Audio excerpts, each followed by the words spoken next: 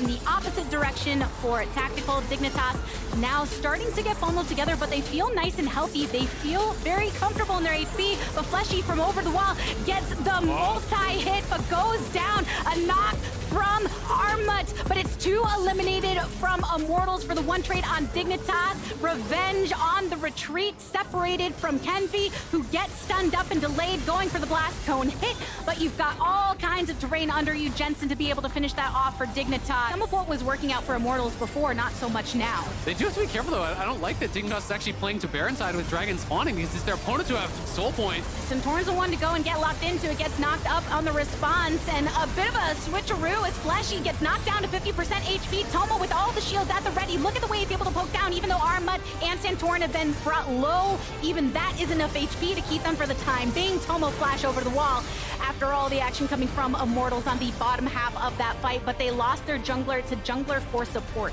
Yeah, and Santorin's just going to go right back to full because he has the Warmog, so he heals right back to full. And they're just going to start up this Baron, but Bolulu does have a flash stolen. Could look for a play. Oh, he gets a sleep!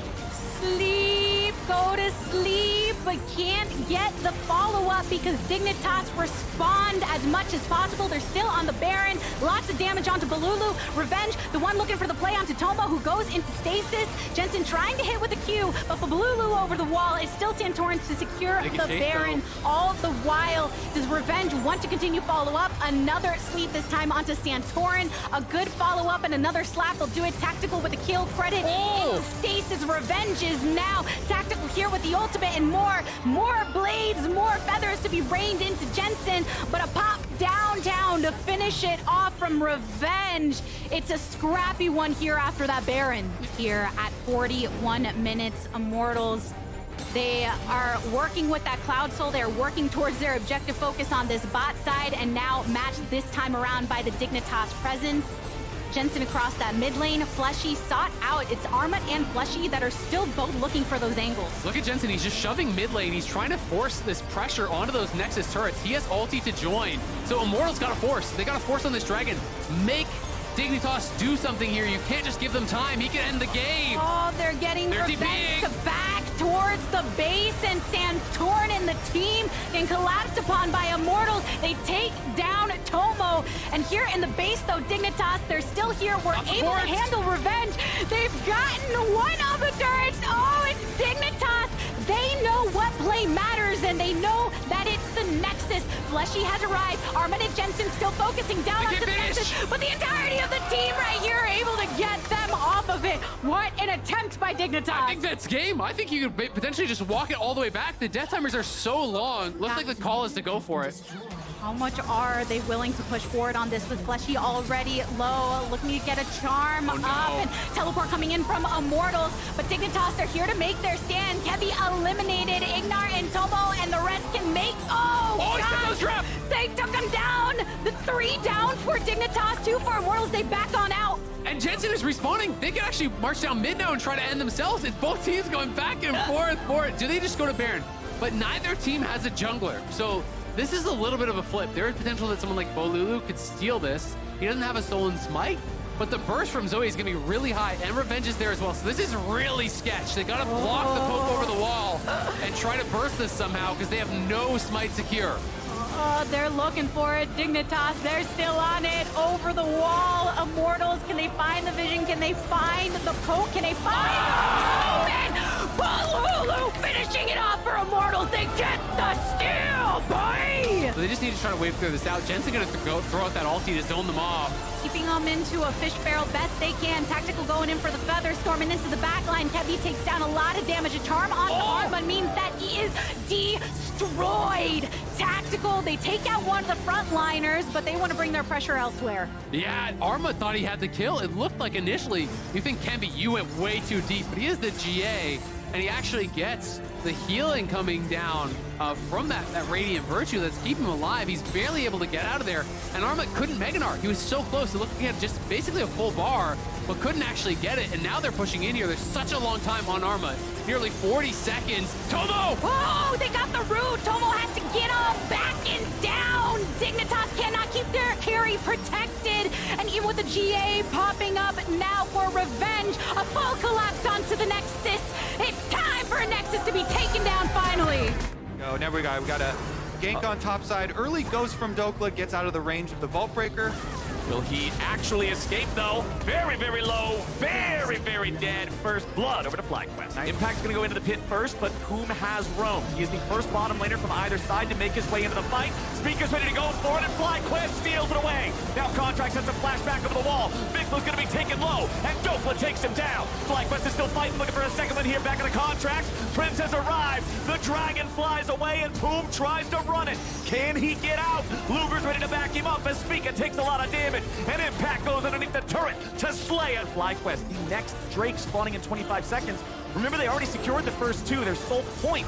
If they get this one as well, Contracts goes in after Prince, and he's just immediately down to 1% HP. Impact's coming around looking to finish him off, and there it is. FlyQuest are not done yet. Ayla has to disengage, but it's a double kill back over to the top laner, as now Impact is keeping everybody here. Vikla goes into the dive underneath the turret, and Spica takes down Aurelion Sol. FlyQuest has killed 3. They put the remaining 2 on life support, and they aren't even sweating doing it. Flank you around on the Vi. They're not looking for a smite steal. They want the fight. Poom finding the hook. However, now Impact is diving into the remaining players on CLG. FlyQuest keeping focus back on the Drake. As you can see, there comes a big old meteor. The skies descend, but FlyQuest still stands tall. Dokla looks for a way into the fight, but he won't be able to find it. How will they get the kill? Impact! Massive damage coming in from the AoE of Aphelios. CLG! They stole the Drake! They win the fight! What in the hell is going on here? As Vikla's gonna be chased down, a double kill for Palafox, and Contract picks up a third. What on earth are CLG eating for breakfast? Then maybe they can buy the time needed. The Vi ultimate is back off cooldown though. Easier said than done, as now Contracts is already gonna get killed, but the skies descend, and Vikla falls immediately. Dokla's into the back line. They run down Prince. They've killed the damage, and Palafox is flying into the back lines of FlyQuest. The dragon roars, and FlyQuest dies. CLG managed to get their fight and hold on against the FlyQuest offensive. Impact looks to make his way out, but Palafox is having none of it. The Elder's still being burned down, but not super quickly. CLG still looking for the angle. Palafox drops the ulti, and the skies descend. FlyQuest scatter. CLG still looking to make their fight. In the back line goes Ayla. He finds multiple knockdowns, multiple TCs. FlyQuest are going in, and they found the kill into Luger. CLG are absolutely crushed as Boom and Contract barely hold on to life, and Impact's ready to rip it away from them. Contract tries to use a stopwatch, but the clock ticks ever forward, and time's run out for CLG. FlyQuest finally get their fight. They knew what they were walking into. They knew how to get it done. And after 37 minutes, they're gonna find their win. This is amazing though for the bottom lane to have some pressure. Inspired eventually does finish up his invade, and Akali's a little short to follow, so 3v2 for now. Ooh, Inspired flashing forward past him to get away from the taunt. Someday has to flash away now as well. So Geniuses spent way too much time messing around for a blue buff. The Poro tries to get away, but he's never going anywhere. Maple picks it up, and TSM get a 2-kill start. Jojo gonna stick around in range as well, but here goes initiation. Oh, Boogie wanted to go for the Q flash, but he does not connect to the FBI, and he had to use the ulti immediately after, but Chime is already about to die, and Jojo gets him. Now Turtle's gonna try to kite it out. TSM have been absolutely crushed. Holy hell! Disgusting! And between Bloodthirster, Overheal, this guy's got about 1,000 HP worth of extra protection on the top of that health bar. Solo's gonna lead the way. Vulcan drops the box. Evil Geniuses keeping their distance. Someday and Jojo looking for opportunities to collapse from the sides. If the core 3 of Inspired, Vulcan, and FBI get jumped on, TSM stepping up again. Vulcan finds the death sentence, and he finds it onto Maple. Maple tries to get away, but Someday's ready and waiting, and the day is today. Jojo is dominating, and Evil Geniuses are running him down. Wild Turtle stuck in the middle of everybody, and it's a double kill for Aphelios. Boogie and Chime head for the hills, and Evil Geniuses heads towards the Baron. For the chase, he starts channeling his Baron Empowered Recall. Will come back. Okay, Someday decides to engage on Wild Turtle, but now he's ready to maybe turn it around. Someday has them all. Malmortius Stolo with a massive Mega Gnar into the wall, and now TSM's looking for a team fight. Stolo keeps chasing. FBI's under pressure, but he's stuck into the stasis. TSM has found the enemy of Felios. They've got JoJo stuck in the smoke. He'll barely get away. And Maple and TSM just got 3 for free. Jai's Soul Stealers are not quite as high quality as a lot of the other ones, but he still might be able to find it if he can get the angle here. Wild Turtle gets engaged on, but they're still disengaging it for now. Solo's stuck in the middle. He goes into stasis. EG still trying to find an angle, still trying to find the move. Maple goes into the taunt. They find a lot, but are they able to find enough? Wild Turtle is down. JoJo's able to find the credit. Chime's on the run, and that will do it. EG is gonna take the game. When they scale in different ways, you know, so much damage on Cloud9's side, as long as they don't get caught. Now, let's see how much of a fight 100 Thieves wants to put up for this Drake. They go in with Closer's ulti. Sven's gonna get focused down, and they blow him up. It's first blood over to Lulu, and 100 Thieves are ready to fight back. With Cloud9's Drake stacking interrupted and their support already dead, we'll have to see if M&S might be able to find something. Berserker with a massive arrow over the wall. He puts it right through their heart, and Bjergsen is about to drop next. He throws down a meteor, but he's immediately cleaned up. M&S is after double-elimination, but he doesn't quite have enough damage to get it done with the missed Q3. double-elimination holds his own, but Cloud9 kills 3. C9 is invading the enemy jungle now. Sven's gonna check the tri-brush there with a grenade.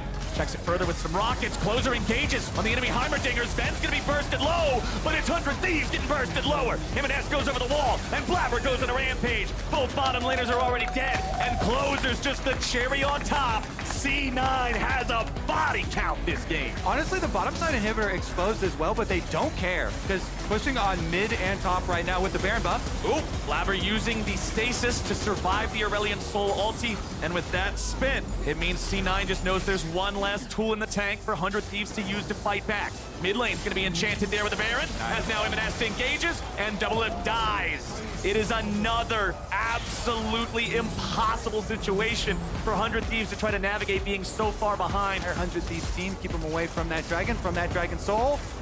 Here's the moment.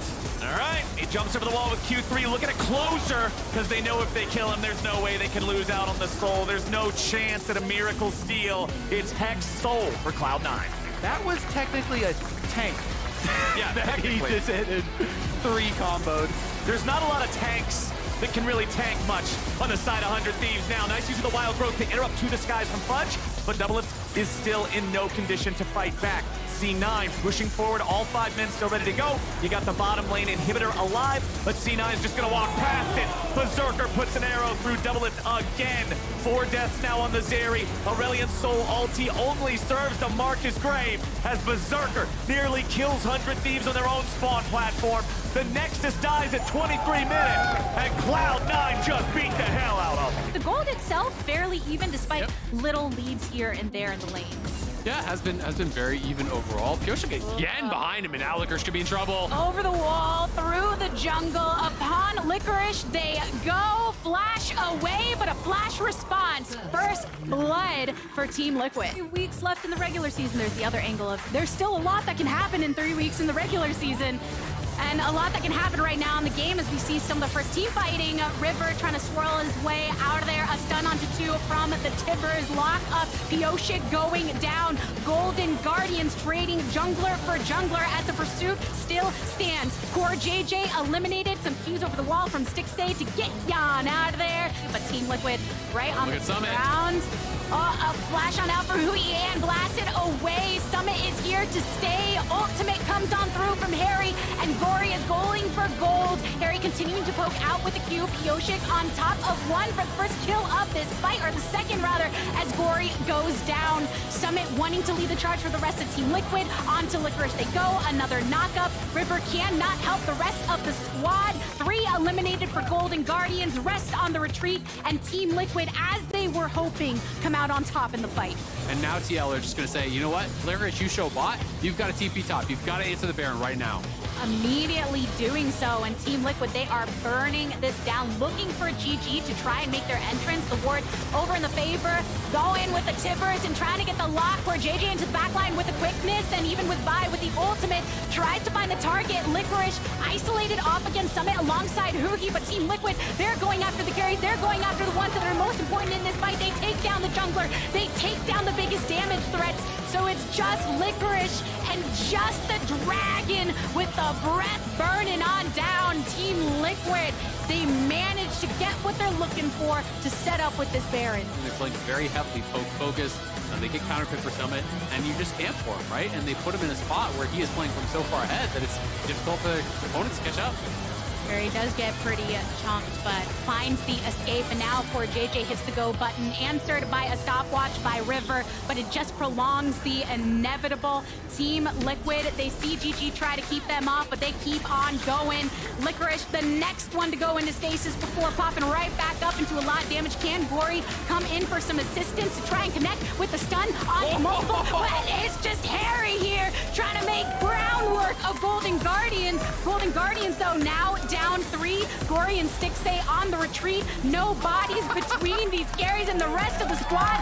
Team Liquid out on top in the fight again. Onto the Nexus turrets they descend and bring a victory, ending the streak of Golden Guardians. Any potential intervention from Dignitas with the rest of the team at the ready. They want to step into this, getting the stun and the shove and the flash away from Revenge. Attempted knock by Armut. A follow, a stun, and an ace in the hole to finish off. Tomo picking up first blood. To build this way makes a lot of sense with his approach. And right now, over on the top side, getting one to sleep in the pursuit here by Fleshy for the lock and the quickness. And Armut, the target of tons of effort from Immortals to finish him off before they can rotate on over, but Santorin with a responsive ultimate as well. Ace in the hole again, but don't even need it to finish it off. Jensen, this time Jensen got to get the kill before the ultimate came in from Tomo, but Dignitas. Sure, so you just have to take those targets that as they show themselves. Tomo in some trouble here potentially. Has the shielding from Ignar, had the flash, but the response from Balulu to come back on that, and another sleep. Look at the dish back damage onto Kenby, though, as Santorin comes in with the assault. Tomo kill, 2 down for Immortal. Can we get in line with their front line to start dishing out that damage immediately? Here's a teleport coming in with Revenge, sandwich between Jensen and Arma. Tomo as well. Revenge making sure to make his way over towards Tactical using that flash, but Santorin followed by Fleshly face in the hole to get it onto Revenge. Now the rest of Immortals, they are worried. A stun up and more onto Tactical, who uses the Featherstorm in response to get the kill onto Santorin. Dignitas are still in. Look at that damage though. Jensen in stasis, but immediately back up and down again. Dignitas taking so much damage there from Immortals. Dignitas making their dance, but they couldn't find the opening. Yeah, I mean, the initial play, I think, was fine. They got so much pressure down onto Tactical. Yes, Santorin did have to give his life for it. Armut's gonna look, though, but this is kind of risky. Stun onto Revenge. Ignar making sure to speed up.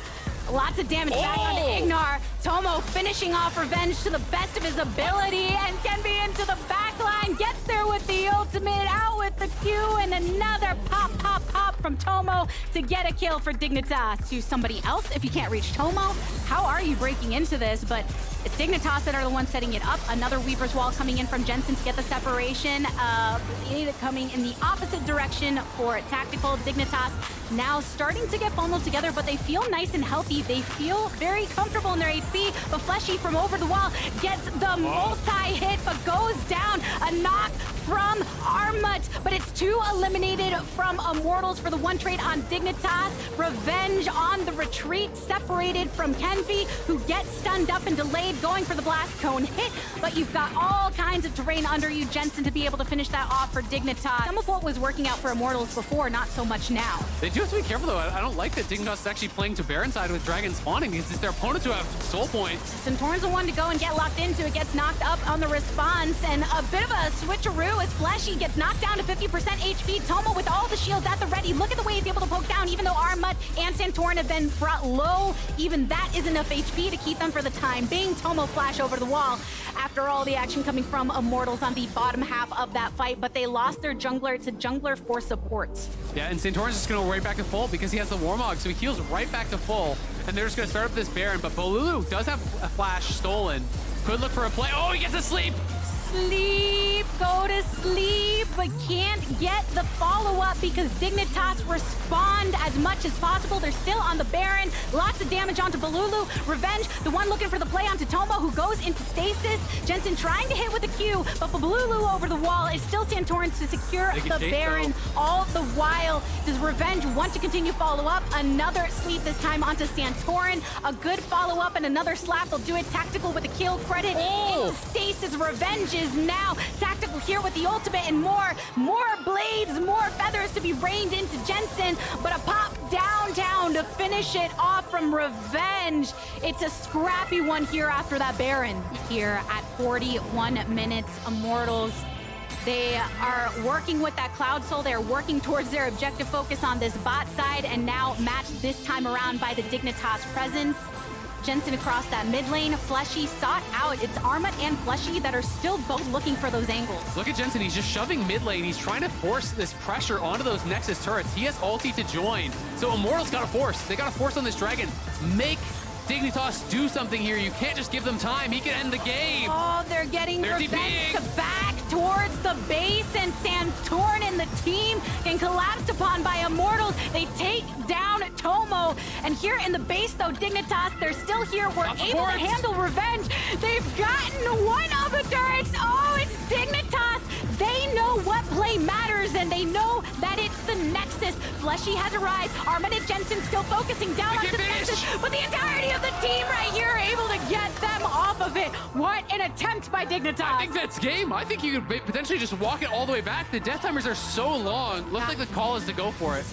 How much are they willing to push forward on this with Fleshy already low, looking to get a charm up, and teleport coming in from Immortals, but Dignitas are here to make their stand. Kevy eliminated Ignar and Tomo, and the rest can make, Oh, he took the trap! They took him down! The 3 down for Dignitas, 2 for Immortals, they back on out. And Jensen is respawning. They can actually march down mid now and try to end themselves. It's both teams going back and forth for it. Do they just go to Baron? But neither team has a jungler. So this is a little bit of a flip. There is potential that someone like Bolulu could steal this. He doesn't have a stolen smite, but the burst from Zoe is going to be really high, and Revenge is there as well. So this is really sketch. They got to block the poke over the wall and try to burst this somehow because they have no smite secure. They're looking for it. Dignitas, they're still on it. Over the wall. Immortals, can they find the vision? Can they find the poke? Can they find the moment?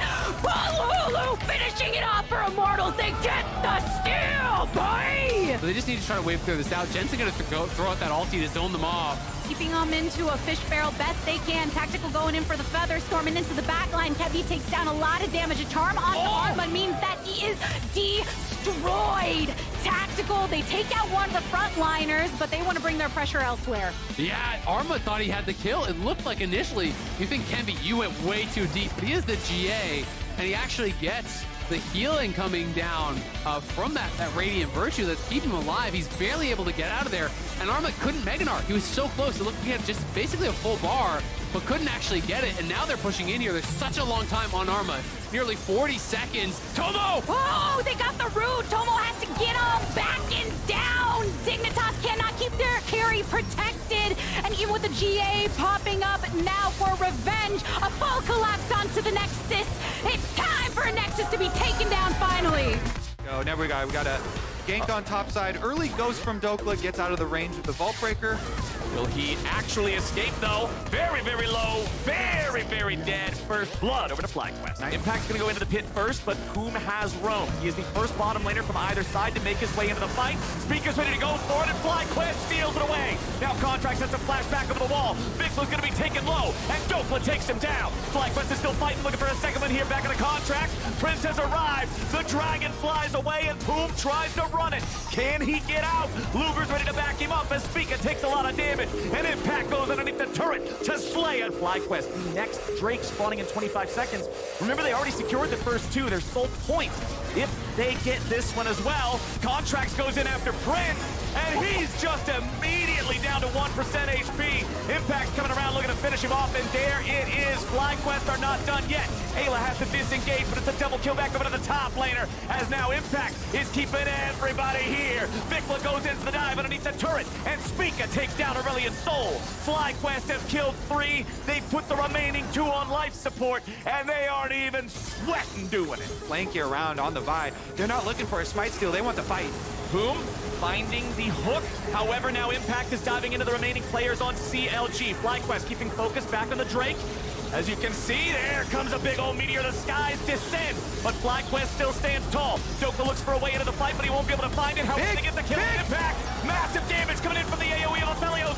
CLG, they stole the Drake. They win the fight. What in the hell is going on here? As Vikla's gonna be chased down, a double kill for Palafox, and Contract picks up a third. What on earth are CLG eating for breakfast? Then maybe they can buy the time needed. The Vi ultimate is back off cooldown though. Easier said than done, as now Contracts is already gonna get killed, but the skies descend, and Vikla falls immediately. Dokla's into the back line. They run down Prince. They've killed the damage, and Palafox is flying into the back lines of FlyQuest. The dragon roars, and FlyQuest dies.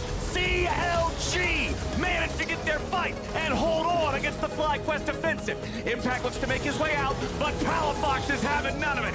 The Elder's still being burned down, but not super quickly. CLG still looking for the angle. Palafox drops the ulti, and the skies descend. FlyQuest scatter. CLG still looking to make their fight. In the back line goes A-Lane, finds multiple knockouts, multiple TCs.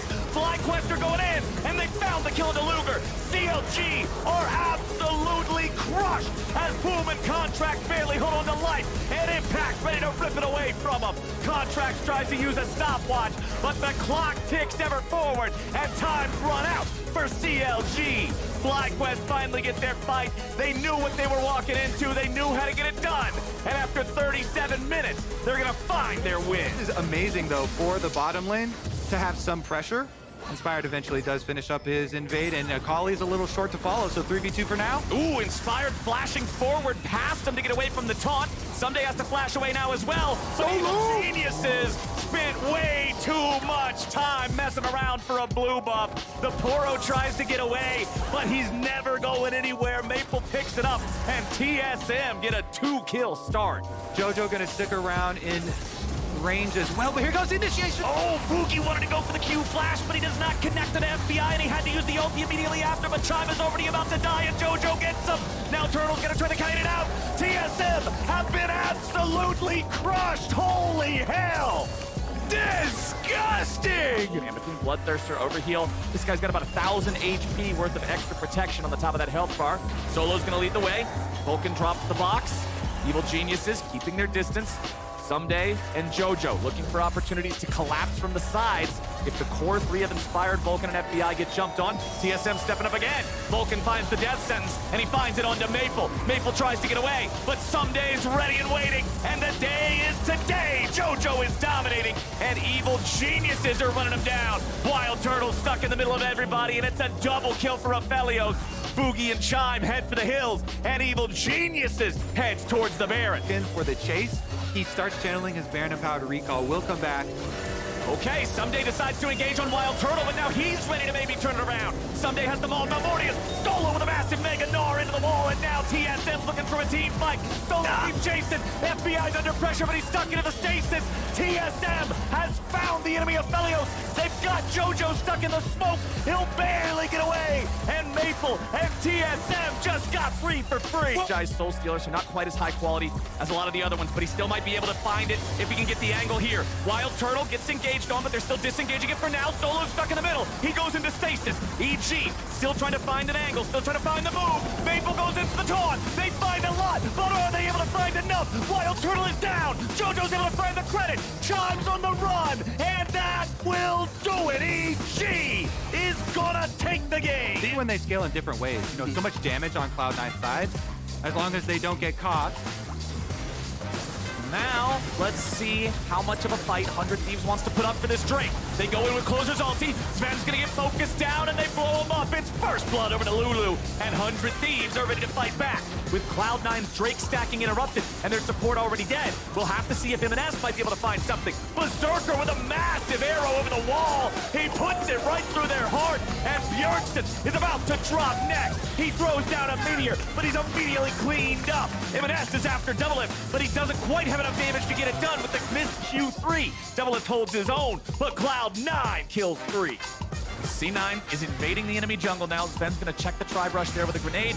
Checks it further with some rockets. Closer engages on the enemy Heimerdinger. Sven's gonna be bursted low, but it's 100 Thieves getting bursted lower. M&S goes over the wall, and Blabber goes on a rampage. Both bottom laners are already dead, and Closer's just the cherry on top. C9 has a body count this game. Honestly, the bottom side inhibitor exposed as well, but they don't care, because pushing on mid and top right now with the Baron buff. Ooh, Blabber using the stasis to survive the Aurelion Soul ulti, and with that spin, it means C9 just knows there's one less tool in the tank for 100 Thieves to use to fight back. Mid lane's gonna be enchanted there with the Baron, as now M&S engages, and Double-Lift dies. It is another absolutely impossible situation for 100 Thieves to try to navigate being so far behind. 100 Thieves team, keep him away from that dragon soul.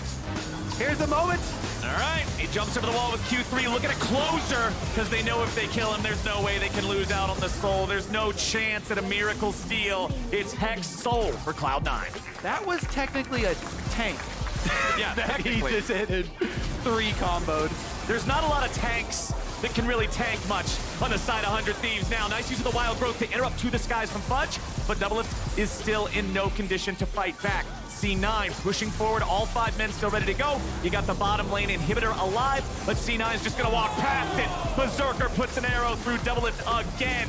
4 deaths now on the Zeri. Aurelion Soul ulti only serves to mark his grave as Berserker nearly kills 100 Thieves on their own spawn platform. The Nexus dies at 23 minutes, and Cloud9 just beat the hell out of him. The gold itself fairly even despite little leads here and there in the lanes. Yeah, has been very even overall. Pioshik again behind him, and now Licorice could be in trouble. Over the wall, through the jungle, upon Licorice, they go, flash away, but a flash response. First blood for Team Liquid. 3 weeks left in the regular season. There's the other angle of there's still a lot that can happen in 3 weeks in the regular season.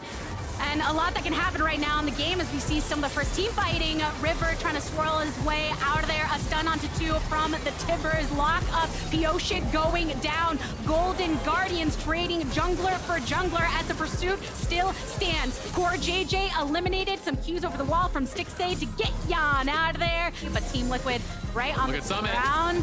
A flash on out for Hui and blasted away. Summit is here to stay. Ultimate comes on through from Harry, and Gory is going for gold. Harry continuing to poke out with the Q. Pioshik on top of 1 for the first kill of this fight, or the second rather, as Gory goes down. Summit wanting to lead the charge for the rest of Team Liquid. Onto Licorice they go. Another knockup. River cannot help the rest of the squad. 3 eliminated for Golden Guardians. Rest on the retreat, and Team Liquid, as they were hoping, come out on top in the fight.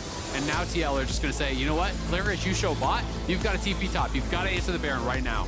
Immediately doing so, and Team Liquid, they are burning this down, looking for GG to try and make their entrance. The ward over in the favor, go in with the Tibbers and trying to get the lock for JJ into the backline with the quickness, and even with Vi with the ultimate, tries to find the target. Licorice isolated off against Summit alongside Huhi, but Team Liquid, they're going after the carries, they're going after the ones that are most important in this fight. They take down the jungler, they take down the biggest damage threats, so it's just Licorice and just the dragon with the breath burning on down. Team Liquid, they managed to get what they're looking for to set up with this Baron. And they're playing very heavily focused.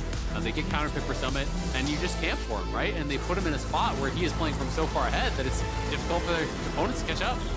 Harry does get pretty chunked, but finds the escape, and now poor JJ hits the go button, answered by a stopwatch by River, but it just prolongs the inevitable. Team Liquid, they see GG try to keep them off, but they keep on going. Licorice, the next one to go into stasis before popping right back up up into a lot of damage. Can Gory come in for some assistance to try and connect with the stun on multiple? But it's just Harry here trying to make groundwork of Golden Guardians. Golden Guardians, though, now down 3. Gory and Stixay on the retreat. No bodies between these carries and the rest of the squad. Team Liquid out on top in the fight again. Onto the Nexus turrets they descend and bring a victory, ending the streak of Golden Guardians. Any potential intervention from Dignitas with the rest of the team at the ready.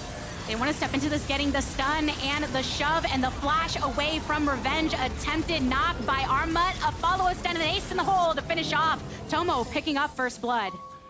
To build this way makes a lot of sense with his approach. And right now, over on the top side, getting one to sleep in the pursuit here by Fleshy for the lock and the quickness. And Armut, the target of tons of effort from Immortals to finish him off before they can rotate on over. But Santorin with a responsive ultimate as well. Ace in the hole again, but don't even need it to finish it off. Jensen, this time, Jensen got to get the kill before the ultimate came in from Tomo. But Dignitas... To her, so you just have to take those targets that as they show themselves. Tomo in some trouble here potentially. Has the shielding from Ignar, had the flash, but the response from Balulu to come back on that, and another sleep. Look at the dish back damage onto Kenby, though, as Santorin comes in with the assault. Tomo kill, 2 down for Immortal. Can we get in line with their front line to start dishing out that damage immediately? Here's a teleport coming in with Revenge, sandwich between Jensen and Arma. Tomo as well. Revenge making sure to make his way over towards Tactical using that flash, but Santorin followed by Fleshly face in the hole to get it onto Revenge. Now the rest of Immortals, they are worried. A stun up and more onto Tactical, who uses the Featherstorm in response to get the kill onto Santorin. Dignitas are still in. Look at that damage though. Jensen in stasis, but immediately back up and down again. Dignitas taking so much damage there from Immortals. Dignitas making their dance, but they couldn't find the opening. Yeah, I mean, the initial play, I think, was fine. They got so much pressure down onto Tactical. Yes, Santorin did have to give his life for it. Armut's going to look, though, but this is kind of risky. Stun onto Revenge. Ignar making sure to speed up. Lots of damage back onto Ignar. Tomo finishing off Revenge to the best of his ability, and can be into the backline. Gets there with the ultimate, out with the Q, and another pop from Tomo to get a kill for Dignitas. To somebody else, if you can't reach Tomo, how are you breaking into this? But it's Dignitas that are the ones setting it up. Another Weaver's Wall coming in from Jensen to get the separation. Coming in the opposite direction for Tactical. Dignitas now starting to get bundled together, but they feel nice and healthy. They feel very comfortable in their HP, but Fleshy from over the wall gets the multi-hit, but goes down. A knock from Armut, but it's 2 eliminated from Immortals for the one trade on Dignitas. Revenge on the retreat, separated from Kenvi, who gets stunned up and delayed, going for the blast cone hit, but you've got all kinds of terrain under you, Jensen, to be able to finish that off for Dignitas. Some of what was working out for Immortals before, not so much now. They do have to be careful, though. I don't like that Dignitas is actually playing to Baron side with Dragon spawning, because it's their opponents who have Soul Point. Santorin's the one to go and get locked into it, gets knocked up on the response, and a bit of a switcheroo as Fleshy gets knocked down to 50% HP. Tomo with all the shields at the ready. Look at the way he's able to poke down, even though Armut and Santorin have been brought low. Even that is enough HP to keep them for the time being. Tomo flash over the wall after all the action coming from Immortals on the bottom half of that fight, but they lost their jungler. It's a jungler for support. Yeah, and Santorin's just going to go right back to full because he has the Warmog, so he heals right back to full, and they're just going to start up this Baron, but Balulu does have a flash stolen. Could look for a play. Oh, he gets asleep! Sleep, go to sleep, but can't get the follow-up because Dignitas respond as much as possible. They're still on the Baron. Lots of damage onto Balulu. Revenge, the one looking for the play onto Tomo, who goes into stasis. Jensen trying to hit with a Q, but for Balulu over the wall, it's still Santorin to secure the Baron. All the while, does Revenge want to continue follow-up? Another sleep, this time onto Santorin. A good follow-up and another slap will do it. Tactical with a kill credit. Into stasis, Revenge is now Tactical here with the ultimate and more blades, more feathers to be rained into Jensen, but a pop downtown to finish it off from Revenge. It's a scrappy one here after that Baron. Here at 41 minutes, Immortals They are working with that Cloud Soul. They're working towards their objective focus on this bot side, and now matched this time around by the Dignitas presence. Jensen across that mid lane. Fleshy sought out. It's Armut and Fleshy that are still both looking for those angles. Look at Jensen, he's just shoving mid lane. He's trying to force this pressure onto those Nexus turrets. He has ulti to join. So Immortals gotta force. They gotta force on this Dragon. Make Dignitas do something here. You can't just give them time. He can end the game. Oh, they're getting revenge DPing. to back towards the base, and Santorn and the team get collapsed upon by Immortals. They take down Tomo, and here in the base, though, Dignitas, they're still here. We're Up the able to boards. handle revenge. They've gotten one of the turrets. Oh, it's Dignitas. They know what play matters, and they know that it's the Nexus. Fleshy has arrived. Armut and Jensen still focusing down They onto can the finish. Nexus, but the entirety of the team right here are able to get them off of it. What an attempt by Dignitas. I think that's game. I think you could potentially just walk it all the way back. The death timers are so long. Looks like the call is to go for it. How much are they willing to push forward on this with Fleshy already low, looking to get a charm Oh, no. up, and teleport coming in from Immortals, but Dignitas, they're here to make their stand. Kevi eliminated, Ignar and Tomo, and the rest can make, Oh, he's got gosh! those trap. They took him down! The 3 down for Dignitas, 2 for Immortals, they back on out. And Jensen is respawning. They can actually march down mid now and try to end themselves. It's both teams going back and forth for it. Do they just go to Baron? But neither team has a jungler. So this is a little bit of a flip. There is potential that someone like Bolulu could steal this. He doesn't have a stolen smite, but the burst from Zoe is gonna be really high, and Revenge is there as well. So this is really sketch. They gotta block the poke over the wall and try to burst this somehow because they have no smite secure. They're looking for it. Dignitas, they're still on it. Over the wall. Immortals, can they find the vision? Can they find the poke? Can they find the moment? Bolulu finishing it off for Immortals. They get the steal, boy! So they just need to try to wave through this out. Jensen gonna throw out that ulti to zone them off. Keeping them into a fish barrel best they can. Tactical going in for the feather, storming into the backline. Kevi takes down a lot of damage. A charm on Arma means that he is destroyed. Tactical, they take out one of the frontliners, but they want to bring their pressure elsewhere. Yeah, Arma thought he had the kill. It looked like initially, you think Kenby, you went way too deep, but he is the GA, and he actually gets the healing coming down from that Radiant Virtue that's keeping him alive. He's barely able to get out of there, and Arma couldn't Meganar. He was so close. It looked like he had just basically a full bar, but couldn't actually get it, and now they're pushing in here. There's such a long time on Arma.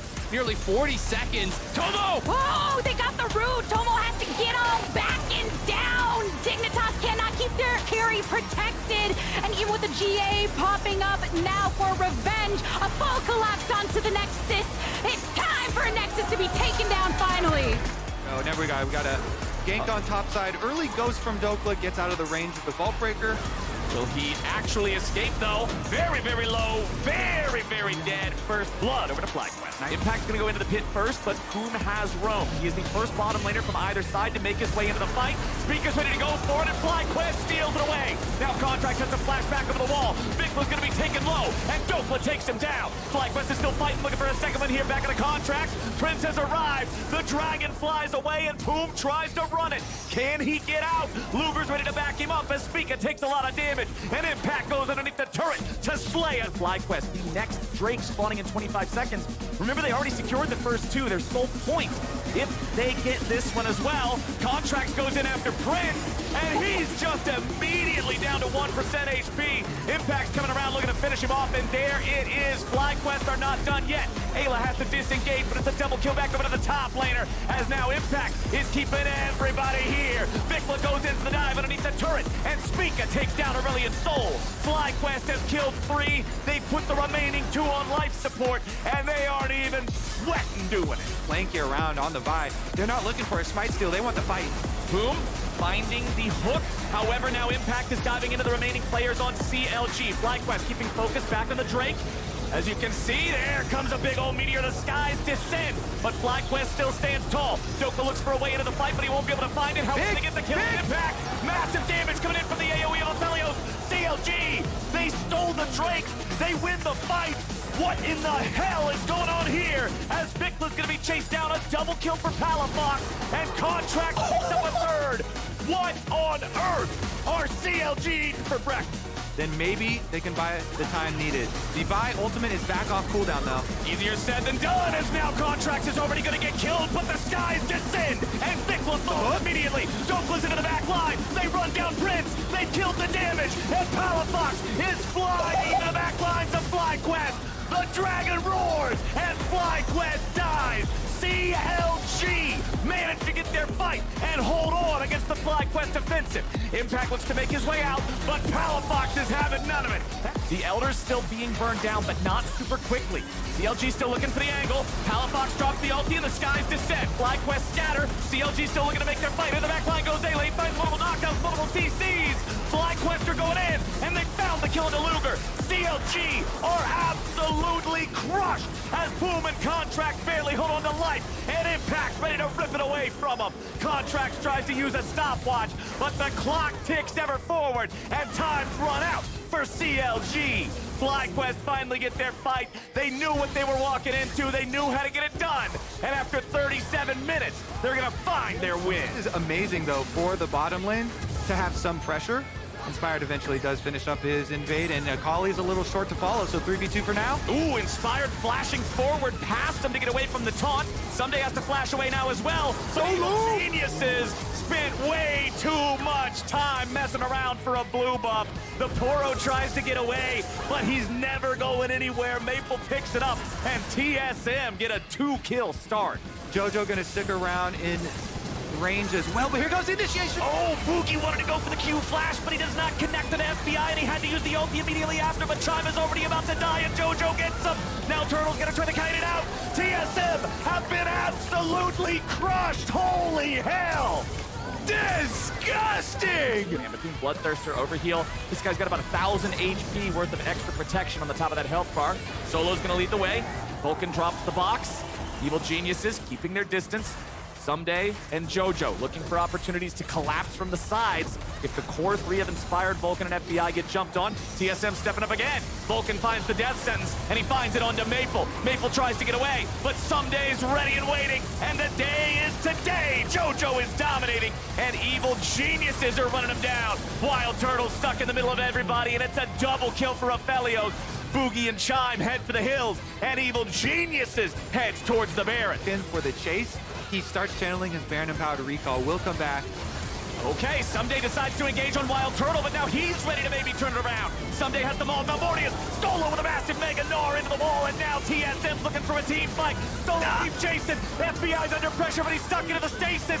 TSM has found the enemy of Aphelios. They've got Jojo stuck in the smoke. He'll barely get away. And Maple and TSM just got free for free. Jai's Soul Stealers are not quite as high quality as a lot of the other ones, but he still might be able to find it if he can get the angle here. Wild Turtle gets engaged on, but they're still disengaging it for now. Solo's stuck in the middle. He goes into stasis. EG still trying to find an angle, still trying to find the move. Maple goes in for the taunt. They find a lot, but are they able to find enough? Wild Turtle is down. Jojo's able to find the credit. Chime's on the run, and that will do it. EG is gonna take the game. Even when they scale in different ways, you know, so much damage on Cloud9's side, as long as they don't get caught.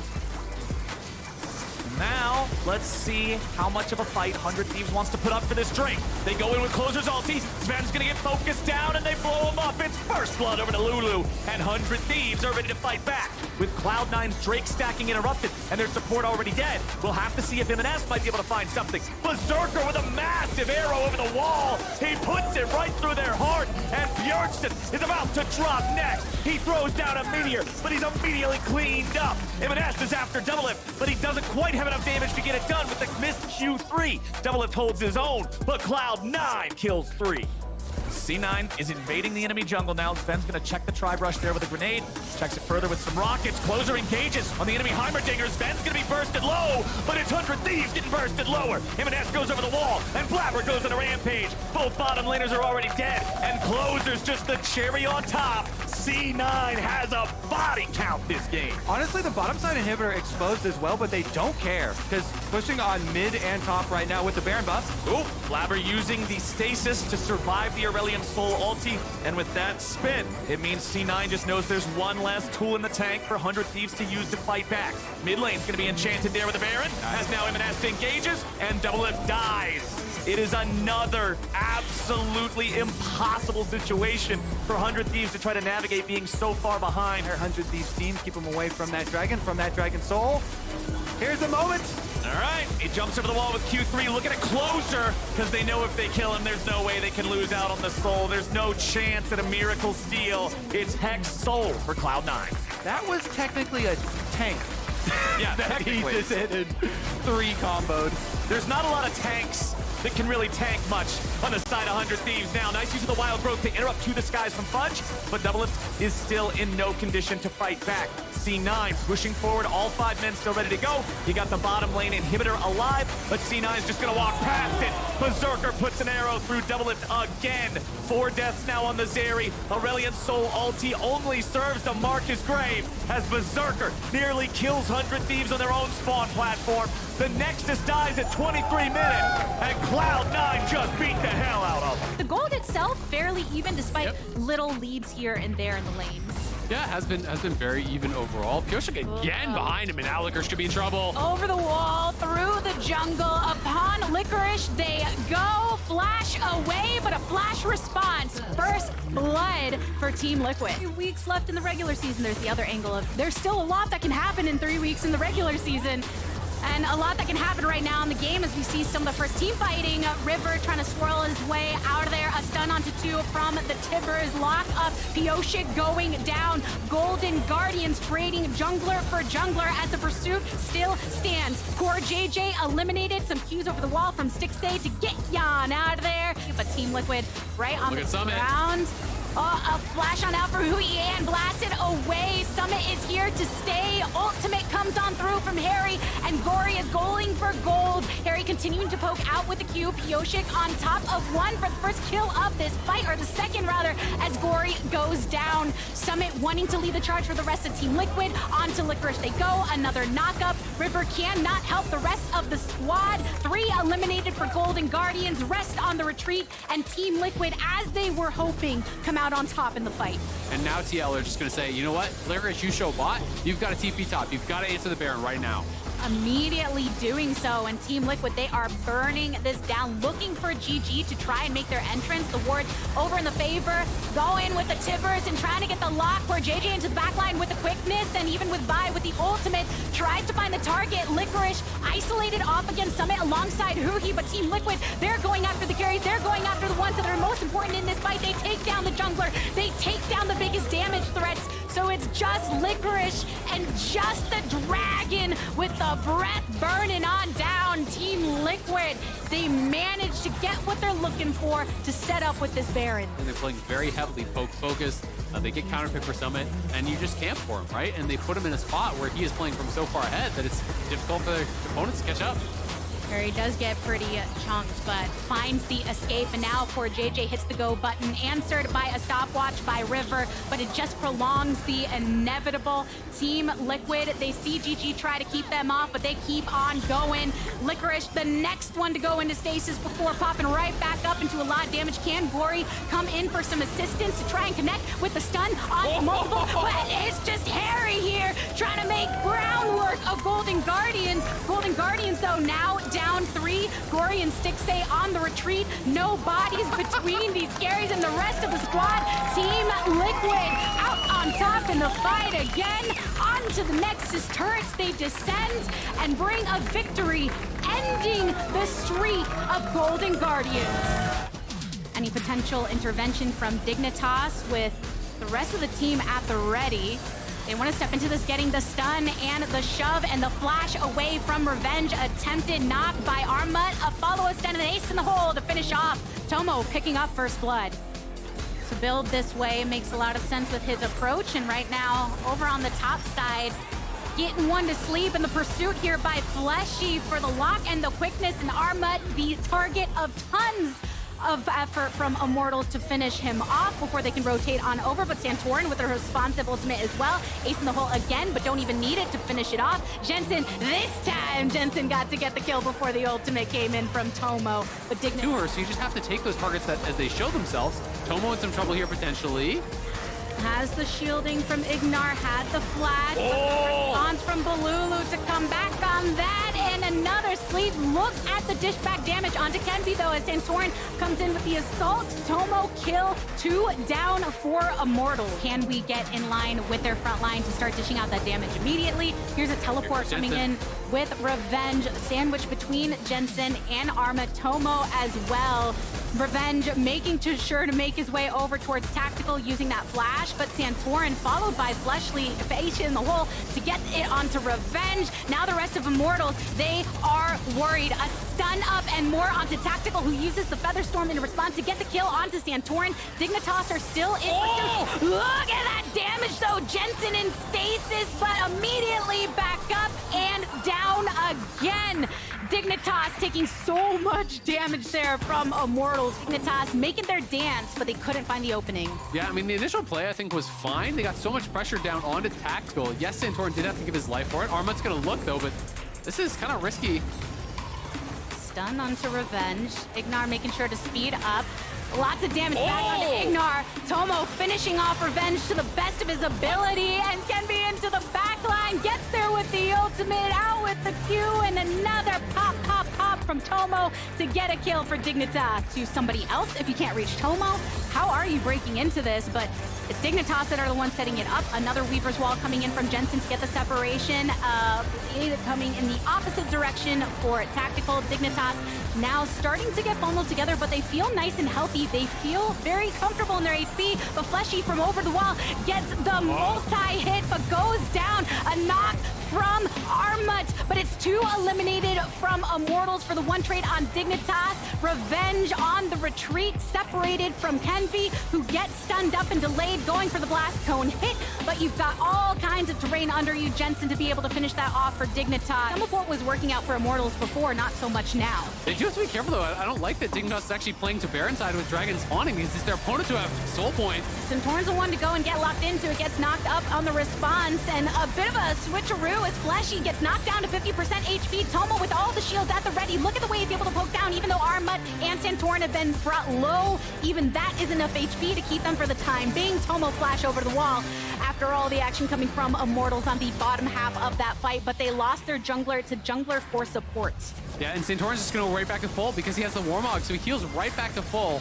And they're just going to start up this Baron, but Bolulu does have a flash stolen. Could look for a play. Oh, he gets a sleep!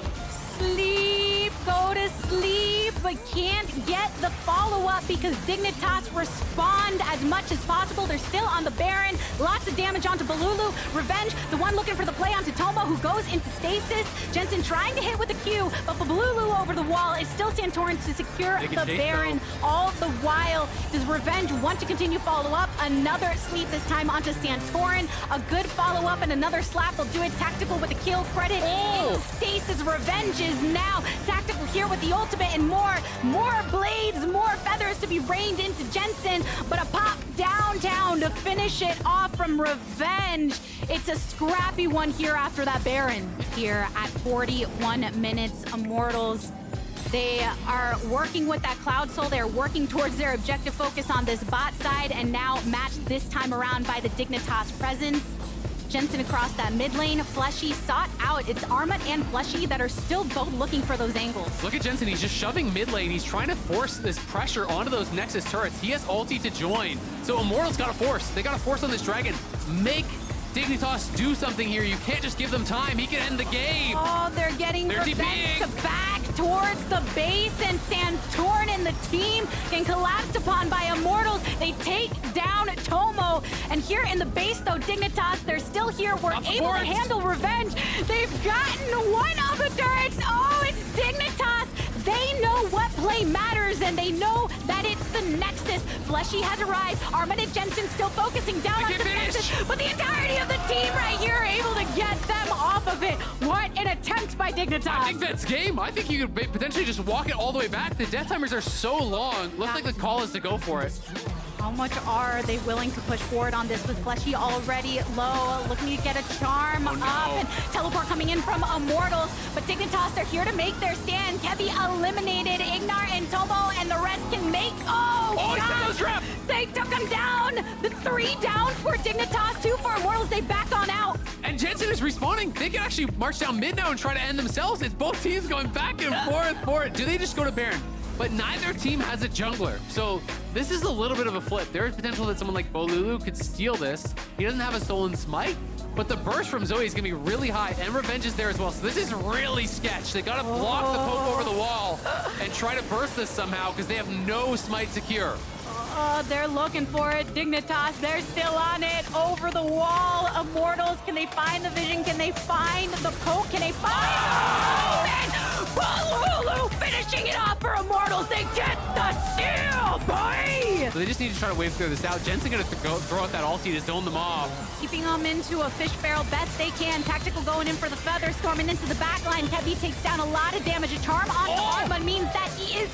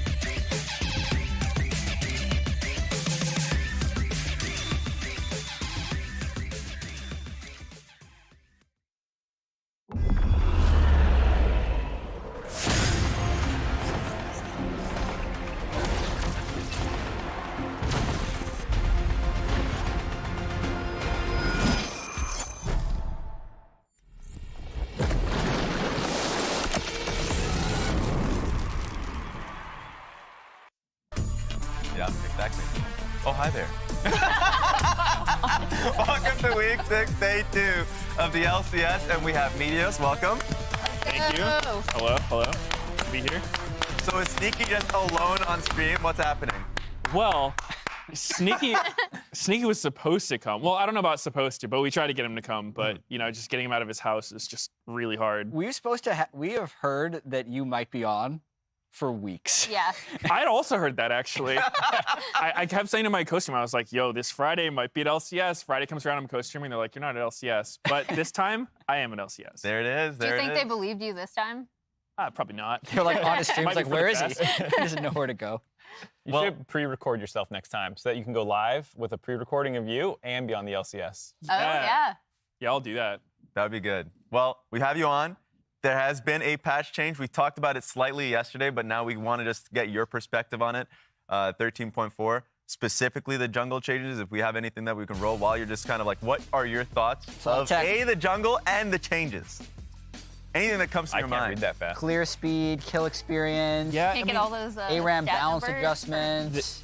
These changes I think are a little bit harder to feel, or like, you know, when you look at the patch notes, it's not super clear what it's supposed to do. So I think their goal is they don't like junglers just getting level 3 and then that's it, just living in lanes all the time. So like, you know, they lowered kill XP a little bit. I think they nerfed the AP junglers a little bit.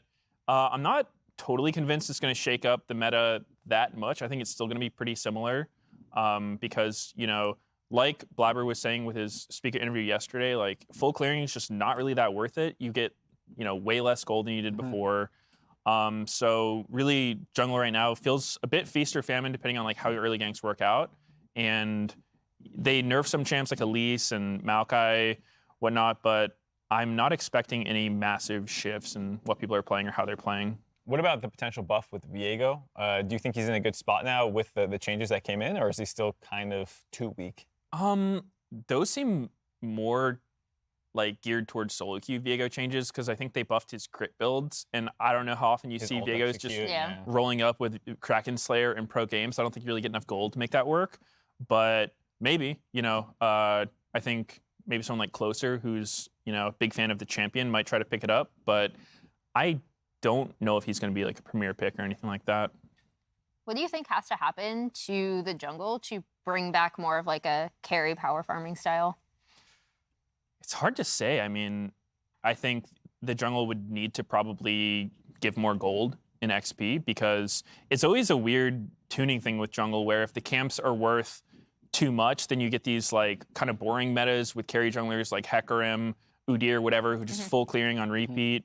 But if they're not worth enough, then you just get junglers who hit level 3 and they say see ya, and they just sit in your lane the whole time. So I think it's pretty hard. I actually made a tweet the other day with some of my thoughts. I thought that with the bonus treats for jungle, I thought it would be cool if they made it so rather than getting the bonus treats right at the beginning of the game, if it was like you had to farm a certain amount of camps to start getting it, kind of like the old conservation system with the Spirit Stone items, where, because, you know, there have been systems in the past with like Strength of the Ages, conservation, where you're really incentivized to clear your camps as a jungler. And I think that's good, right? It should be like, obviously you want to interact with the game. You don't want full clearing junglers the whole time, but at the same time, you want there to be a trade-off when you're ganking.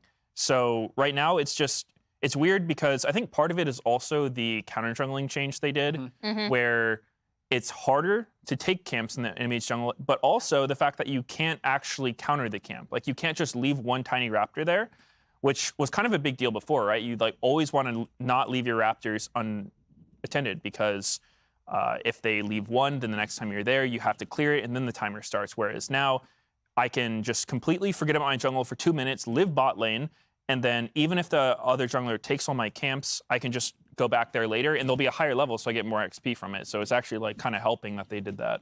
Yeah, I was going to actually ask that because the 3 things the jungler can do is obviously farm their own camps, gank, and then the counter jungling. But it feels like that's largely dead in a lot of ways. You can still contest, I think, early camps, so like a blue buff invade, but it's only buff invades now. It doesn't feel super impactful to kind of do this heavy aggro invade style, the way that you might used to see like when you had a Nidalee in a good matchup and you would just like invade with your laners and harass the jungler out of the game.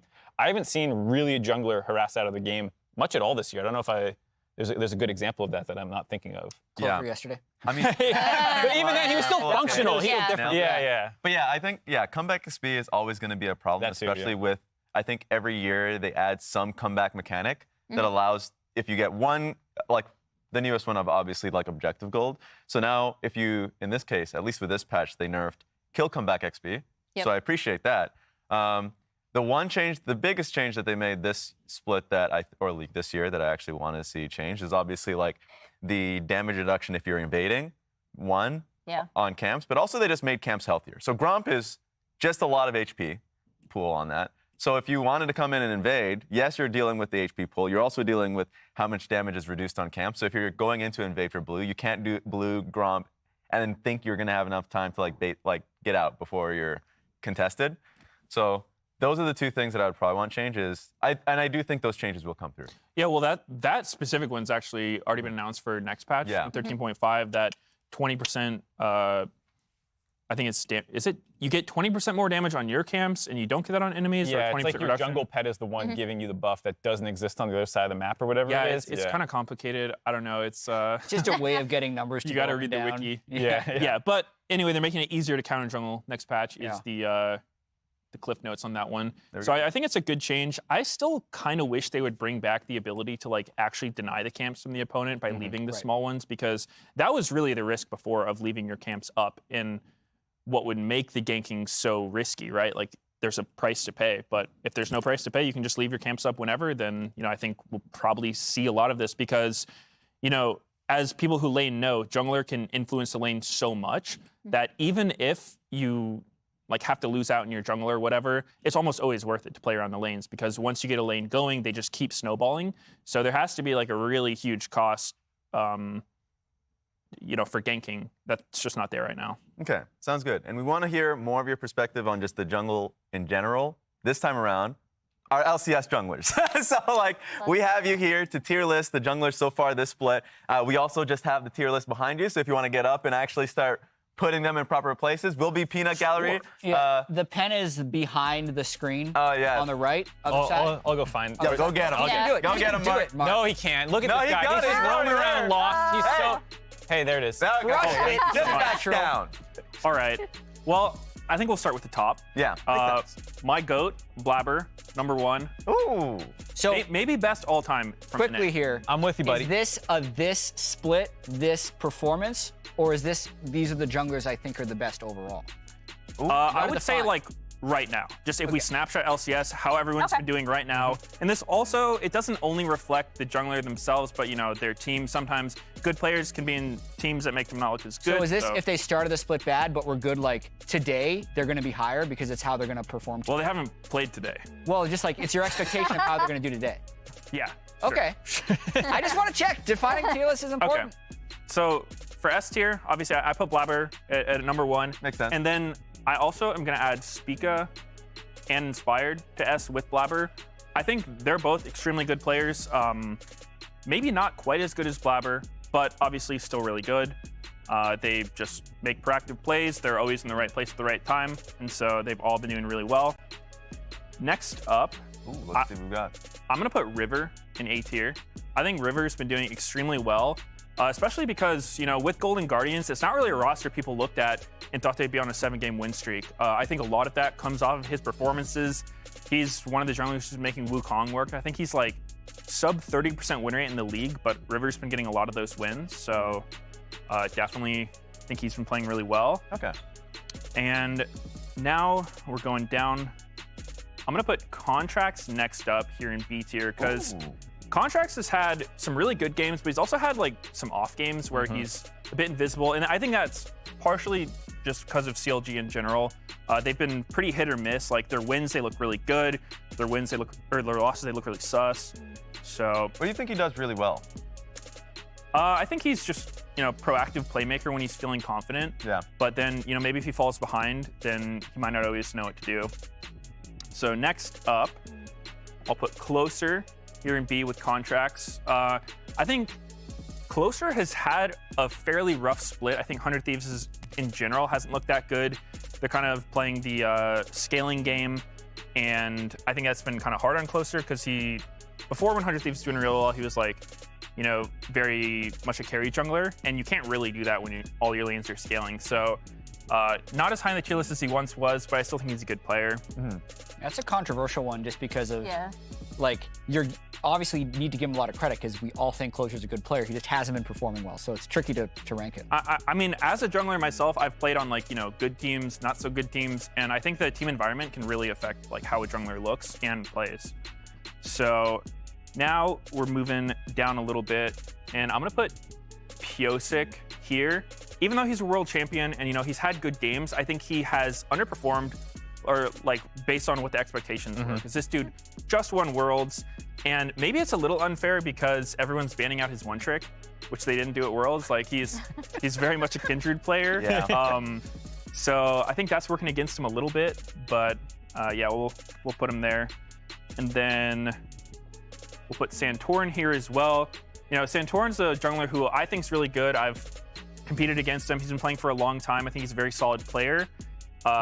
Unfortunately, Dig's just really struggling this split. They've won 1 game, so hard to get much higher in the tier list in that situation. And then I will put Boogie next to him. I think Boogie has had some good games, but he's also yesterday his Vi game really hurt to watch. Nothing hurts me more than watching a team that has a front to back comp where you want to peel for your carries and your front line's just diving their back line. It actually makes no sense. It just opens up your back line to getting killed. And so I didn't like to see that. And then Kenvi, I'm sorry, but your team's struggling, hasn't had too many great games. So we'll just slot him down there. Something that I noticed from a lot of the junglers that are lower on the list is that when you are losing consecutive games, you are taking more risks because you feel like you need to get a large advantage early. And it feels like, especially with Santorin, somebody that I think is really good. It's a good example of somebody who's performing well, but it feels like he needs to do more. And so it's been blowing up. Oh, absolutely. And, like I said before this, I think a lot of junglers' performances has to do with their team as well, right? It's how well does your team play around the jungle and whatnot. So someone like Spica, he's got really solid teammates. He's just kind of on the Maokai, on the Amumu duty. Yeah. He doesn't need to hard carry, but he's still doing a really good job. Sounds good. Right now, if you're in the chat, just start voting who you think, because we're gonna start making comparisons here because Dom, I think 2 weeks ago, had his list. So we can fly it if we have it up just to see what that list looked like in comparison. So this was Dom's list. Last week. Yeah, it was last week. Last week, God, time is moving so quickly. And I'm going to say the criteria were different between the two. Dom said this is this split in a vacuum. So they have like no resumes. He's just trying to look at how they've done this split. And then your list was who's the best right now. So slightly different criteria. Yeah, and for the chat, just wanted to see which jungle tier list do you vibe with most, either Dom's or yours, Meteos's. Okay, so Dom's is up there. yes. Wow. Blabber that low. There it is, see, already. No so way. spam chat to vote, either Dom or Meteos, just so we can actually get that out there, and we can just start discussing the list and the comparisons. I think a couple things that jump out. Boogie, lower on Meteos's a little bit. River, a little higher on Dom's, but that was before they just lost their game. They were in the middle of that insane win streak. Golden Guardians lost yesterday, and River had a bit of a struggle game, so a little bit lower now.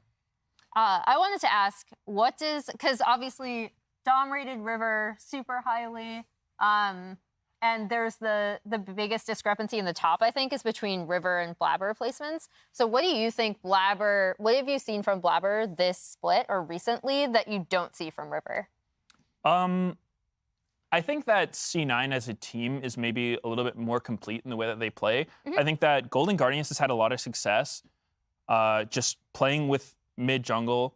I think they've been making a lot of really good plays with their mid-jungle, but they've kind of had the strategy of just like, Licorice, don't die. Like, put him on any champion that's just not going to feed, right? Like, weak side Renekton, weak side Lee Sin top. Not sure what that was. It was a win. It was a win. They got it.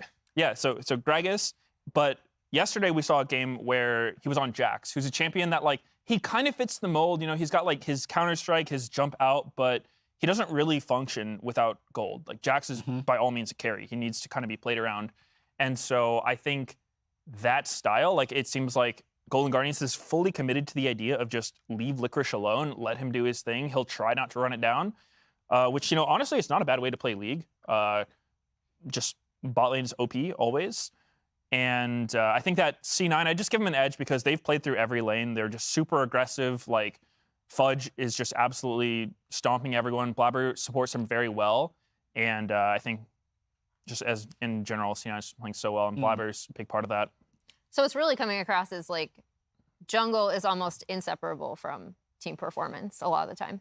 Oh, absolutely. I mean, so much of jungle is like having teammates that support your decisions. If you're a jungler on a team where every lane is like losing and crying for you, and it's like, even if I gank one lane, it's like the other two lanes are just disappointed that they weren't the one you're ganking for. And it's just like, it's going to be dysfunctional. Dude, Results there you go. You win the poll. Let's go. I think you're winning even more because they have to type 5 letters versus 3. And usually my strategy for this is just make my vote the fewest letters. 5 letters? 'Cause it's- How do you spell Meteos? 6 letters. Video. Mateo. That's even harder then. It's twice as many letters. Yeah. But no, we were talking earlier about even sometimes just having a laner, certain players you're just uncomfortable playing with, and it takes a long time to adjust. So part of that was maybe why Closer would be different this split, because he spent 3 years playing with FBI and Huhi, and even if in time he could be better with double if Busio, or in time instead of having Someday in the top lane, he has Tenacity in the top lane, it's just so much to adjust to at once, and it takes a long time. It may never actually click depending on how developed you are as players, and it's just, you know, really hard to make those adjustments. Oh, absolutely. I think, you know, having that level of comfort, like you said, Closer had the same teammates for so long. They understand what each other like wants and how they want to play the game. And it's another reason why players like Impact, for me, are just so good, because every team he's been on recently has been extremely good. I think that not just his play in-game, but his play out of game, just his understanding. He's the kind of guy who, like, even if I'm jungling for Impact and I grief him so unbelievably hard, like I just feed double buffs to his lane like twice in a row, just completely ruin his game. He won't even be upset. He'll just be like, whatever, like, it's fine. Like, yeah, I'll be okay. And that kind of thing just gives you a lot of confidence as a player, knowing that, like, your teammate's going to support your decisions. They're not going to be upset if things don't work out, if they don't get their way. And so definitely as a jungler, like, that can be something that, you know, might make your game feel better. I appreciate the positivity. You're also someone with strong opinions, sometimes about the design of champions.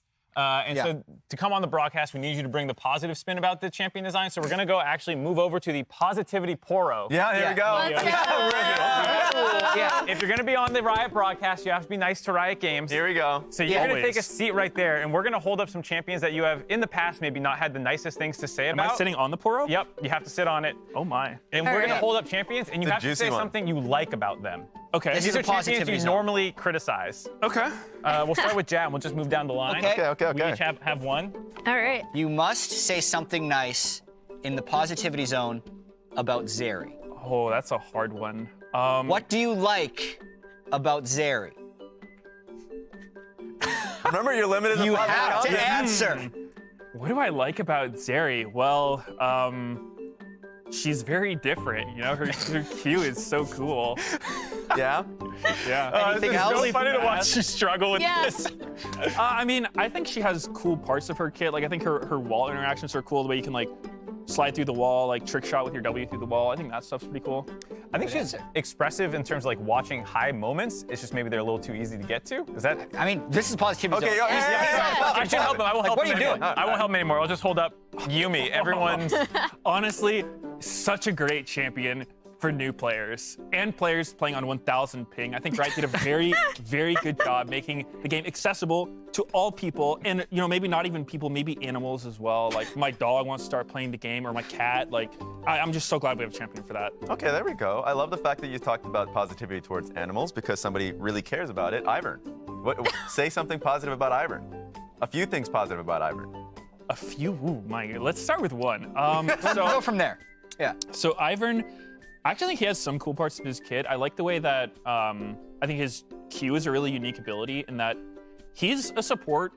He's an enchanter who buffs up melee champs, which is actually pretty rare. Most enchanters are, you know, goated backliners, whereas Ivern has a lot of melee support. His E is like a shield that explodes and puts a slow on everybody. His Q helps people get in.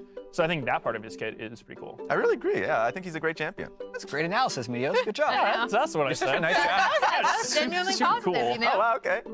Zoe. Zoe. Okay, so this is actually one that I have not been a Zoe hater like once in my whole career. I think Zoe is a cool champion in the sense that she's actually really hard to play. Like, obviously, it can be kind of tilting just getting slapped in like one shot off screen. But the thing is, if you try to play Zoe, you'll be like, wow, this is actually really hard.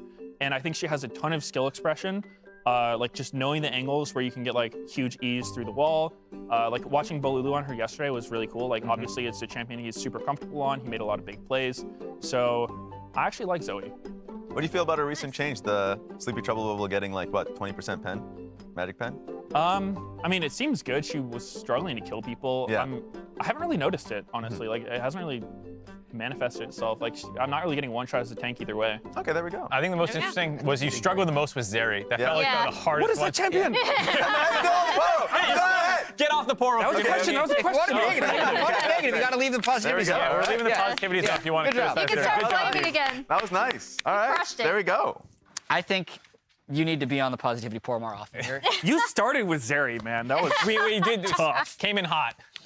One other thing we want to talk about was for the upcoming game, we're jumping off a game that we had yesterday, and it was a draft point.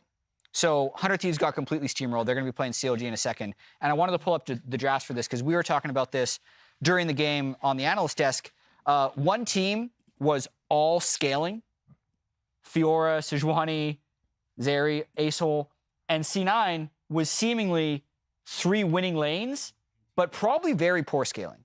And they totally ran over the game. But kind of the comment that I was making was, if either team loses this game, they can probably blame the draft. Because when you're a player and you have, or a jungler, and you have 0 lanes of prio and you lose, you're like, this was the most miserable experience, never again. But at the same time, if you have 3 lanes of prio, you're like, why didn't we pick any scaling? We make one mistake and we lose the game. We can't team fight. So just kind of what were your thoughts on these 2 drafts? And then we'll go from there. Well, I was actually really excited to see C9's draft because somehow every single round it got spicier and spicier. So like, 100 Thieves, first pick Zeri, totally makes sense. Strong champion, double-elimination doing really well on it. And then C9 responded with Elise Varus. So it's like already your game plan is early game dominance, right? Like you pick Varus into Zeri not to outscale her, but to like actually win the lane, shut her down. And Elise, obviously, best jungler at doing that kind of thing. And then they went Jace on 3, Heimer on 4, and then Yone on 5. So it just kept getting spicier, and I love to see that because, you know, it's like you were saying, it's a really hard style to play. And I don't know, I think 100 Thieves draft, like, it's an okay draft. You know, this is something that's worked really well in North America because, you know, I think it's fair to criticize them for just picking scaling. But at the same time, if you look at Doublelift and Bjergsen's career, they've played this kind of stuff and had really good results with it for pretty much the entirety of their career, domestically. Because right? they can be better than their opponent with a scaling champion, and then if they just get to 15 minutes even, it's like they won the game. Right, exactly. It's simple in that way. It's kind of like a straightforward game plan. It's just like CS really well in your lane. Don't fall too far behind from random plays. But C9 actually punished that extremely hard. I think the biggest thing for me that was confusing me watching it was the Fiora, because, like, granted, it's pretty hard to pick something there as Tenacity. There were quite a few top lane bans. Like, there was, I think Renekton was out. I don't remember exactly all the bans, but, you know, you're playing against Jace, who's a lane bully. He's going to be pushing you in, and there's an Elise. So you're going to be getting pushed in and dove repeatedly, probably. So, like, what do you pick? Do you try to pick something like Ornn, where you're just fully weathering the storm, like, accepting that you're probably just going to lose lane hard, but then be useful later?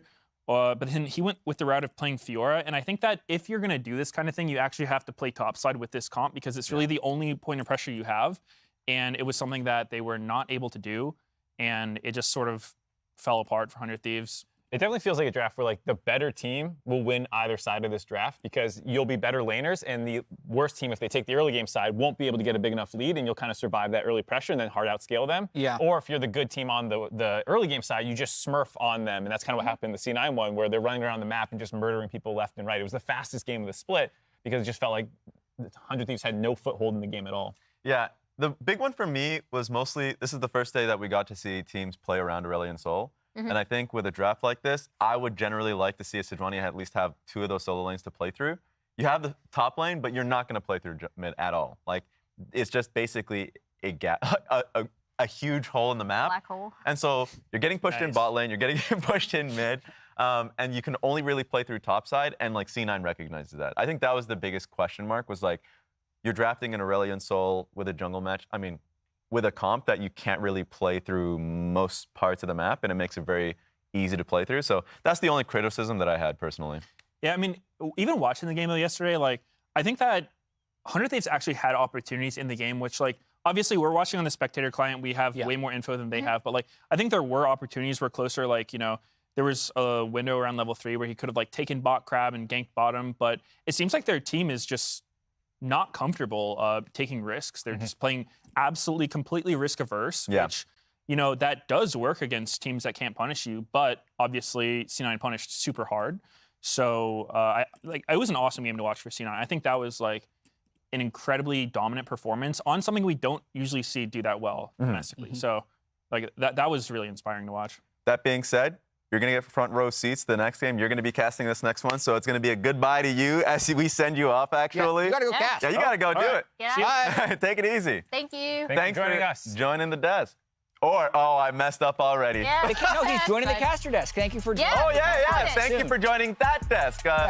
For you people at home, of course, we're going to be taking a look at the schedule for today. CLG going up against 100 Thieves, Cloud9 versus Dignitas, Evil Geniuses goes up against FlyQuest, who's gotten their first loss earlier on, Team Liquid Honda versus TSM, and then Immortals Progressive getting their win. Golden Guardians is in their favorite time slot again. Guardians, yes, they when are. they're game 5, they always win. True. Yeah, that's how they got their win streak. They was threw them off yesterday. They were game, what was it, 3, 4? Yeah, There were 3. Yeah, Not too end of early. day, yeah. Too early. Yeah. It's got to be end of day. They're a PM team. Yeah. There are a few things that also all of us just completely cursing them and talking about the 7-game win streak. So now they've been humbled. I guess predictions are the next point. Let's see. Let's see if there's any changes. Oh, Bard! Are people really that hot on 100 Thieves? They've lost almost all of their games in the say past ever. They've won 1 game in the last 3 weeks, if I'm not mistaken. Correct. I'm really curious. I didn't remember whether I picked CLG or 100 Thieves, actually. That's how close it was. I'm really curious about these 2 drafts because of the stuff we just talked about, and also because C9 was the team to punish not just 100 Thieves, but if you remember the CLG scaling draft with the Seraphine, I believe, that was also C9 taking a super like heavy early game plan and really, really punishing that. So I'm wondering if both teams will go with scaling or if we'll see CLG default to something more around their solo lanes that's a little bit more proactive with contracts. That makes sense to me. Yeah. Game 1 and Game 4 are the playoff games. Like, I'm actually surprised that it's 4-for-4 TL, because if you look at those standings behind Mark's head, Mark, duck. Which one? They're both 5 and 7. This is a super close game. I'm surprised we're all on And Team we Liquid 4-person TL. And this CLG versus 100 Thieves game, it's like, you got to break that tie between 6 and 8. Only 6 teams make the playoffs, so these are the most important games. TSM beat Team Liquid last time, too. Sounds good. There's a lot to look at. I mean, we already talked about the first game of the day, CLG versus 100 Thieves. So, as you're pointing directly towards that matchup, why not we point to the start of the show? Thanks a lot, guys. Let's get the show started.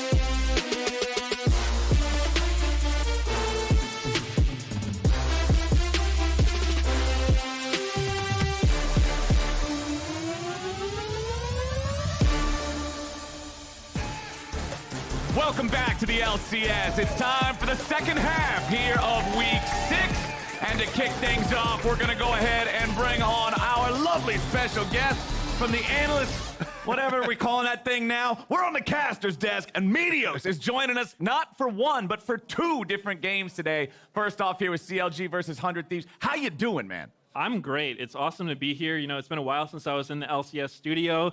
A little bit more fancy than just doing this out of my room. Yeah. So, yeah, it's an awesome treat. Happy to be here. I really like the new stage, especially. Definitely shine that sucker up a bit. CLG and 100 Thieves, we're getting you right into a juicy one here, Meteos. Both these teams lost yesterday with Aurelion Sol. Right. I think Soul's OP. I'm not convinced everyone knows how to play it yet, though. Okay. It's a learning process, right? Yeah, I agree. He is OP because he has 2 max health scaling damage with Stardust on the Q and on the execute on E. So he's definitely too much max health damage. But we'll see about the confidence either of these teams have to pick it again. I would say 100 Thieves definitely lost way harder than CLG did. CLG coming back for a bit, you know, showing some signs of life there, trying to defend. And 100 Thieves with the full scaling, already being targeted right now and banning out double of Zeri, which he has gone back to so many times. 100 Thieves completed the any % speedrun no skip. It's not, they got the bad ending, but they completed the speedrun. Zeri banned out, so we don't have any of that this game. Xayah and Ashe also banned away as those bottom lane options. Ashe, of course, more of a support. Vi and Elise targeting a couple of those popular junglers still. 100 Thieves have 1 ban left to go. And once we get to the picks, the real thing I'm looking for from 100 Thieves today is give me something with a little bit more early oomph than what they drafted yesterday. Right. I think 100 Thieves is a team that has looked a little bit lifeless, and I think some people were expecting them to get off to a slow start, but you know, they haven't really picked it up that much. They've been playing scaling, and like yesterday, they kind of crumbled. So I think everyone's looking for them to play a little bit more early game, and hopefully they can do that.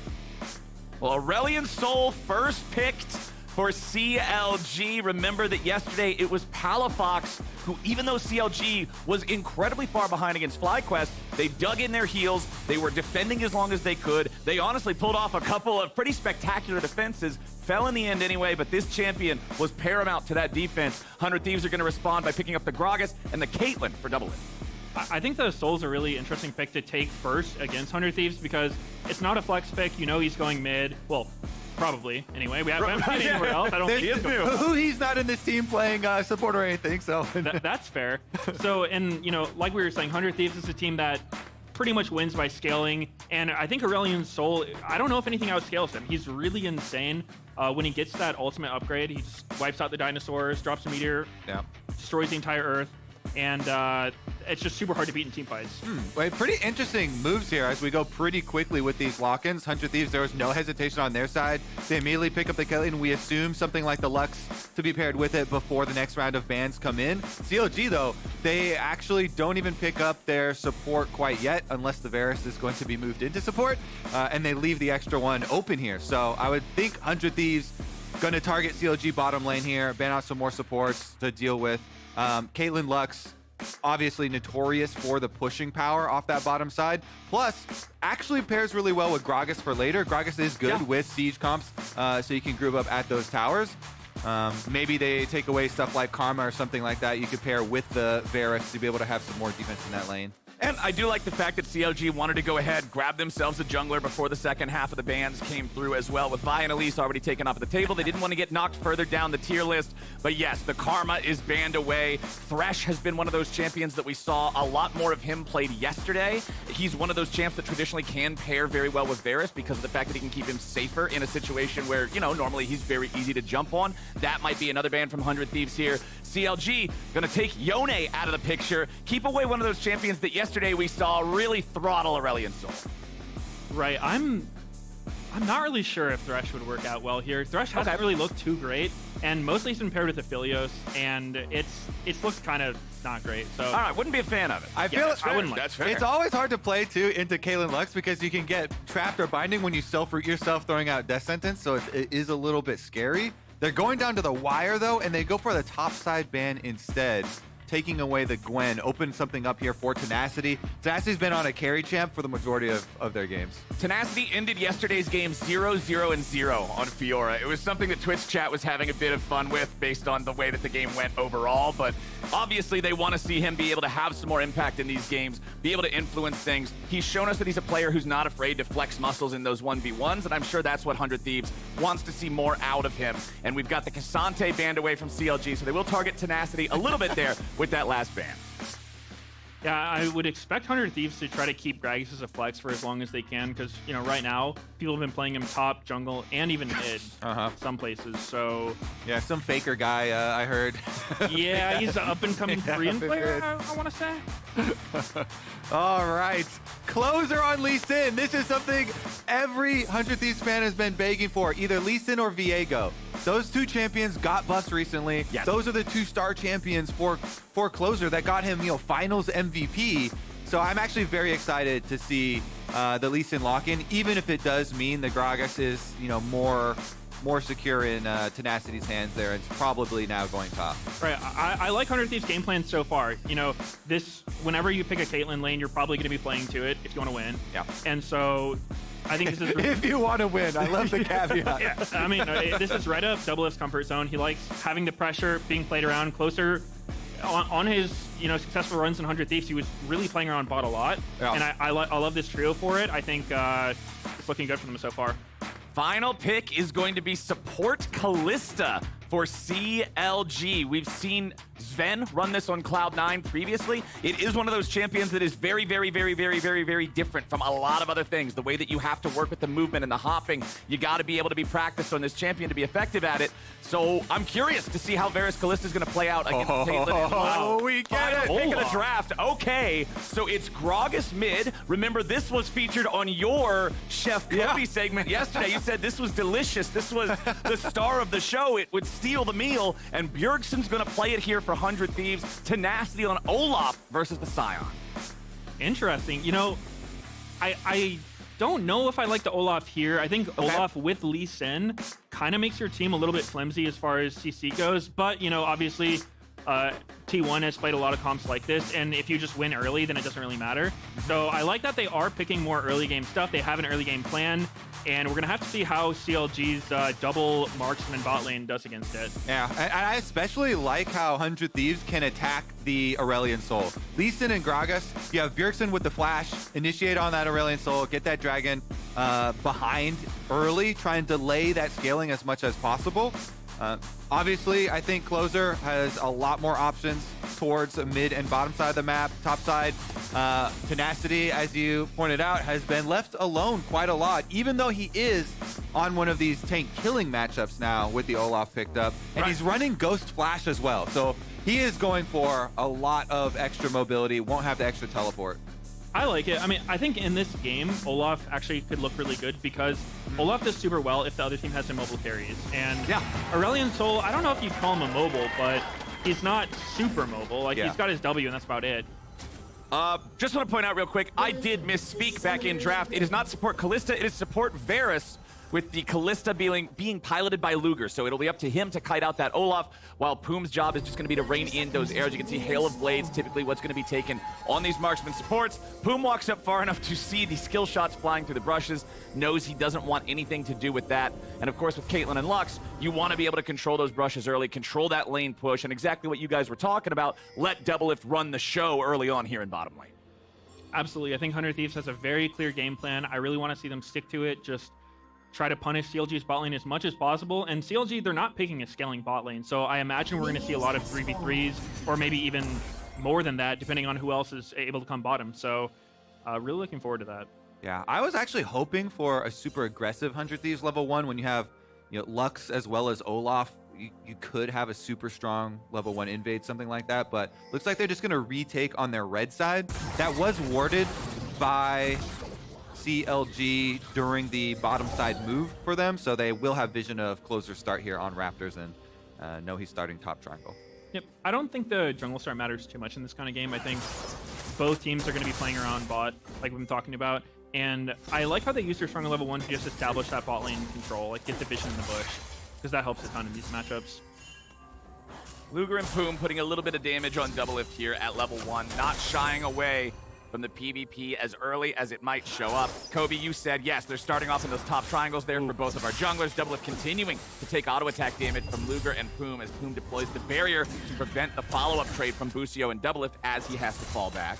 That's always when this Varus looks the best as support. Walk up with these aggressive Hail of Blades trades. Just use your barrier super early on.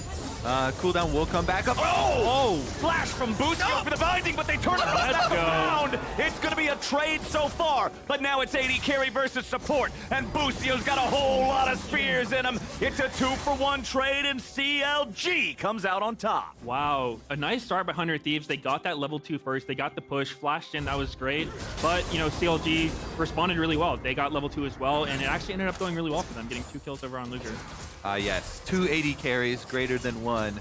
Let's take a look at the flash initiation here to start it all out. Busio, Q flashes, they get him. Doublelift does get off the trap into headshot and immediately flash away, but Luger already, as soon as he saw that movement, he starts hopping forward, so there's no escape. Really good job by Luger, taking the aggressive look here, and CLG, both kills going to him as well. He's got a full Vamp Scepter by. That feels very scary for this 100 Thieves bottom lane that you're talking about, Meteor. So much of their game plan kind of revolving around. Right, and I think a lot of the time on those kill trades, it kind of depends like how the wave is set up. I didn't get a super close look at who it was better for, but I don't think the lane's going to be completely decided for anyone just yet. But this gank might decide it. Contracts might have something to say about that decision, as Luger's gonna get his 3rd kill of the game. Make it his 4th kill of the game, and 100 Thieves bottom lane. The screens are all gray.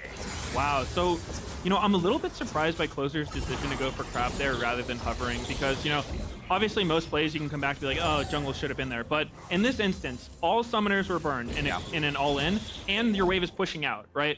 There's no better time to look bottom than this. Yeah, that's why as soon as you see the Sejuani creeping in, you know this is going to be a flash initiation.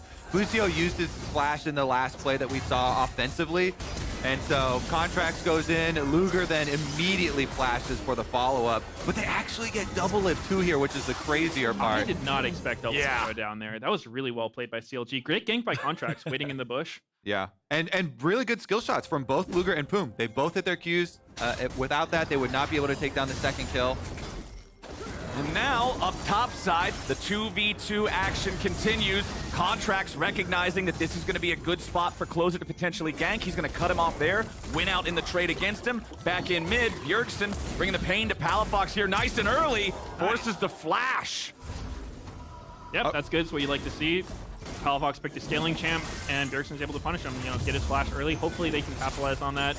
maybe get a regank or something like that. Yes, exactly. That's what I was hoping for when we saw this, draft, and we're talking about flash initiations from Bjergsen, especially as you're getting towards level 6. So Bjergsen, really good job blowing flash off Aurelion Sol pre-6. When Gragas gets 6 and you have flash, Palafox has to play so incredibly safe. Really going to be dangerous for him. So maybe a little change in game plan here for 100 Thieves. Call closer, see if you can get some money off of that mid lane first.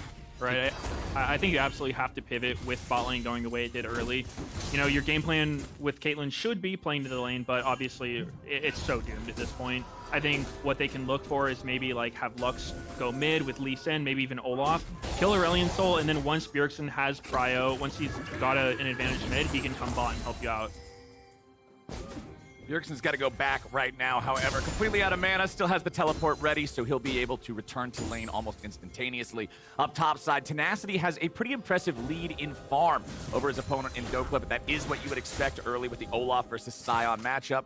Of course, Dokla will still be able to scale into being incredibly relevant thanks to Sion's passive with the Soul Furnace, so he's happy to just keep on farming it out up there. You can see the farm even in mid lane. Bottom lane, of course, still the advantage for Luger, as he and Poom have been in control of this matchup, and Contracts is once again looking to stop by and see if he might be able to make anything happen, or at least stop Closer from doing the opposite. Closer's going to walk up here. Contracts is waiting for him. Bjergsen's right behind Closer, however, so 100 Thieves are still confident to see if they can make CLG stick around for this. Busio throws out the binding. Yes, it hits Contracts, but not until he's already dashed away to safety. Honestly, really good defense here from CLG, because that buys time as Bjergsen spends his roam timer to go halfway down the river. Palafox on the ASO, who should be the point that's being attacked, gets a free wave clear. He pushes out the wave and gets to go recall. So that's pretty good news, even though that didn't look like a lot. A really good little bit of defense there from CLG. Right, I don't dislike the play by 100 Thieves here. I think that, using Gragas' prio, like his one timer to come down and clear the vision, make sure your bot lane's not going to get dove on that stacked wave. It's still good. It's not really going to get you an advantage, but it might slow down the snowball that CLG is trying to do. Well, the quick replay that we did have there just showed double if fat fingering the cleanse, so not going to have that one for a couple of minutes. We will see if CLG can punish that or if it ends up not really mattering a whole lot. Closer wanted to take the Sonic Wave there to get in range of the crab, potentially fight Contracts for that one, but Contracts can secure it without Closer being able to move in and say a whole lot about it. Mid laners still just back and forth farming, dead even between the two of them. And when things are going even in mid lane, Aurelion Sol is always happy. Wow, looking at this jungle XP, that is not what Closer likes to see. Sejuani's going to hit 6 off of blue here, and Closer's still level 4. And if you layer on top of that, Rift Herald is about to spawn, and CLG also have a pushing bottom lane. This feels so easy for CLG to just run the neutral objectives, rotate on up. They don't even have to full recall here. Contracts can instantly start. Right, I'm interested to see what 100 Thieves decides to do here. I think they actually have an option of fighting this with Olaf, because the champion is just so strong at this point in time, especially against champs who don't necessarily do a lot of damage like Sejuani Sion. Yeah, bottom lane, they send half of it up for CLG though, so might have to just abandon that one for 100 Thieves, and that's going to be some more pushing power for them as well. Contracts can bring the Rift Herald down, still has that Sejuani ult you're talking about, and flash ready. And important small note, Palafox is the one who got the killing blow on the Herald, and remember that it is worth a couple hundred gold now. So they're doing all these little things to just try and make sure they're putting the gold exactly where they need it. All 4 kills are on their carry and bot side. The extra money from killing the Herald is on that Aurelion Sol, that hyperscaler in the mid lane. Things are looking good in the first 9 minutes for CLG, who are about 1,500 gold ahead. Definitely a good spot to be in if you're CLG. It looks like ASOL's flash is almost back up here, so 100 Thieves not really able to find a winner to capitalize on that burnt summoner. Unless they can do it right now. Closer does have level 6. Palafox has 36 seconds before the flash comes back up. So if it happens, it's got to happen real soon. Closer's still looking for it. Palafox staying as far away as he can to clear away this control ward. Doesn't look like we're going to get a whole lot of anything out of it.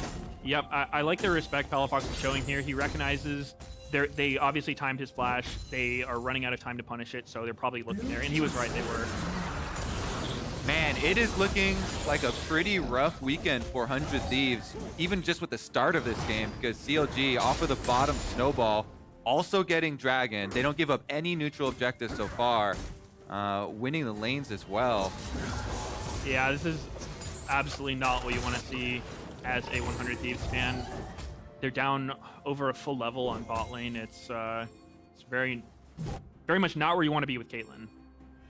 Yeah, double-lift having to farm with Piltover Peacemaker in a 2v1 against Luger does not feel very good for these guys. And once again, we're going to see Contracts looking for something if he would get the opportunity. Mostly just shadowing here, making sure the Closer's not coming down to gank them because it is CLG that has the massive wave pushing up and getting ready to crash into the turret of 100 Thieves. Aurelion Soul, still farming underneath his own turret with Bjergsen and Closer heading bottom.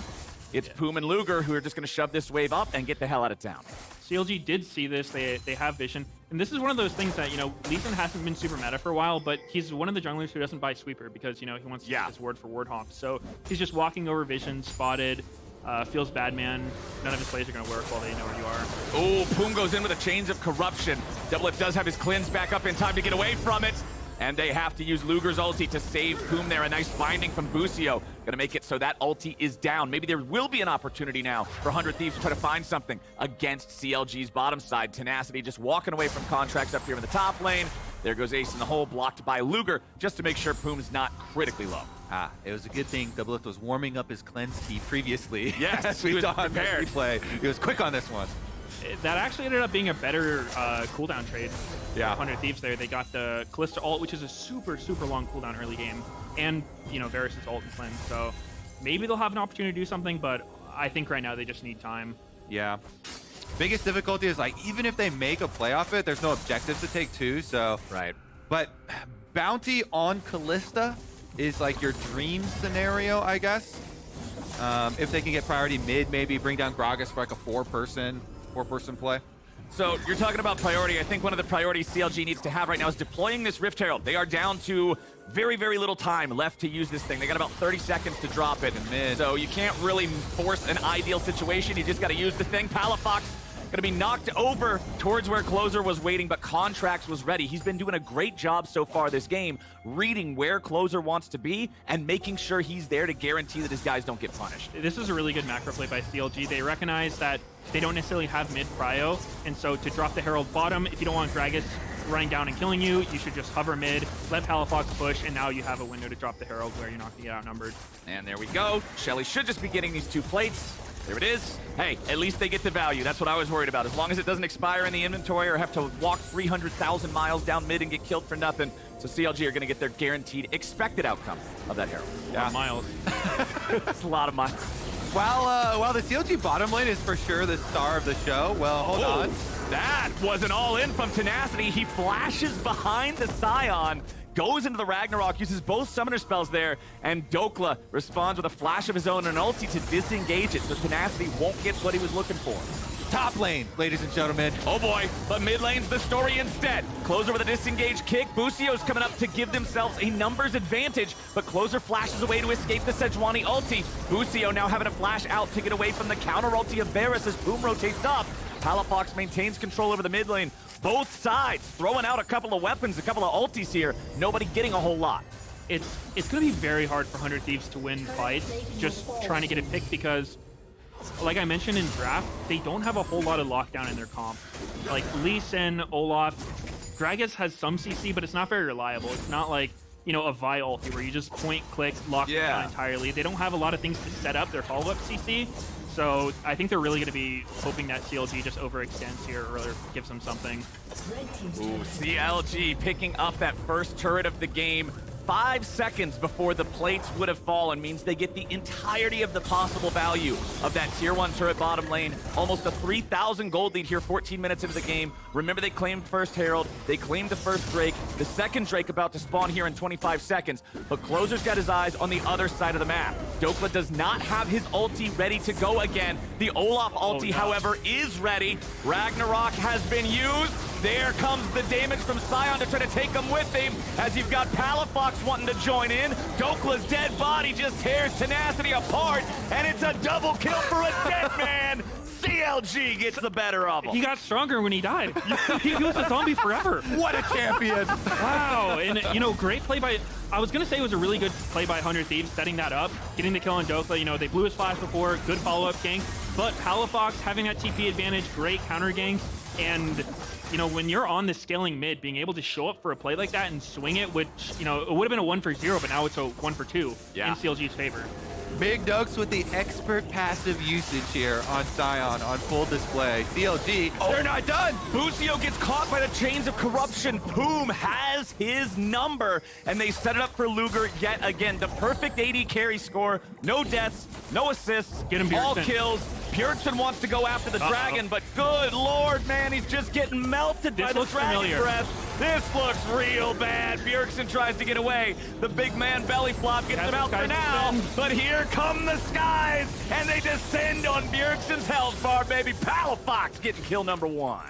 Wow, almost the exact same situation. 100 Thieves just trying to make a, you know, spur of the moment play, but CLG's ready for it. They have those TPs, they have the resources.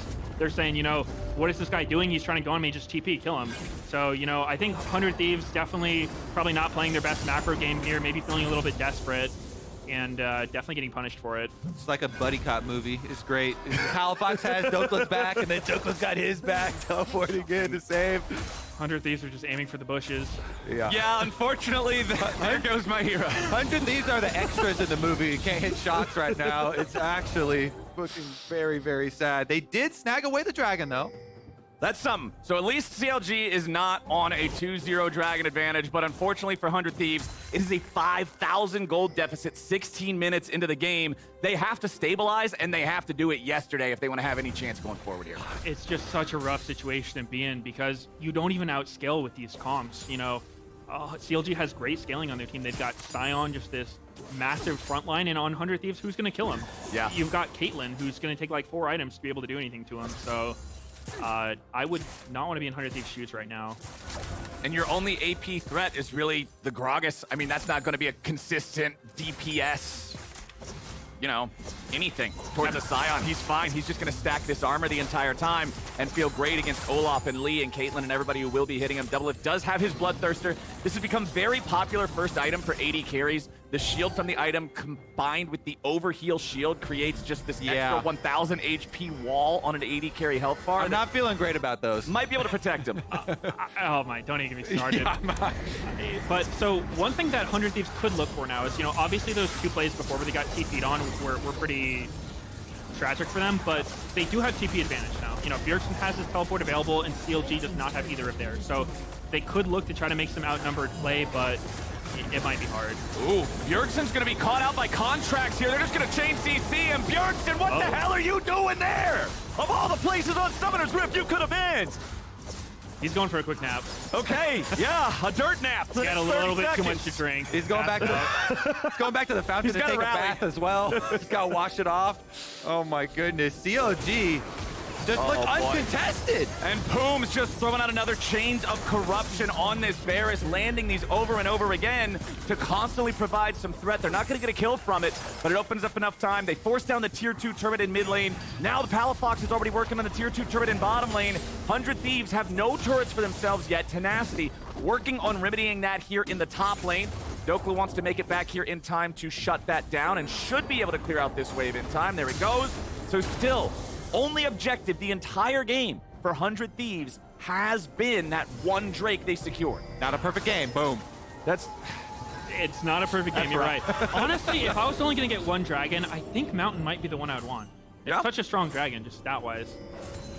Yeah, and they're going to need that survivability because, you know, these guys don't really have the same front line that their opponents do either. You were talking about the scaling differences, how good scaling is on CLG. Olaf and Lee Sin are very much fighters. They're not going to become brick walls. And let's see if Dokla can lock down Tenacity any longer here. No, Palafox started flying at him, but he couldn't quite catch him. That trade wasn't close at all. No, that was abusive. Goodbye, Olaf. It's time for you to walk away, buddy.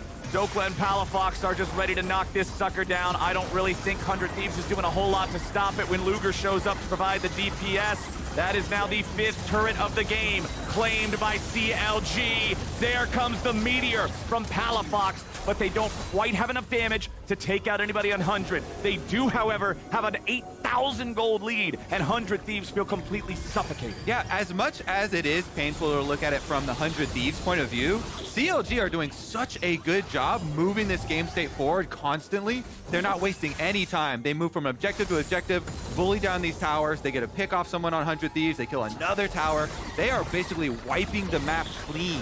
It's very true. It's great to see, CLG, they've been a little back and forth this split, but this is a great game for them. I love how they're just using every single wave. They're not giving 100 Thieves any time.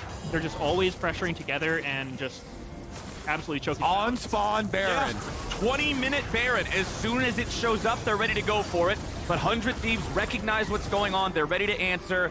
CLG does not want to throw away what they've built for the past 20 minutes on some sort of a YOLO 50-50 Baron, so they back away. Yeah, that was just a little test. We've been able to get everything we've tried in this game so far. We'll test on Baron. Okay, fine. Yeah, that one was maybe a little bit optimistic. At the same time, though, they don't really lose anything for trying it. Sion can tank Baron forever, probably, and Callista's good secure, so I think that just maybe gets in 100 Thieves' head. It's just like, look, like, we could be Baroning at any moment, and then that puts a lot of pressure on 100 Thieves to just constantly have vision control in their jungle and on Baron. 100 Thieves recognizing that CLG probably wants to go for the dragon, so they try to secure the last little bit of HP on this tier 1 turret in the top lane. Objective bounties are up and running, so it would give them a nice injection of gold, but CLG recognizes, hey, all we got to do is send Palafox up here. He'll clear the wave. He'll make it so they can't grab this, and now he and Poom are going to be the ones who, again, have to clear it out. Tenacity wants to escort the wave up, but there goes the Singularity. There goes the Dragon's Breath. Tenacity really wanted to just walk up and hit that thing, but it's not happening. Where did those minions go? I love how can you miss it? I love how Poom also is waiting there too until Olaf gets right up to the tower. Then they kill all the minions and give him a couple tower shots on the way out. Yeah, I really like how Poom's been playing this Varus. He's doing a really good job playing with vision, just staying just out of sight and looking for these ulti angles. He's been getting a ton of picks off of it. Yeah, he's found Busio a bunch of times, been able to follow up on others as well. All right, next order of business then is putting some real threat on that Baron, clearing out the vision and really making 100 Thieves sweat, because CLG are that far ahead already that they can just bully their way into this jungle. The only thing they're missing right now is a little rotation from mid from Luger, and here he comes. Poom, once again, just trying to wait around the corners of this terrain like you were talking about, Meteos. He doesn't need to walk into a bush. He doesn't need to be grouped up with everybody else. Just slightly out of range, standing in fog. This is really weird. Yeah, this is a bit strange. Aurelion Sol does do absolutely insane damage to Baron with his Breath of Light, so CLG might just be able to use Dokla as a distraction and go after this. All right, it's getting a little haphazard here. Palafox coming around from the side. They throw down the damage. Wombo combo. Bjergsen's at 10% HP. He tries to get back away, but they're falling in from the side, and they're all falling down on 100 Thieves. Bjergsen's the only one to hit the dirt, but Busio, Closer, and Tenacity are all below half HP. CLG heads right back over to Baron, and 100 Thieves is stuck between a rock and a hard place. I think, that was a pretty decent play by CLG. They did use the big Aurelion Sol. 100 Thieves might have a small window to look for a play, but it's pretty doomed. Shoot him, Poom. Shoot him. There we go. The only play they could look for, though, maybe mid-tower objective bounty shutdown, and CLG definitely will secure Baron. They do get the tower. There's a little bit of money for your troubles, but the rest of the team is just dead. Yeah, if you're asking me would I like to trade my mid lane tier 1 turret for a Baron and an enemy inhibitor turret, I'll say yes, every single time. And that's exactly what CLG got. They're wearing purple on everybody. They haven't had to sacrifice a man just yet, but Contracts may be caught here. 100 Thieves just throwing everything at him to clean up this jungler, and they should be able to find it. There it is. Tenacity will take the kill on that one. So 100 Thieves will at least not have to face the full brunt of CLG for the next 35 seconds. Aurelion Sol just does this to buffs. You just stand there and you take it. Tenacity sitting at a comfortable 2-1-0 KDA for the weekend. Oh no, you're positive right. KDs. Team dish. The best part is, you guys can't see it because you don't have the camera on us right now. He said that entire sentence with a straight face. Just absolute. You gotta look. Seriousness. You gotta look for the silver linings, Flowers. This weekend has been a giant storm cloud for 100 Thieves. Honestly, maybe it's like a guest caster curse because we had Spica for the last one too. And Spica for this one. So whenever there's guests, 100 Thieves just. This is the point in the game where we got to come up with conspiracy theories. Okay, I got you. Okay. All right. So Spica has a curse on Bjergsen and Double Lift, former teammate. Yeah. In Sleep. and I have a curse on 100 Thieves. Oh, double curse. I don't think they had much of a shot this weekend. The week of revenge on the 100 Thieves. All right, so there's some sort of an evil hex here on 100 Thieves as they try to defend against a 9,500 gold deficit 25 minutes into the game. Everybody not named Contract still has the Baron, so CLG are just grouped up trying to push down mid here. They do not have pressure in either side right now. Both of those waves are still pretty far away, so 100 Thieves is just very focused on defending this mid lane. CLG seems a little bit stumped as far as how to actually break the bait, or maybe not. Maybe they're just going to hard force it like this. They get the ulti out of the Olaf. So Tenacity knows he's got to try to do something here. Dokla is stuck on the front. They might just be able to kill the Scion. They get him. Nicely done. 100 Thieves defending against the CLG Baron. I do think the initiation, like half-hearted on an Olaf, is probably the worst way to go about it, though. Right, I think that CLG is actually getting a little bit stumped as far as how to actually get into the base, because sieging against Caitlyn's really tough. She's got a line of traps through the entire range your carries want to be standing at to hit the tower. Yeah. I think what they could do is probably just have Scion sit behind mid and just ult into the turret. The ulti damage plus the demolish afterwards is going to be enough to break the turret and shrug off all the damage. So I think maybe if they focus more on the turret, less on actually trying to kill the champions by it, they could have done it. Yeah, that sounds like a much better plan, because then you can also get back up in your passive as they're taking, damage into the Scion. Everybody finishes it off. 100 Thieves, they're happy to get a little bit of breathing room, though. Another objective bounty here for Tenacity. Is the little spark of hope growing His inside of KK you? is skyrocketing. Nice. It is going up and up. Yup. 2-1-1 on the Olaf. The best KDA on the team. 8,500 gold lead. Still what it's looking like for CLG, though, as they're going to start up their third Drake of the game. This would be a Dragon Soul if Tenacity and 100 Thieves had not managed to grab that other one earlier on. So, hey, at least you got 5 more minutes before CLG hits that power spike. Baron's not going to be alive for another 3 minutes, and I feel like with the struggles that CLG was having breaking into the base with Baron, it's going to be very difficult to try to do anything without. All right, the fun game of updating Stardust on Aurelion Soul. What do we have? The execution threshold on Singularity is up to 13.4%. And the 2/3 of an Elder Dragon. Yeah.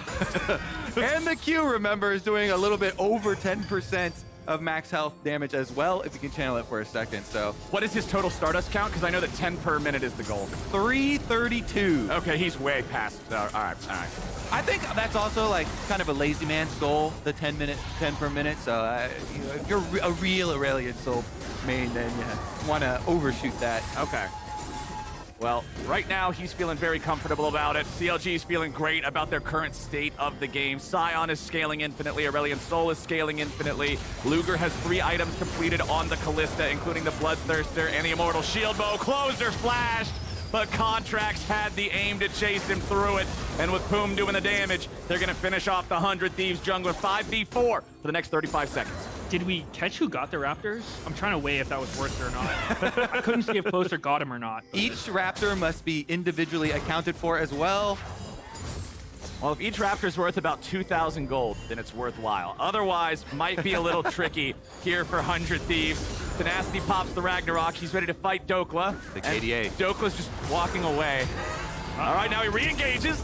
Tenacity has run out of Ragnarok, and the Dragon is ready to chase him. The Ghost is going to give Tenacity a little bit of time to run away. Top lane inhibitor fell while we're watching this, but this is more interesting. Palafox is on a rampage. Olaf's dead. Wow, so 100 Thieves was actually doing a pretty good job stalling out the game. For the past 5 minutes, kind of since the Baron went down, they didn't lose a whole lot, but that was just 2 back-to-back mistakes they made. Getting caught at Raptors, getting caught bot lane, doing a really weird all-in. Not really a lot of reason for those plays. Yeah, feels like CLG are set to win this one by default unless some crazy test of fate happens, some turn.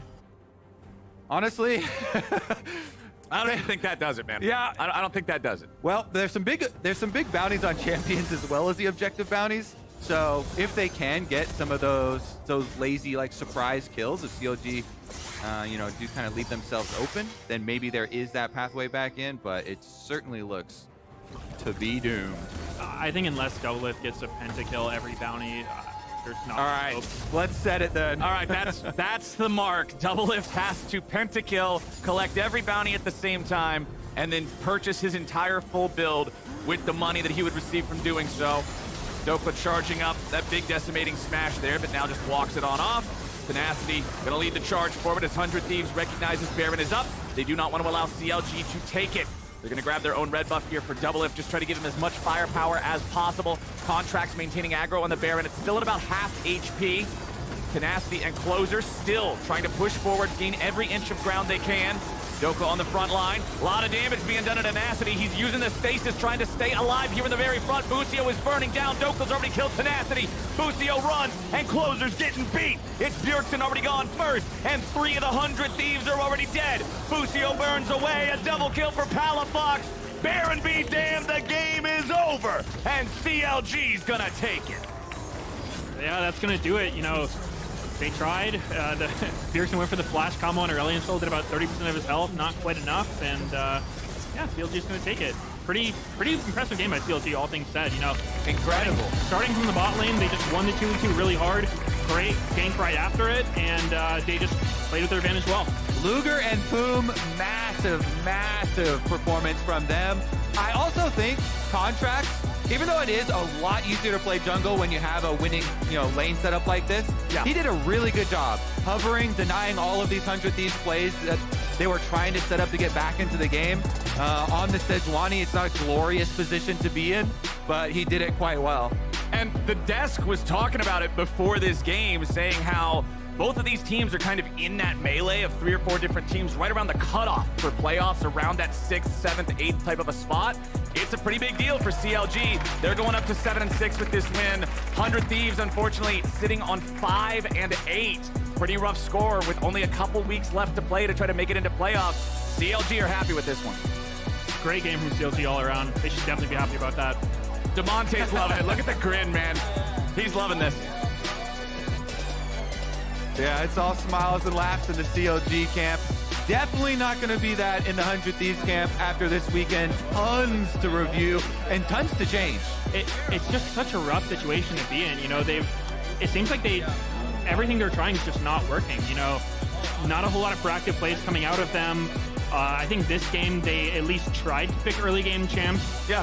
This is kind of a T1S comp. You know, you take that aggressive bot lane, you have like Gragas for early prio, Lee Sin for playmaking, but they just couldn't make it work. They lost the 2v2 bottom. They died immediately to the gank afterwards, and from there, you're just playing an uphill battle. I mean, I think we saw the individuals of CLG outshine their counterparts at multiple different points of the game. You already mentioned the 2v2 that was won early by CLG. Then we can remember bottom side when Contracts follows it up for the next 2 kills for Luger. You even pointed out, why is Closer not shadowing this? Why are you not reading the fact that, oh, this is a prime opportunity to gank this lane. Let's make sure nothing bad happens here. Then up top side later on, oh, hey, we have teleport advantage on our mid laner. Let's turn that play around as well. Everybody just seemed to be doing the right thing on CLG, and 100 Thieves couldn't keep up. Coming up next, we got C9 versus Dig, but first, Dokla and Palafox settled the score on who is the best Irelia on CLG. Check it out. Where's the confidence? Where's the confidence? I don't play better with or without confidence. You don't got that dog in you, that's why. I mean, okay. Welcome back to the LCS Lounge. We have another 1v1 ready to go, this time between Palafox and Dokla, fighting about Irelia. Some facts about this: Palafox played it during their loss streak. Dokla played it, they won. There's a bit of tension between these two about who is the better Irelia, so we're gonna settle that today. Let's get into game. Are we taking Snowball? Yeah, take whatever you, yeah, let's take Flash Ignite. Flash Ignite? You don't want it? I mean, if you're insecure, check my runes. By the way, are you, what? Did you just ban it? Oh, I banned it. Oh my god, dude. What the hell? Go. There's 3 bans you have to waste. I didn't know that. Tell us the story about who the better Irelia is. I mean, it's not really a story. I'm just a better Irelia. I mean, the story ends there. All right, so here it is. I think he's better than me at laning because that's all he focuses on. And I think I have a better picture of the game, and I'm better at team fighting. Do these right. Oh! Are you Snowball? Oh, Ignite. No. Man, Snowball makes it so much more fun. What were you saying? Better in lane? You're Worse better in in lane, but if you lose, then it's just sad. Well, I don't lose lane. Yeah. You also don't go even in lane. don't go Actually, even. I went. You either hard win or hard lose. Yeah. Actually, I went even and then I hard won. So. Okay. What are the odds for this one? The odds? Yeah, 70-30. It's like Every game is a 50-50. like You can win or you can 99-1. lose. Oh, 99-1 maybe. Wait, this is crazy. Like, Pala is literally setting the expectations low, so if he wins, it's huge. If he loses, I mean, either I was gonna win or I was gonna lose. I mean, I said 50-50. He said 99-1. If he loses, it's just. Where's the confidence? Where's the confidence? I don't play better with or without confidence. You don't got that dog in you. That's fine. I mean, okay.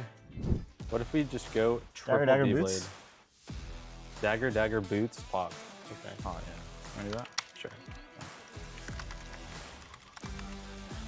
Okay. I kind of like this mouse. I don't like that it's wired, but You know. You guys were talking earlier about if you can even land an E. Did you both take the same skill I mean, this guy order? is probably the worst user of E on the early. It's so bad. me when I do it right compared to him.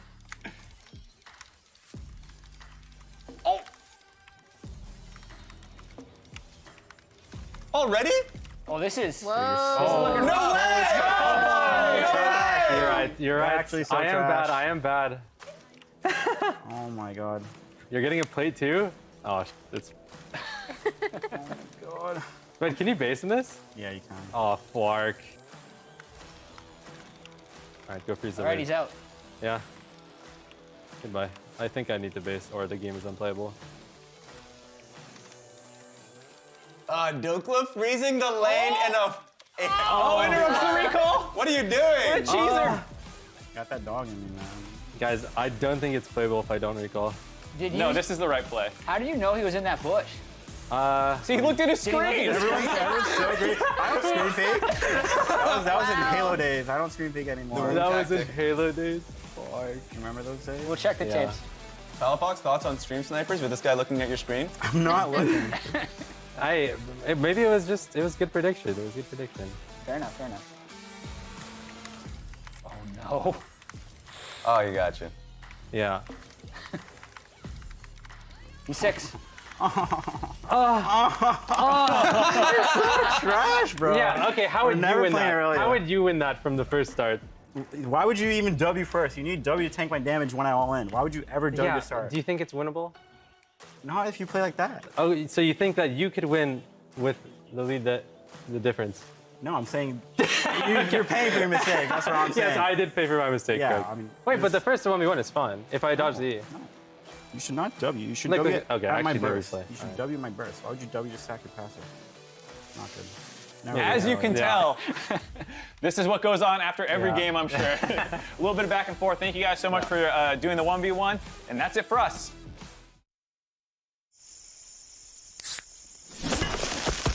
Red Bull gives you wings.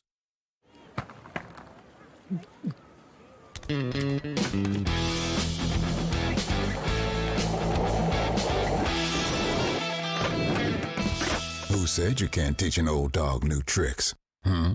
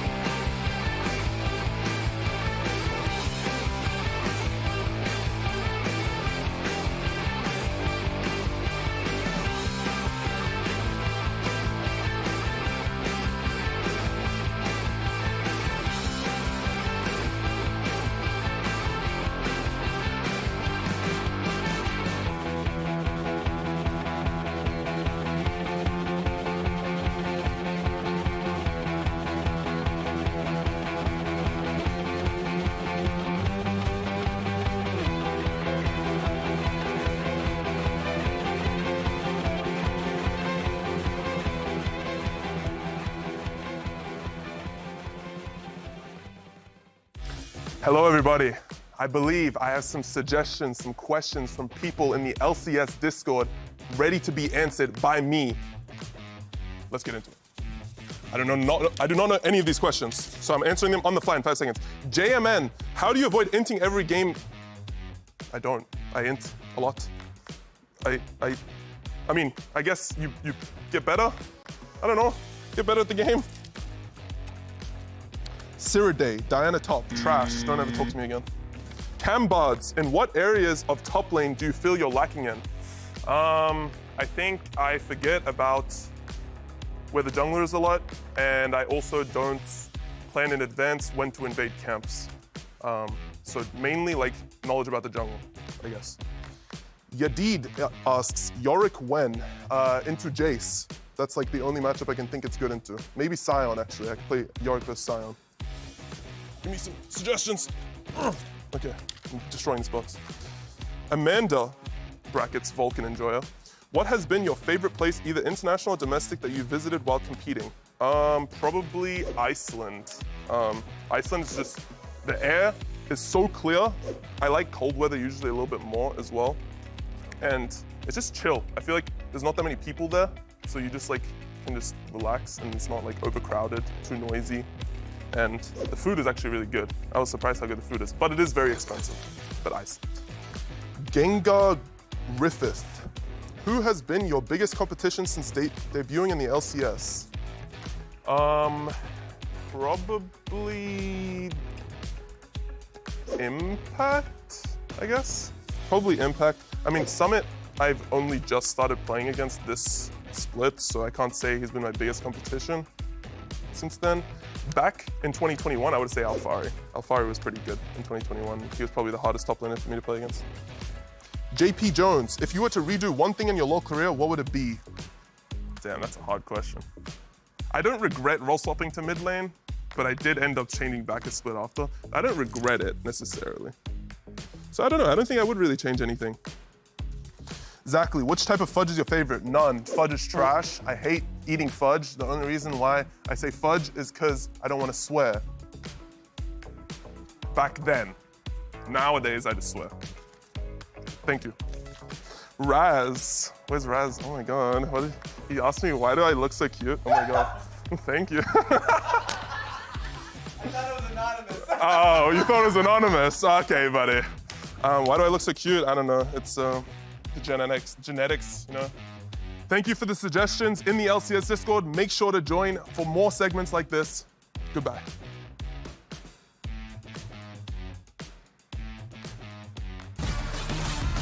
Welcome back to the LCS Lounge. We'll be doing champ selection here for Cloud9 versus Dignitas. Team huddle. After you just heard Fudge get a bunch of suggestions, now he's going to be telling them to the rest of the team, I presume. That's what they're huddling about. Yeah, I love the idea, first of all, of the suggestion boss all from Discord. I was just trolling. I just want to put that out there. Wait, so you don't think he's cute? Oh, okay, chill, relax. I'm not going to answer that question. But when my name got there, I was put on the spot. Just saying, just putting it out That there. was a 13-person huddle.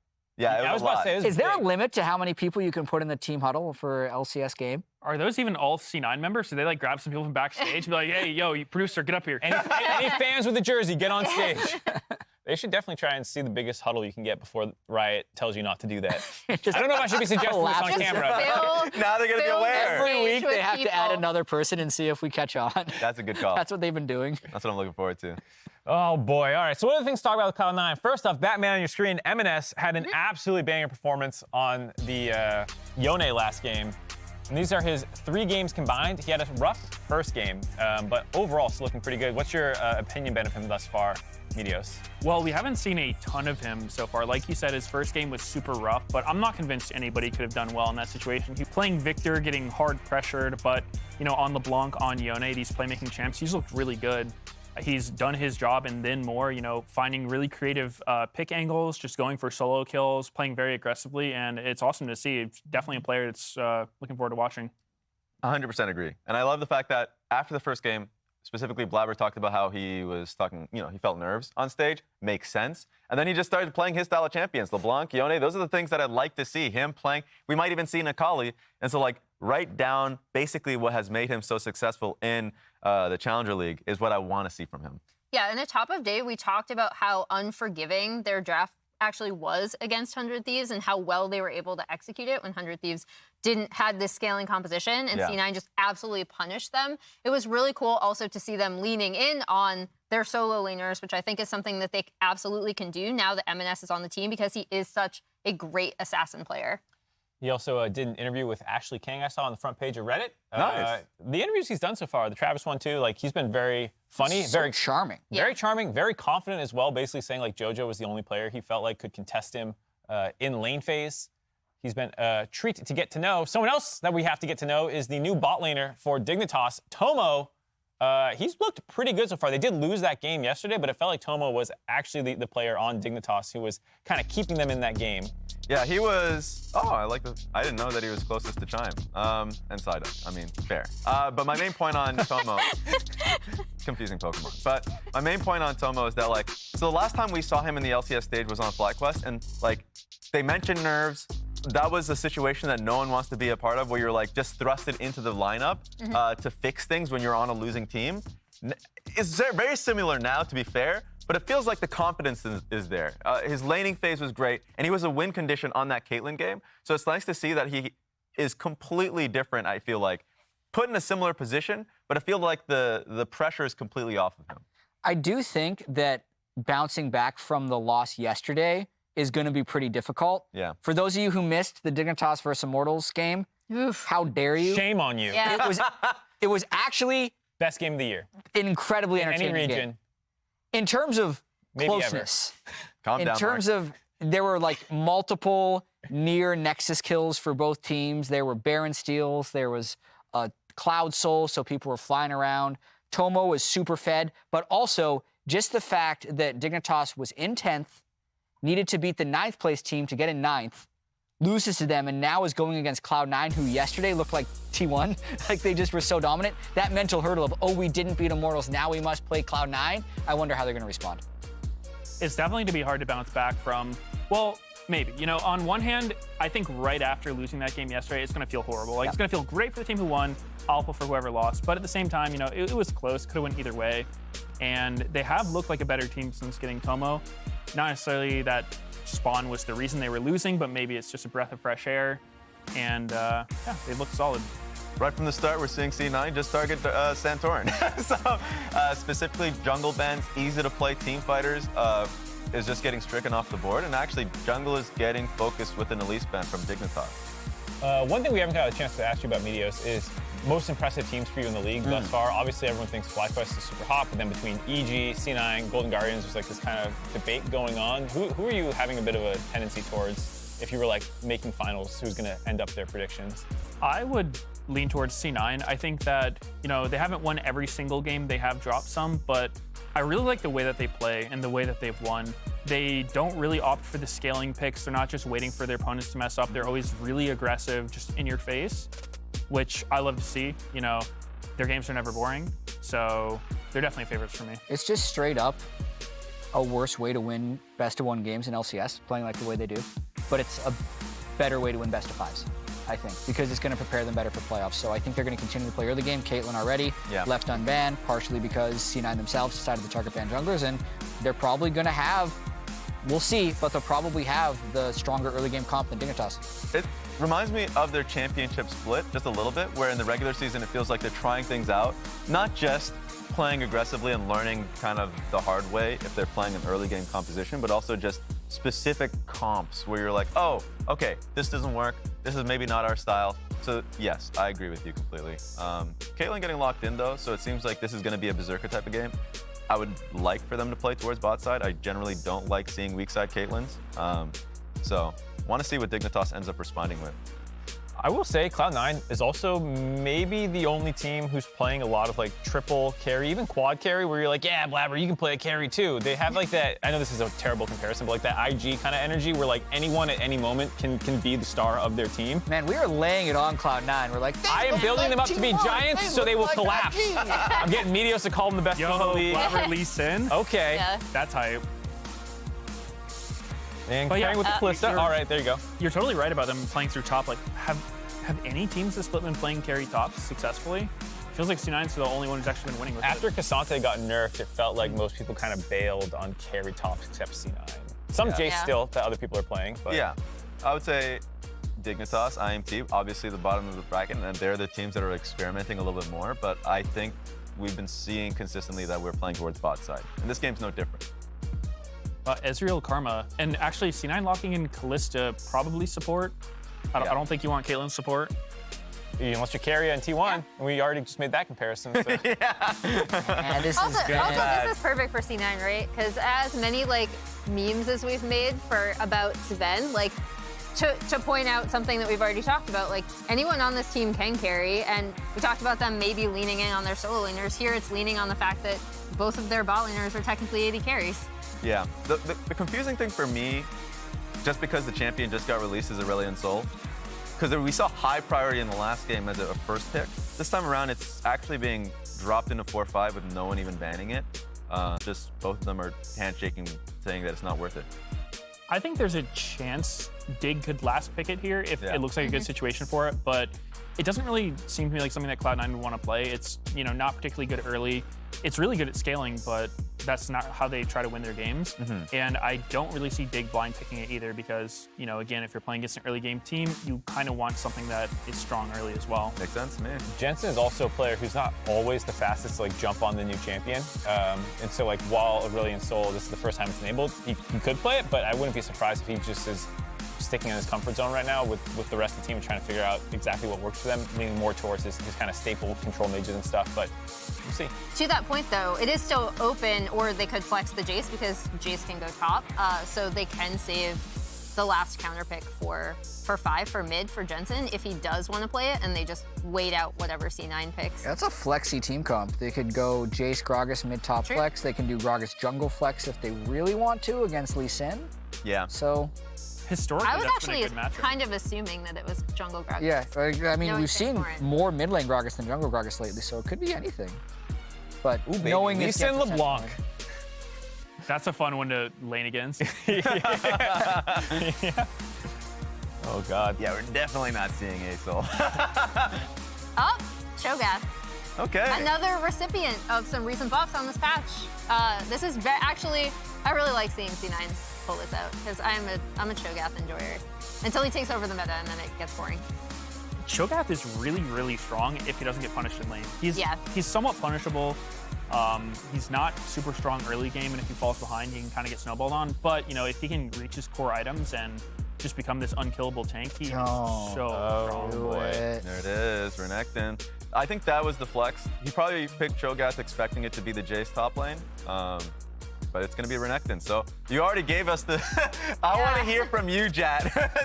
I just don't want Renekton against it. I don't know. Like, Renekton Gragas is a You don't combo like against... Mostly AD. I mean, there's not that much armor stacking on C9's team. It's just the Cho who can really... Yeah, I mean, maybe they could actually punish it. They'll play through top, but then I still don't see Renekton carrying a game against Caitlyn LeBlanc, so... Yeah. What about you, Medios? How do you feel about both teams' drafts? The drafts seem okay. I think Dig's comp is kind of one of those T1 style comps where you're like really just hoping to outplay your opponent and get favorable lane matchups by flexing everything. I'm not really sure it's going to happen in this game. I think C9 is really strong, and they've got, you know, a really strong bot lane and mid, so I don't think you're going to even have the opportunity to punish Cho'Gath this game unless you just are going to completely concede the other side of the map. All right, well, thank you for joining us for Champ Select. That's going to do it for us here. We're going to go to Flowers and Kobe on the call. Hey, that's us, Flowers and Kobe. It's C9 versus Dig. C9 coming off of a hell of a win yesterday. Dignitas also played a game yesterday, and so now they're going to look to redeem themselves here today. Cloud9 is going to look to keep it rocking and rolling. Dignitas were, in fact, here yesterday. I do want to take this moment to shout out their content, though, because after their one win that they did get, they put out some really good content, which was Jensen reading the social comments of the positive comments in Reddit after their first win. It was pretty funny, so go take a look. That's the one where like every sentence was bleeped because he's Not every sentence, just the last like giant copy pasta. Okay. We don't want to spoil the content. yeah, go check it out for yourself. Yeah, go check it out. Get those Dig views. Okay, so the one thing I'm looking at is kind of, you know, what the desk was talking about right before they tossed to us, which was saying the Dignitas composition is not something very traditional. There's a lot of poke here, there's some disengage, there's some kite back, but if they fall behind, I'm kind of worried. I feel like the Dig game plan has got to be sharp here in this one. Well, I, for one, am glad that they are going non-traditional nowadays, because if you're the bottom team in the LCS, I want you to do the wildest stuff that you can think of. You gotta get wacky. Give me the wildest stuff. This isn't the wildest stuff that I've ever seen, because it is very, very, very, very, very, very heavily indexed into poke composition. Jace, Ezreal, Karma, Gragas, all very classic combinations of a poke composition. But it definitely is non-traditional, as you say, and especially I want to pay attention to the lane phase versus Cloud9, because we just saw CLG absolutely demolishing bottom side lane phase. If you're playing Ezreal Karma, this is one of my favorite combos into Caitlyn lanes, but you have to hit your skill shots early on. Yeah. If you can both hit Qs as the Kalista is moving up to try and get the Hail of Blades auto trades on you and back off and win that little poke exchange, that little health exchange, then you can do better for later. But Sven actually does a good job here sneaking in some damage as he gets the distance on Ignar after the Mantra Q was already used. Get a little bit of money off the sickle, as well as a little bit of damage back. And it was even last game that you were applauding the ability of Luger and Poom to hit all those skill shots in the matchups that they were playing. That's one of the reasons why they got ahead so much so early. So yeah, we'll keep an eye on how that goes down here in the bottom side. I'm also got my eyes on Blabber here on the Lee Sin. Last game we saw closer on it. Really wasn't able to get a whole lot of anything done. Contracts read him like a book that he had already read a few times in years previously and knew the way the story was going to go anyway. He was everywhere that Lee wanted to be, and he was there first, and he was there better. So I want to see how well Blabber can pilot this and how many of those early plays he can find on Lee Sin. When you pick Lee, I want to see you busy early and often. Yeah, and the analyst desk kind of touched on this a little bit too, shouting out the combination with LeBlanc. Lee Sin and LeBlanc is one of the oldest mid-jungle kill pressure duos in the game, because the champions have existed for so long, but also because they work together so well. They're extremely mobile, both of them, and you can set up a lot of different kill angles. Blabber, that you want to keep your eyes on, has gone from red quadrant over to blue and ganking Armut already. Well, we just saw Fudge use the Rupture. It'll come back up here in a couple of seconds, and I expect once that Rupture is ready, Blabber's going to want to pick his moment here. If they can get Armut to use the Slice, then they know they're going to be in a really good spot. Rupture is used, Armut flashes, Sonic Wave, Resonating Strike, one more hit'll do it. Armut's down and C9's on the board. Yeah, I love to see it. It's the patience that pays off, Flowers. You know, as we're all staring at him standing in that tri-brush, they see the stun used by Renekton. Guess what? That means Blabber can go right into tower range. He doesn't care, because Renekton's going to turn around and stun you in tower range. They finish it off the kill. And, you know, Rupture, as you said, gets the flash out of Arma early. So very nice, patient play from Blabber does get rewarded. And now the classic, really good awareness here by Jensen. They did have the inkling Blabber's coming to steal the second Raptors, and you never want to get surprised over the Raptor pit if you're getting pushed in, especially against this matchup.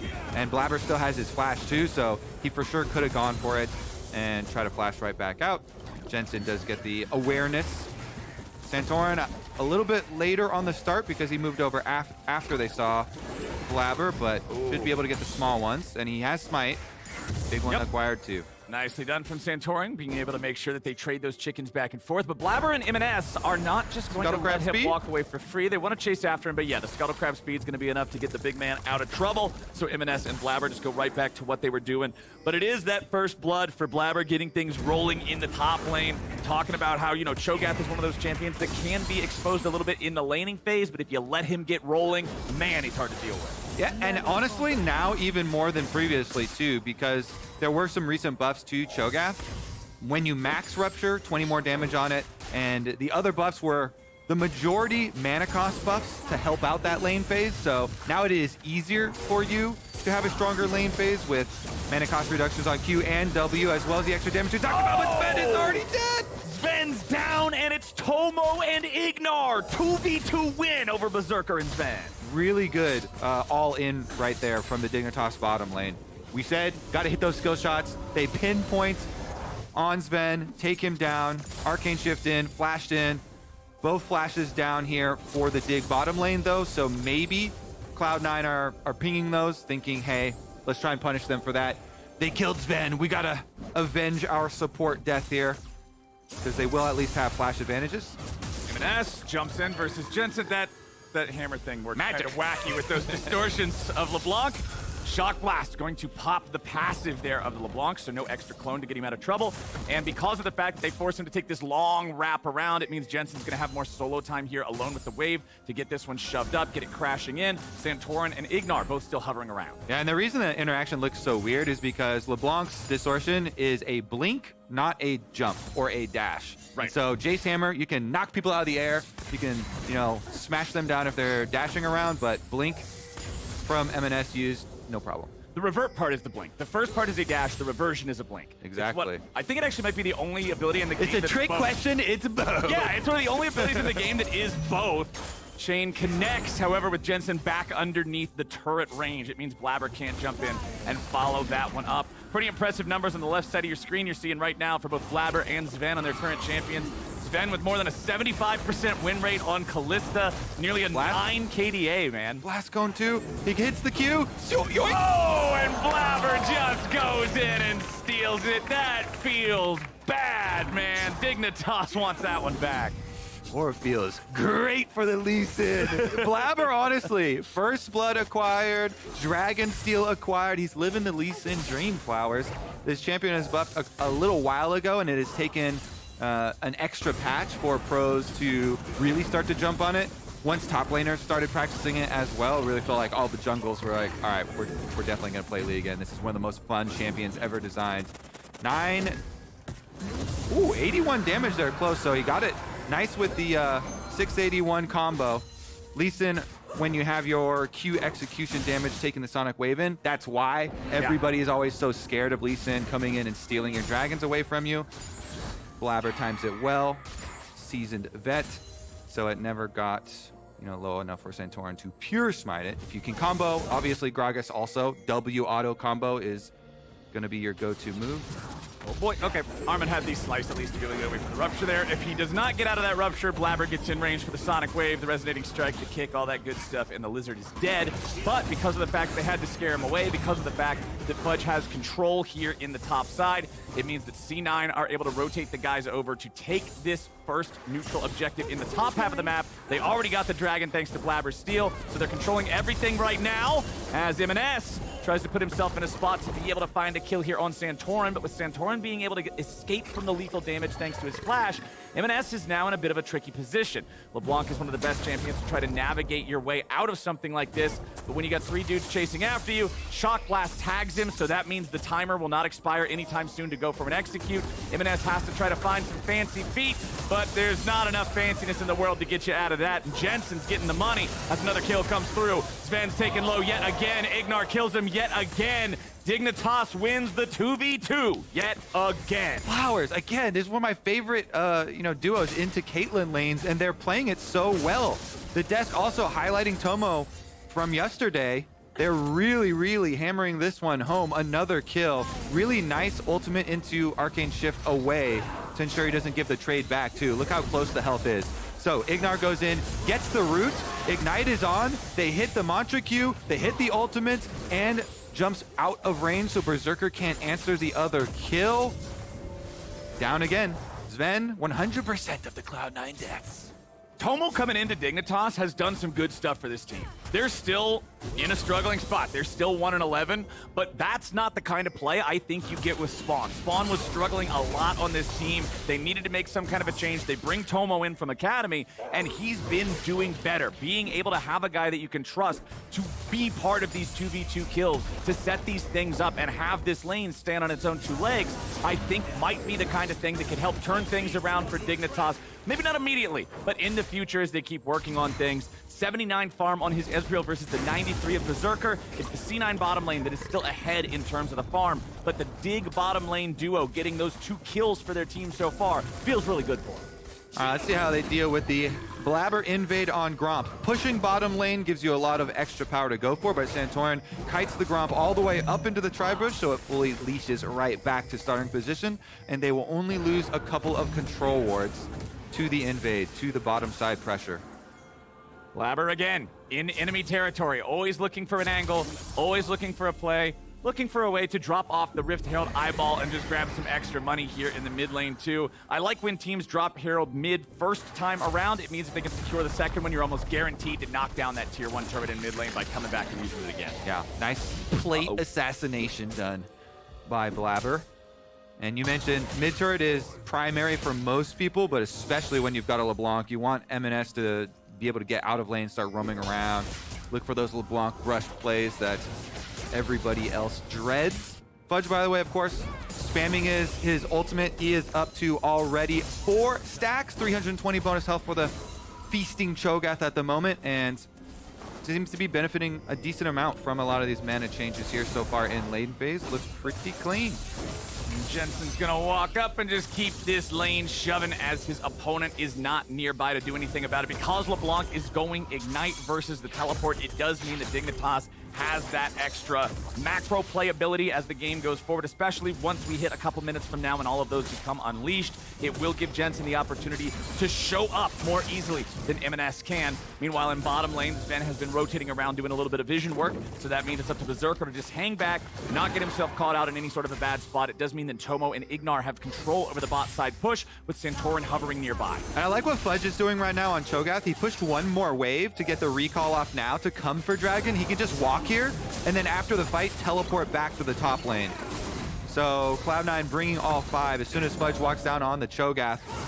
His feast is not quite back up for the Giga guarantee on the Dragon, but they're going to be able to push Dig right now. A little bit of a delay on the collapse from Dig. Armut is coming down from top side as well, though. Cho'Gath ulti is about to come back up, so whether or not they want to use it for a fight or for the objective will be up to them. M&S needs to reset his spot here a little bit. Still stuck on the wrong side of the terrain. Ignar gonna throw out another one of those inner flames. He gets the ignite, but the shield, the safeguard from Blabber, along with the heal of Berserker, will keep M&S alive. Dignitas, however, has done significant damage to the enemy mid laner, who does not have a teleport. It means they have man advantage. Tomo's pretty low, but he is Ezreal. He can still contribute with a couple of mystic shots over the wall. Armit trying to challenge Blabber here in the pit over the Drake.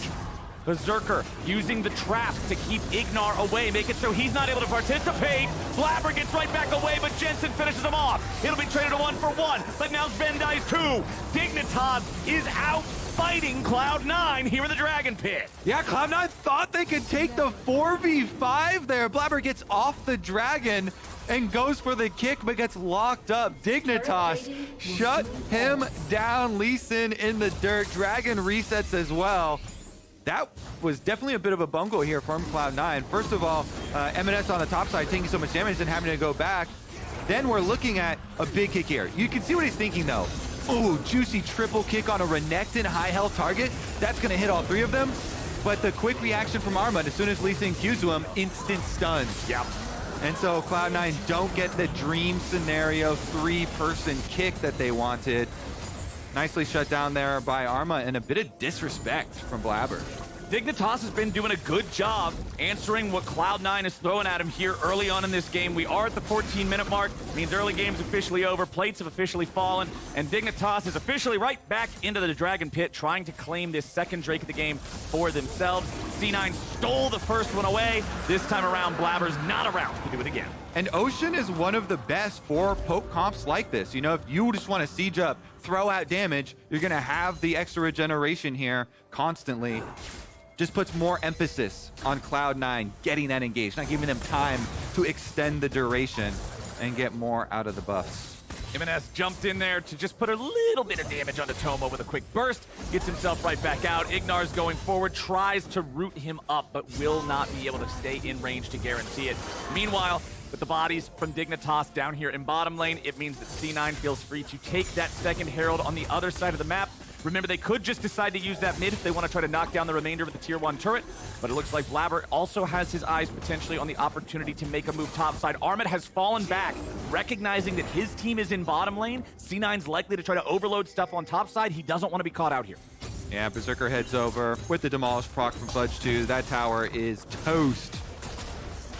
Armit gets away. All he can do is watch the turret fall. The trade is happening on the other end of the map as Tomo and Ignar are working together to take that one down. The Herald is going to be summoned up here in the top lane still, but aiming for the second turret. Remember, these are worth so much money compared to the other ones. It's a pretty big influx of gold for C9 to grab it, going from just about 400 gold up to 1.1 thousand gold up instead. Feels really good to grab that. Armit's going to stop it before it goes any further, but it's a 2-to-1 tower lead for C9.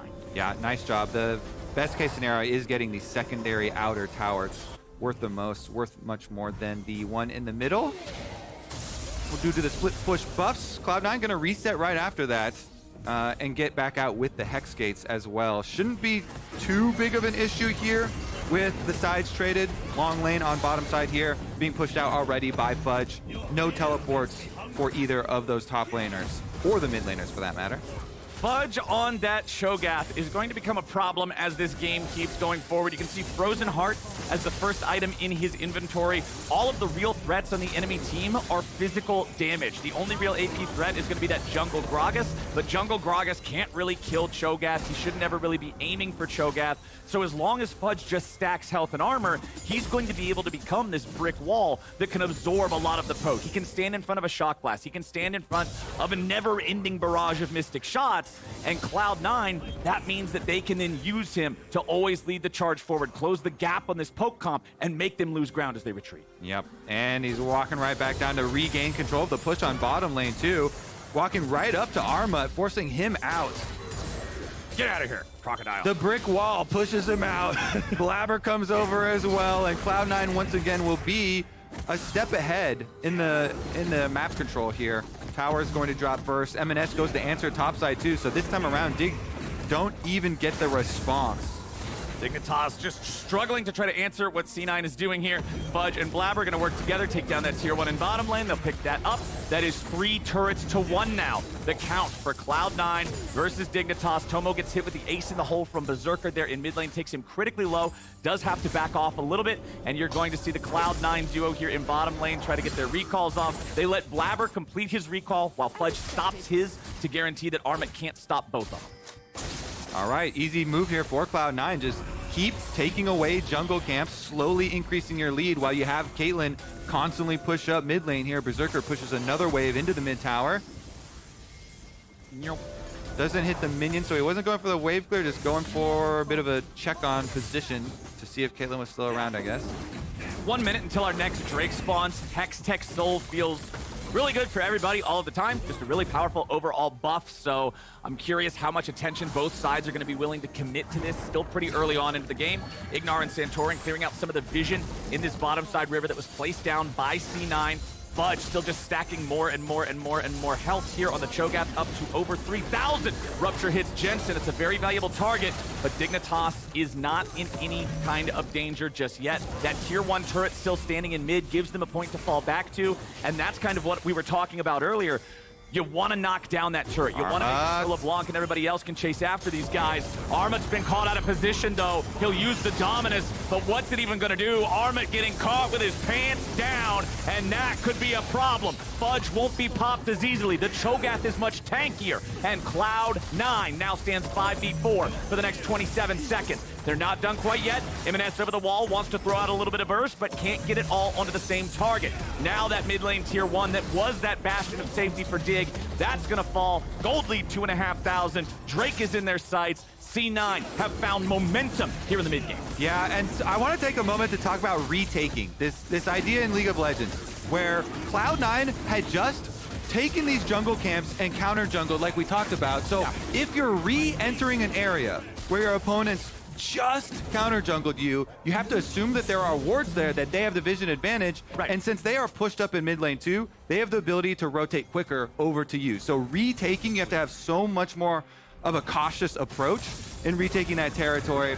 And Armut got punished. Now though, Sven. And Sven is caught. Sven is dead. That flash was unfortunate. It's a rough game for Sven. 0, 4, and 2 here on the Callista. Dignitas has been picking on him constantly. But now, are they going to get caught out instead? They will. Fudge with the kill on Santorin. And now Dignitas has to fall back. Berserker's winning the 1v1 against Tomo off to the side, while Fudge remains an impenetrable front line. It's Jensen getting kicked back into Fudge's waiting arms. Sonic waving into the resonating strike, but they can't quite kill him just yet. Jensen and Tomo and Ignar are all falling away as Blabber's about to fall down, and Armit picks him up. Now he sidesteps out of the way of the rupture, but nobody else from Dig can get in range. Armit falls, and everybody else tries to fall back. Fudge continues pushing forward, wants to see if he might be able to grab one of these guys, but it's M&S who's the real threat. If he can distort over the wall, he might find something. But he doesn't have the cooldowns. He doesn't have his ulti distortion ready to go in time. And it means Dignitas will disengage. And guess what? LeBlanc just gets scarier from here on out.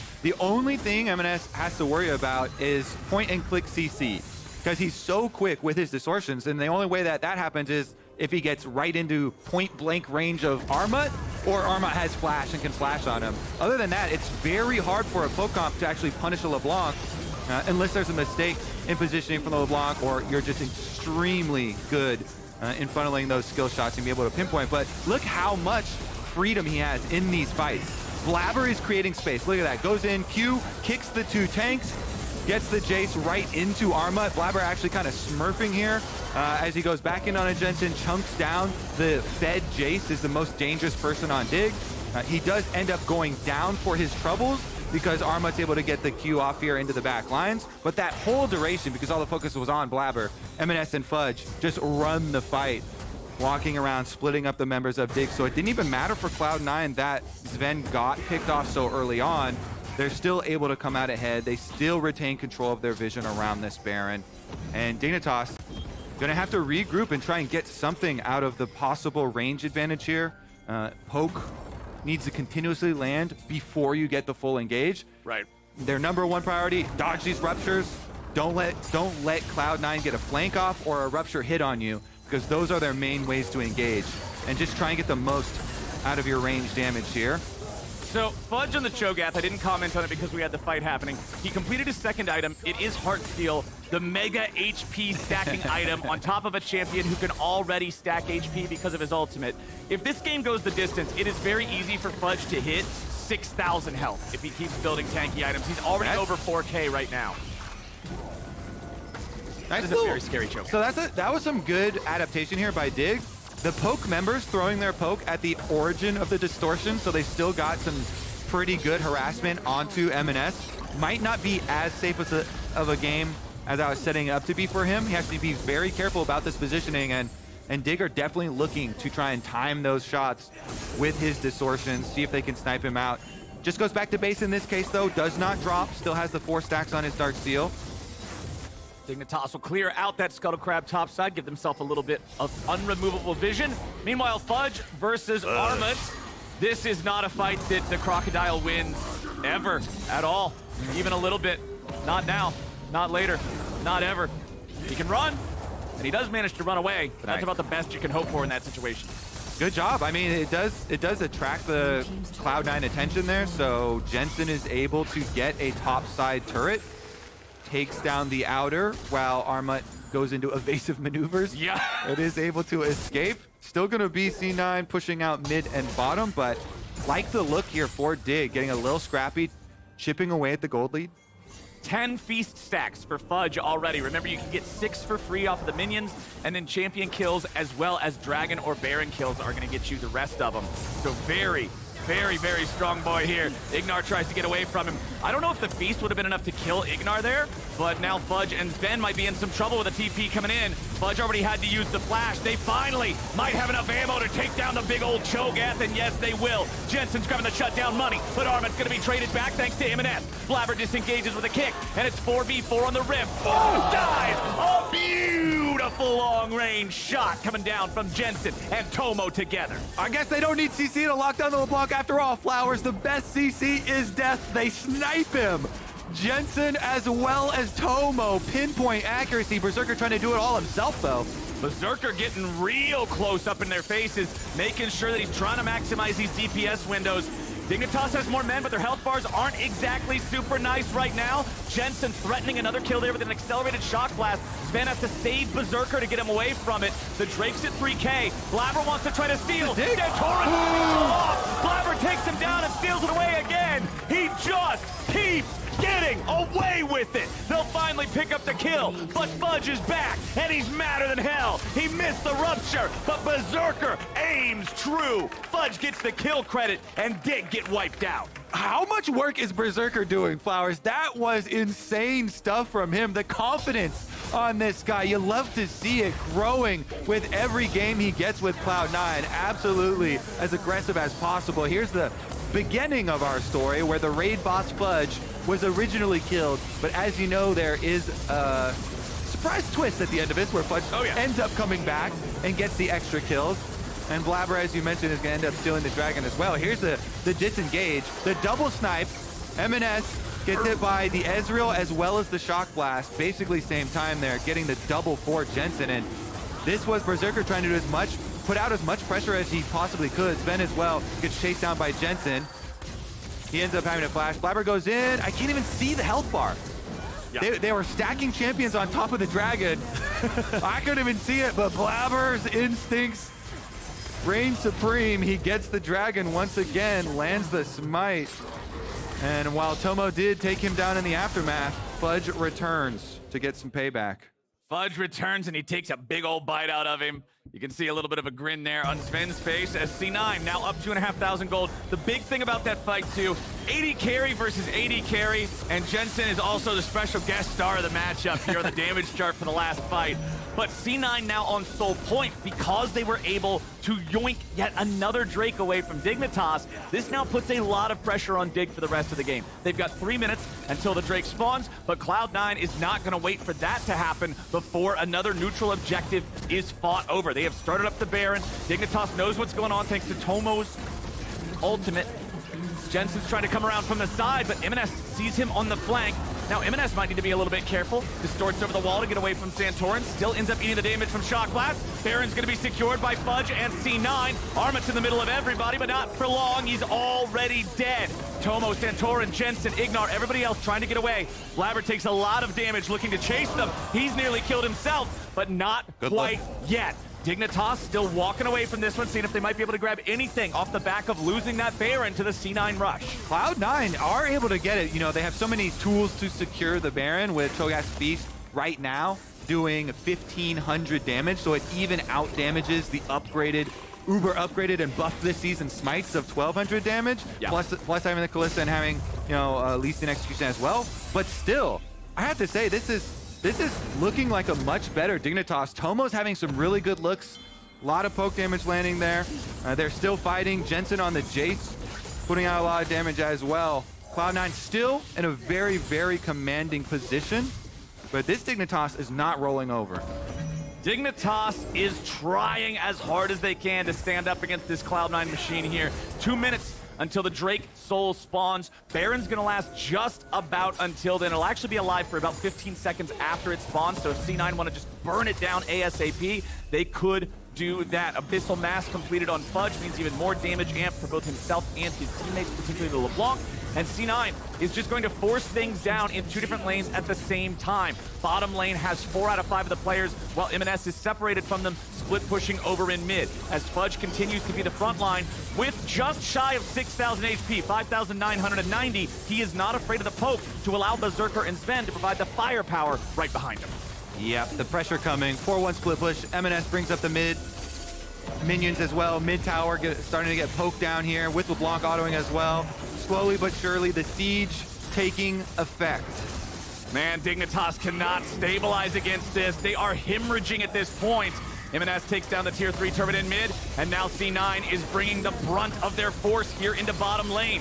MNS ready to join up with everybody else. Blabber stuck in the middle, he might be killed, but no, he won't. Armit's the only one to die so far, and C9's gonna pick up their first inhib here in bottom lane. Shock blast from Jensen hits Blabber, takes him low, but he ain't dead. And the mid lane inhibitor falls next. 2 inhibs down in the blink of an eye, and C9 has a lot of minions pushing up here in mid. They can just keep trying to push. They may just be able to end the game right now. They still got 25 seconds, before Armit is back on the map. Blabber is very low, but the first Nexus turret has already fallen. Fudge finds a knockup on a Santorin. The Feast isn't ready just yet, but M&S finds blood in the water and absolutely tears Tomo apart.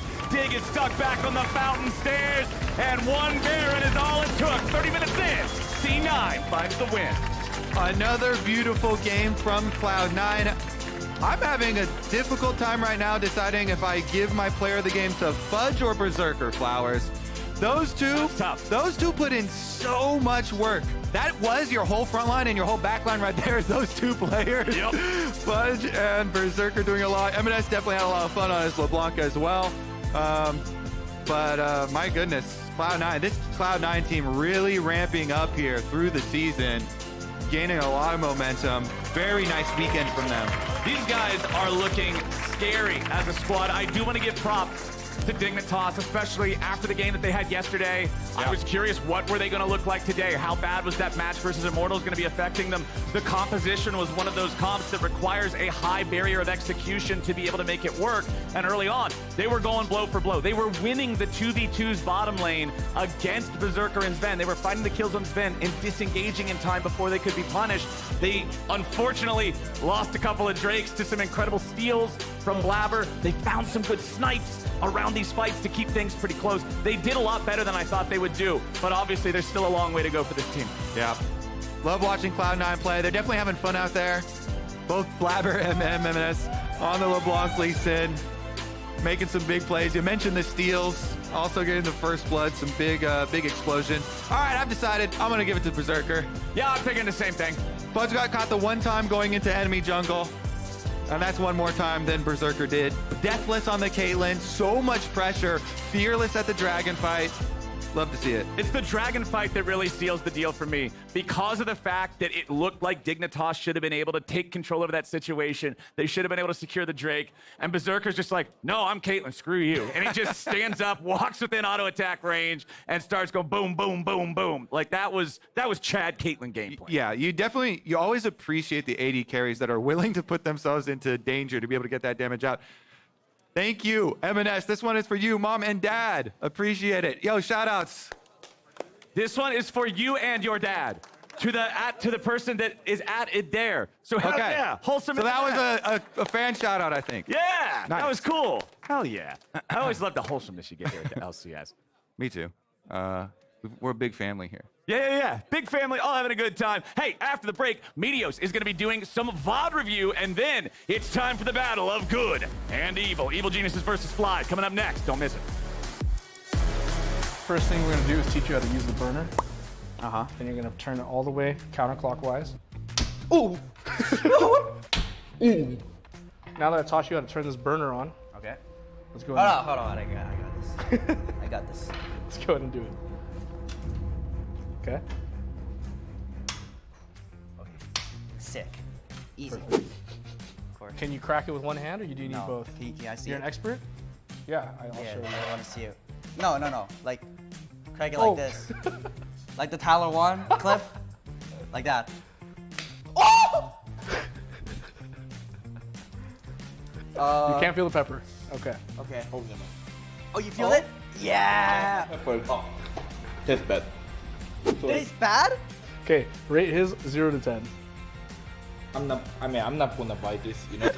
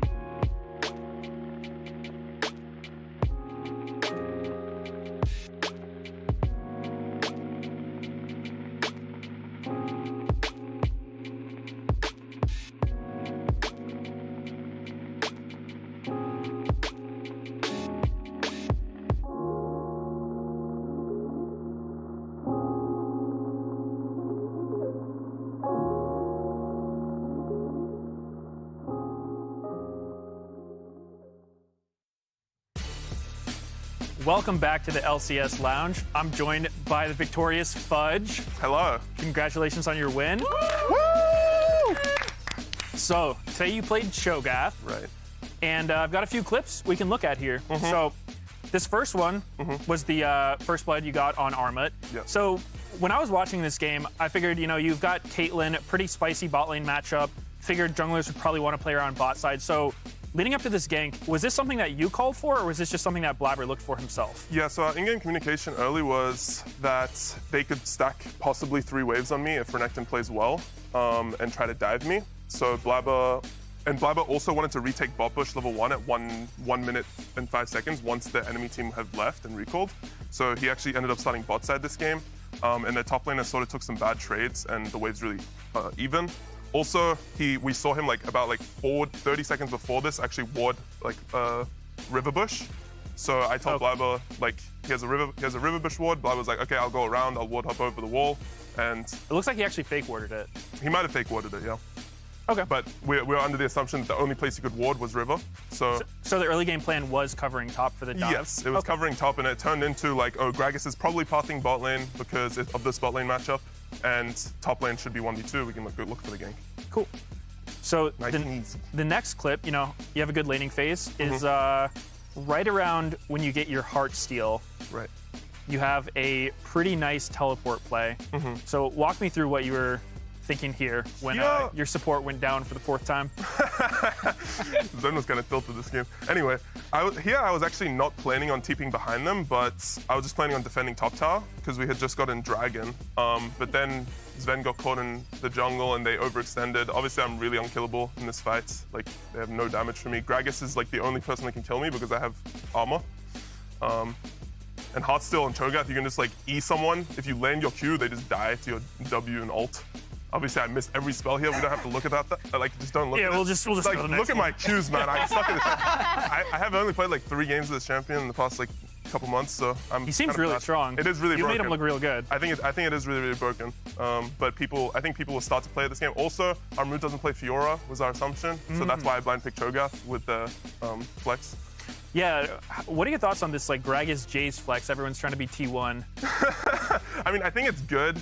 I think it's good for draft. I think it makes it really hard for you to blind pick top lane, just because you're possibly against either Gragas top, Jace top, or you can get counter picked again. So usually you should get a good top lane matchup.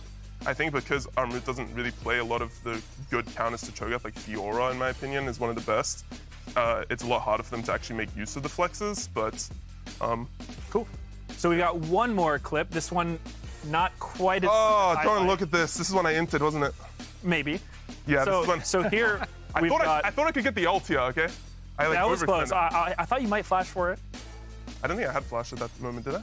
Maybe I did. I'm trolling. You flashed out. Yeah, I flashed out. I'm trolling. Okay, so were you worried at all here? As soon as you go down, what was going through your mind? In my mind here, if we just don't fight the dragon, because I inted, obviously, I wasn't thinking about Karma having TP, flank wards on after she ran through river, which was really bad. But after I inted, I honestly just thought that if we backed off, we would win the game anyway, because as soon as we group 5 with Caitlyn having BT, they have no way of poking Caitlyn down. LeBlanc just plays on the side of the fight, Lee Sin plays on the side of the fight, and we just play as 3 with me, Caitlyn, and Kalista. They can't engage on us because Kalista ults and I'm too tanky. I just block all the poke. So I thought if we just didn't fight this, we would win the game anyway, but my team was pretty set on trying to outplay them here, which I think they should be able to win, to be honest. They are pretty low in health, and Caitlyn with BT can just keep healing, as you can see off the dragon.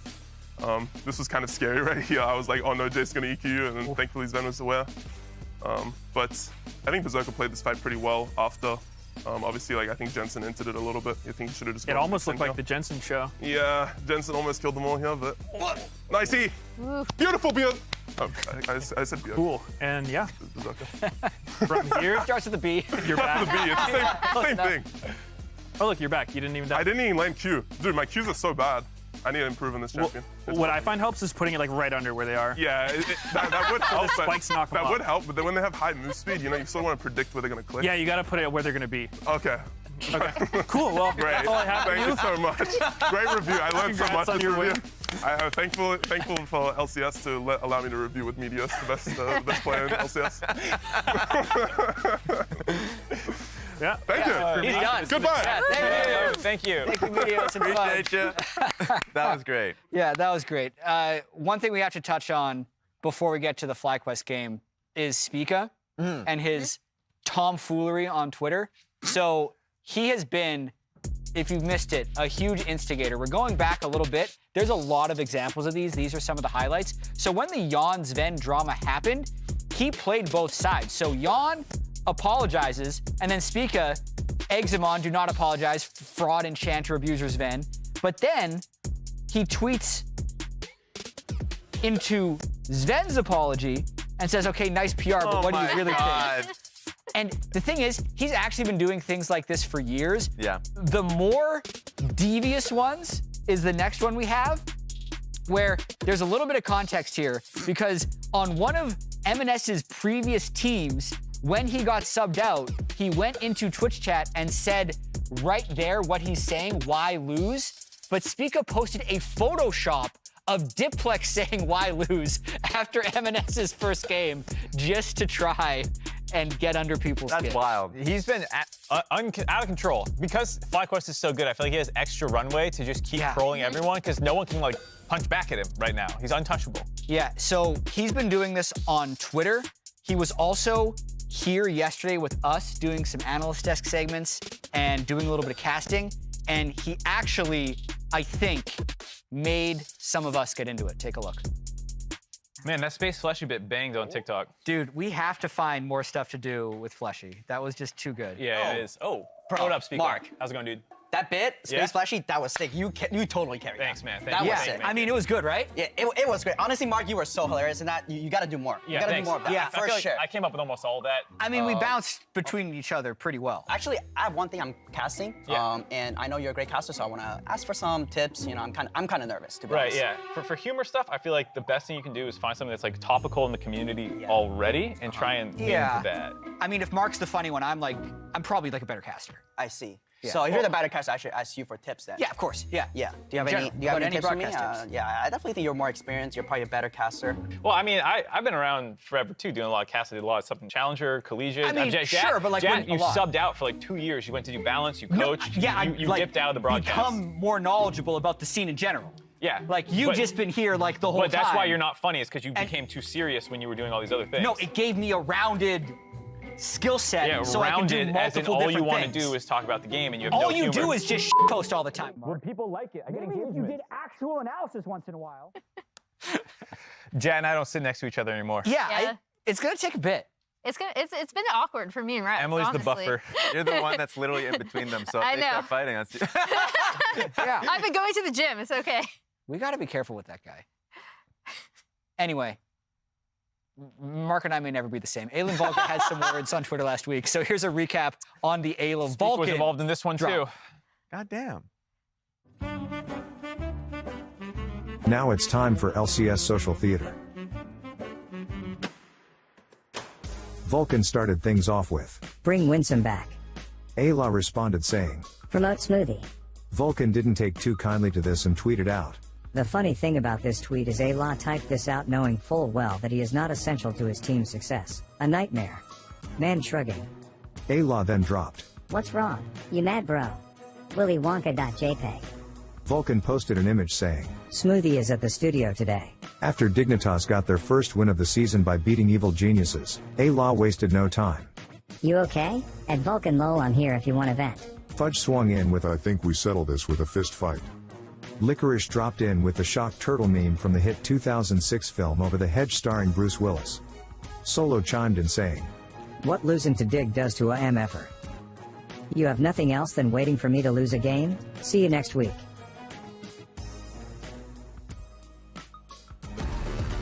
Welcome back, everybody. It's time for game number 3 of the day. You just got caught up on a little bit of the trash talk between our next two supports going head-to-head. We got Meteos back with us for this one. FlyQuest versus Evil Geniuses. Where do you stand in the battle of good and evil that we got here? Well, if FlyQuest is good, I would probably side with good on this one. Yeah, So probably. you're Team Ayla. Yeah. Oh, the drama. Yeah. The drama I don't take part in. I'm like a spectator. You're a wholesome boy, huh? Okay. Well, I love the drama. I don't. You're just He's eating popcorn. Yes. Laughing at both sides. All right, fair enough. That's actually one of the best ways to do it.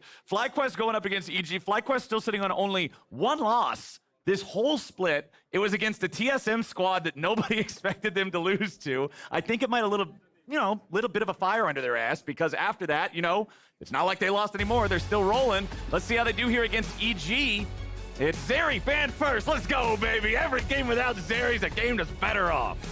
What do you mean? I've had nothing but nice things to say about her all The day. King Poro's not here. You can say whatever you like to Okay, say. I hate Zeri. Honestly, I want to throw some more hate there. I hate Ashe as well. Let's get that one out of there. Hot shot, annoying as hell. Has anyone discussed removing bottom lane from the game? Like, do we really need 3 lanes? We just have a 2-lane game. Yeah. Maybe give it like a spooky aesthetic. Put like a big spider on the top of the map. That sounds too scary. I don't know. Yeah, it sounds like it might scare away most of the player base. Yeah, everyone talks about removing jungle, but I feel like we need to start the counter petition. As we whittle it down, though, with bottom lane, that's going to be one of the most banned lanes consistently here through the LCS. I'm a little surprised there hasn't been more support bans, considering these 2 players. Like, what's at stake here? Yeah. Definitely. Well, there's one. The edge in the trash talk. Kobe's happy. The Ashe is banned out. We're good to go. We also got the Vi. I'm Team FlyQuest now. Okay. All right. Kobe has been easily swayed based on the bans of the champions that he does not like. One more to go for EG. Yes! We don't have to see Zeri Lulu. We don't have to see Lucian Nami. It's a good day. Let's go, boys. Let's go. It's about to be a banger guaranteed. So I'm thinking Varus then. Varus is going to rise in priority a lot. Varus and Aphelios seem like two of the key AD carries still popping. Ooh. All right, yeah, we know it's not going to be lead first if Varus is up. Okay. I am shocked. Can't believe it. You called it. I am shocked. Profit. My God. Oh my God! no I'm still way. really shocked, guys. Is he about to 2-for-2 it? Okay. It's not that type of. It's not that type. It's not locked in yet. Let's wait a second. Yeah. Oh, you're playing with my heart here, Meteos.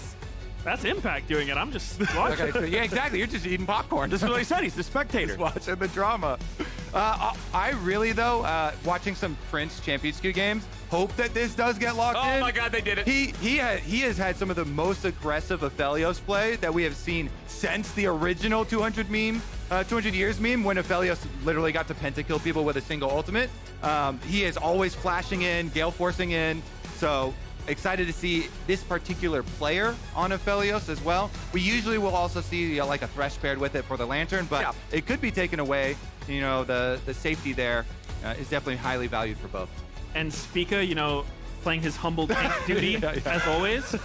It's funny with Spica because he's like a Nidalee Graves player in solo queue, but then comes to competitive. He's like, yeah, I'll play tank. It's funny too because I thought he would be unlocked by this patch where they nerfed Amumu and Maokai. He literally had 8 plays, almost all of their games between Amumu and Maokai. I'm like, okay, now he can breathe a little, right? No, back on Sejuani duty. Interesting, EG takes away the Thresh. We've almost always seen Aphelios paired with the Thresh just to give him a little extra safety. I haven't loved Thresh so far this patch. Really? I just don't see that strong. I don't know. He's kind of outdated. Vulcan definitely had a pretty good performance on him. We'll see if they can replicate at least the late game Qs into Qs is definitely feeling pretty good with the chain death sentences. But there's that flex pick again with the Gragas. The Gragas is locked in. Not a super impressive win rate on him so far in the LCS, but EG wants to remedy that. Of course, one of the big strengths of the champion is his flexibility. You can play him in a couple of different roles. FlyQuest recognizing, hey, we can't get the Thresh that traditionally pairs with Aphelios. Let's take something else that can do a good job protecting him. They'll lock in Lulu down there with Prince. I like this combo a lot. To me, it's looked stronger than Thresh because, the way it used to be is anytime you played an immobile AD carry, you paired it with Thresh because you have the Lantern for safety. But with the inclusion of Gale Force, kind of gives him that safety on his own, and Lulu just gives Aphelios a lot of damage. So I like this combo. Draft's looking good for Fly so far. Man, JoJo's got a lot of ambition. I actually feel like maybe League of Legends is worse for him if he would have been a lawyer, doctor, actor, astronaut, president, general, and player in 2 professional sports. No, he doesn't say or. It's and. Yeah, he's going to be all of things. Wow. Yeah. What have we denied the world by taking him as a League of Legends player? My goodness, the things that he could accomplish if it weren't for League. Silas gets banned away, though, against Vikla. Has been definitely one of the better champions. I pretty much have loved Vikla when he's on any variation of these melee champions. Also look at on the Yone, the Akali as well. Maybe it still goes that way for FlyQuest. You know, when you have Sejuani, it even puts a little bit more emphasis on that. So I do like the ban from EG. And we're going to see the Lee Sin and Jace bans. We've been seeing that combo a lot of like Gragas, Lee Sin, Jace. Just a lot of flex picks going on there. Just don't want to deal with that. Banning away the Gwen as well. One of those top laners that if FlyQuest chooses to lock in their mid laner first and then leave counterpick in the top side, Gwen is one of those champions that can be good into a lot of the picks. So getting rid of the ability to take that on fifth pick on red side, excuse me. We'll see which one of these solo lanes they want to draft first for FlyQuest. They know that the Gragas has been receiving most of its play mid, that Cassante is one of the champions that Gwen is traditionally picked as a counter into it. So banning away the Gwen does sort of give you the hint that EG is thinking about taking Cassante as their own top laner. FlyQuest going to deny that, pick it early for themselves, leave last pick for Vikla. I want to see a Cho'Gath here in response to Cassante. That matchup is actually so good for Cho'Gath because as soon as Cassante ults and goes all out, you just eat him. Because he loses all of his health. You just eat him, man. You half health yourself, and then you get true damage chomp. You just eat him. Wait. They actually win Garen. He does the same thing. It's someday Garen. Yeah, he had to get Moose Hater on the phone. He actually does have the same idea with the ultimate as soon as Cassante does ult, but you shout it out immediately, Flowers. In Moose Hater and Champions in Challengers League, but as well in Europe as well. Adam in the Challengers over there, or in the Champions queue at least over there, definitely getting a little bit of Garen. This is one of those picks that is primarily for solo queue though. Wow, this is Azir blind after the nerfs. This is going to give Vikla pretty much free reign to pick what he wants here in the mid lane. Hoping for something spicy. I think it's got to be, you got to outspice the Garen in pro play lock-in. Well, if you want to go kill pressure spicy, then you go with Yone or Akali. If you want to go kind of match and then roam, you go the Talia. Looks like they're going to do the match and roam here. And I would love to roam to that bottom lane for sure. So definitely looks like a good option to me. I want to see Garen with Ignite. Yeah? I think Ignite Garen is the cheesiest thing you can possibly play. You can't mess it up. You just ignite ult Cassante when he ults. Same thing as Cho'Gath. Yeah, I don't think Impact's going to have a lot of fun if that's the case. I mean, I'd love to see it as well. Most of the times when I've seen, I do a lot of like random spectating of Challenger games, high elo games or whatever. The couple of games where you do get a Garen in there, a lot of times they do like to take Ignite just for exactly what you're talking about. Yeah, you don't have the global pressure of a teleport later on in the game, but your goal is to not get to a late game that feels fair in the first place. Your goal is to slam the guy, execute him constantly, easy peasy. Yeah, and I feel like it's always Ignite or Ghost, baby. You're gonna have one of these two, you know, isolated, more selfish summoner spells to be able to use. Obviously, with the phase rush as well, the mobility of the Garen has been one of the biggest tools that has got him to this point where he is that kind of pocket pick for some players. Strybreaker pretty much always the rush as well for him. Let's see what someday can get done. Oh, so he goes for the Ghost. Okay. Not the Ignite. All right. Okay.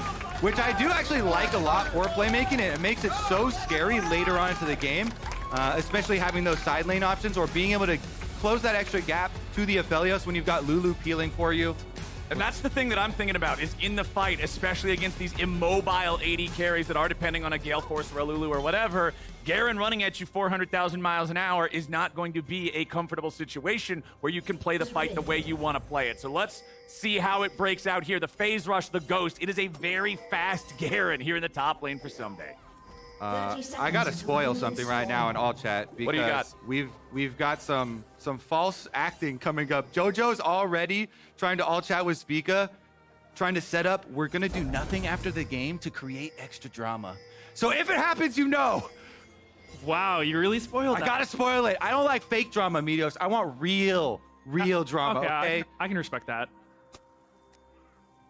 We're not getting any sort of drama early on. We're just doing this 5-point spread. This is, I was hoping for a little more spice than this, boys. We have a Garen and we're just going to sit AFK in our own blue brush? I don't know if he's the strongest level 1 champion. Garen and brush, bro. It's the Garen and oldest meme in League of Legends. He isn't a brush. I don't know. That's not a very Chad brush. It's just a normal brush. We'll just have to give him a little bit. Need some levels. Okay. All right. We can do that. Bottom lane here, Ayla and Prince just going to be hanging out here. The Aphelios becomes one of those scaling monsters, similar to something, you know, like the Zeri. Not quite as many pentakills as Zeri, but hey, still pretty exciting to watch. Kobe, you were talking about how Prince is a very aggressive Aphelios from the things that you have seen in Champions Queue. Also, with the current state of AD carries being this bloodthirster overheal build that gives them so much extra shielding, so much survivability, especially when he gets that red-white combination, he just turns into a death blender. Certainly does. See about the early stages playing from them, because Ayla's going to get played in. Yeah, I would expect EG to be looking bot side this game. I don't necessarily think they have scaling on their side when you're up against, you know, Aphelios, Lulu, with a huge front line like Sedge, Cassante, so they're more than likely going to look to punish the bot lane early and get some kind of snowball going. Both junglers are starting on their respective top sides of the map, so we'll expect to see them pathing down here towards this bottom lane. Both of our duos hit level 2 without anybody immediately going all in. That is something you oftentimes see, but not here for this particular matchup. Spica's just going to path behind Vikla early on here, walk through mid lane, and he'll make his way down into the bot side jungle of his opponent. Walks over a ward there. Jojo winning out nice and early in these trades against Vikla's Talia. That's a really smart ward there by Inspired. He put that on the way down to his bottom side just to... It's spotted for the invade and also the mid gank. Really good coverage by Inspired. Yeah, and because of the extra information, that's why he backs off of his red, goes to Krugs instead. Spica doesn't find him and is going to be able to finish up the Krugs while his bottom lane remains safe. A little bit of violence in the 2v2 breaks out after Vulcan hit that hook. They trade Ayla's heal for Vulcan's ignite, but everybody's still at pretty high health totals overall. The ward placed down from Spica on the red lets him know that's exactly where Inspired is right now. Inspired also not using his smite on the Krugs means he has that smite ready to go for the red in case Spica wanted to stick around and challenge, but we have perfect vision. We know that's not the case. And after the cross through mid and the journey through all the wards there for Spica, it is going to be a pretty hefty jungle CS lead here now. 2 camps advantage for the Gragas as he transfers up to the top side and should be able to trade crabs. A little bit delayed. In today's day and age, though, does that really beat you that much as a jungler? You know what I hate? I still hate that the crabs experience was reduced so heavily on the first one. It just... I don't know, man. It's not as big of a prize. Kind of bad. If you got double crabbed early on, you're just like, it gave me a rush, though. I love that. I think the game should just end if one player gets both. You get both crabs, it just explodes at the Nexus. Yeah, it's a win con. Blabber's face pops up. Good job, you won! Inspired looking for mid. Might be able to seek out an angle here on Vikla. Yes, they do. The body slam, the flash, the damage, the auto attack, the first blood for Jojo. And he gives it to his mid laner there. Could have easily yoinked it away himself. Inspired, very humble. A bit of a mistake there by Vikla blowing the flash. It seemed like once that body slam connected, you were gone for sure. And by blowing your flash, you're just opening yourself up to that Azir scoop that you always see right at level 6. Top side, let's take a look at how these trades of Garen versus Cassante go. You can see, you drop the silence, you spin on top of them. As soon as the silence wears off, it's generally when you're going to start walking away, not staying around for the entire duration of the spin, just to guarantee he's not able to fight back very well. Impact's going to freeze the wave outside the turret here. Oh, we even had the shake effect on the dragon. That's spooky. Someday sticks around because Impact pulls the wave over. Yep. Get the next one shoved up in there. Impact's going to try to fight him however he can, but there's not a whole lot really to fight. Someday doesn't have enough strength to instantly clear the wave with a single spin, so he sticks around a little bit longer, grabs that last one there. Spica's still hanging around here in the top side. We'll be able to smite that Krug to guarantee he clears this camp out a little faster, but Someday's going to back off now. It's always a bit of a weird spot when you're the top laner without TP against someone with TP because, you know, Someday wants to get that clean wave crash so that he doesn't lose a ton of XP when he has to recall. Unfortunately for him, doesn't quite work out that way. Impact did a good enough job sacrificing his health as a resource. Ayla says he's sending Vulcan back to Academy. I want the real drama, not the fake. Vulcan says the only thing you send is supportive comms to your teammates while they carry you. So, wow. Are you mad? Impact decides to contribute as well. Team player Impact, not going to leave his boys out to dry. Impact, this is supportive combat. Stay out. He wants a fair fight. He wants the 1v1, man. Classic. Top laners trying to get into the rest of the action and just getting denied. Stay on your island. Ooh. Goes for the hook. Misses it. Ayla not going to be pulled in by that one. Of course, if that did connect, we know that Inspired was right behind. We know that Spica was waiting too. Could have turned very explosive very quickly, but still not a whole lot. Evil Geniuses does have a very nice early lead here. Just the one kill that they got in the mid lane onto Vikla worth about 600 gold. Another plus 500 from the advantages they've earned through their farm. There's level 6 here. Oh boy, and he swoops him right on over to Someday Scare, and they pop the silence. Spin to win. Evil Geniuses has their sights set on Vikla. I, for one, am shocked to see his scoop from Oh Riot my Games. That was a God. crazy play by Jojo. Props for that one. Someday takes time out of his busy day to walk all the way down there too and collect on the kill with the Ghost Garen. Nonetheless, Impressive restraint, not ulting that. He definitely yeah. didn't need it, but it's such a guarantee. If this is solo queue, that's a Garen ult 10 times out of 10. Absolutely. he really wants to have that interaction with Impact that you're talking about. Half health himself, then get extra execution damage on it in the 1v1. I'm curious how Impact's going to play this out, because I went through a bit of a Cassante phase myself, and this matchup was not a good time. I didn't know what to do. See what Impact does. He's been pretty good at playing a lot of kind of losing 1v1 matchups, still managing to control the minion wave decently while not exposing himself to too much threat. So if we're going to learn from somebody, I definitely pick Impact. Oh, he's incredible at it. I mean, the guy's had an incredibly long career, and a lot of it, he's been the Lord of Weak Side, right? He can play that part of the team that's not going to get the focus, that's not going to get the resources, and still find ways to be relevant later. So 60 versus 64 in the farm count. Things are perfectly fine up there for FlyQuest's top laner. The biggest difference right now is in that mid lane with Vikla being focused, having 2 deaths so far. He's also not running a teleport, so whenever he dies, he is more easily punished. He's down about 3 waves versus the Azir of Jojo. Bottom lane's also a minor lead there for Prince, but that's about it. 2 kills, 1,500 gold lead. Spica level 6 now on the Sejuani. Inspired level 7 on the Gragas. Both junglers have their big playmaking tools ready to go. So a little bit of interesting stuff's going on with these AD carry builds. So FBI is going for Poke Varus, and Prince is not going for Bloodthirster. So pretty interesting. Yeah, I'm a little, that's a little bit of a head scratcher. I feel like Bloodthirster has become sort of like the meta item that everybody wants to rush, but I guess it's probably what you're talking about. Gale Force is so important. You want to be able to have that extra mobility, especially with no Thrash. To go in and get the execute proc damage every single time. Berserker uses it aggressively. Also, we got notification confirmed. This is the first LCS Garen ever. The LCS has been around for like a decade. That's Yes. 3,652 days, because of leap years, don't forget that, of no Garen. I remember it like it was yesterday, 2013. Here we go, Vulcan hits the hook.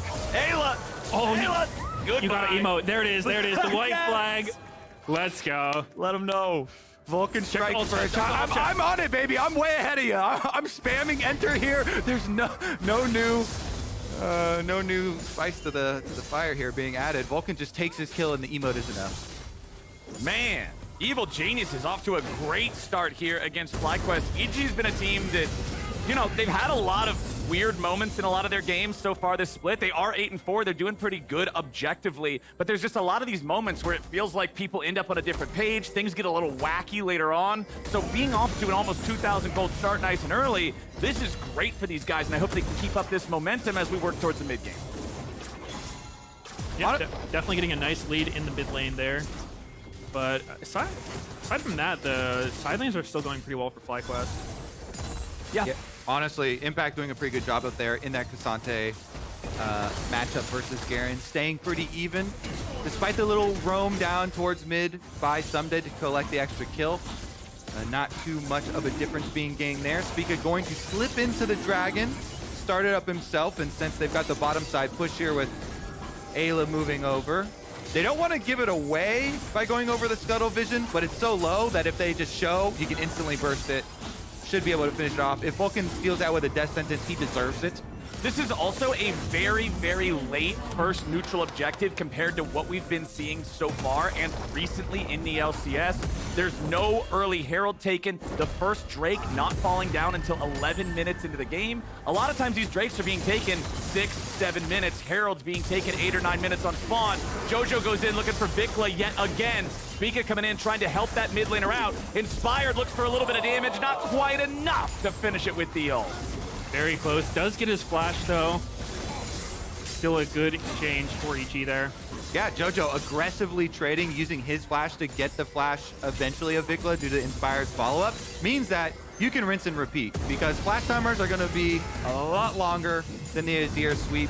So that's why you always want to be the one opting into it as the Azir. And honestly, from Vikla's side, I got to see some real big plays later, you know, interrupting or stunning Gragas across the minefield, you know, stunning this Azir out of some big play, or else it is really not looking worth it.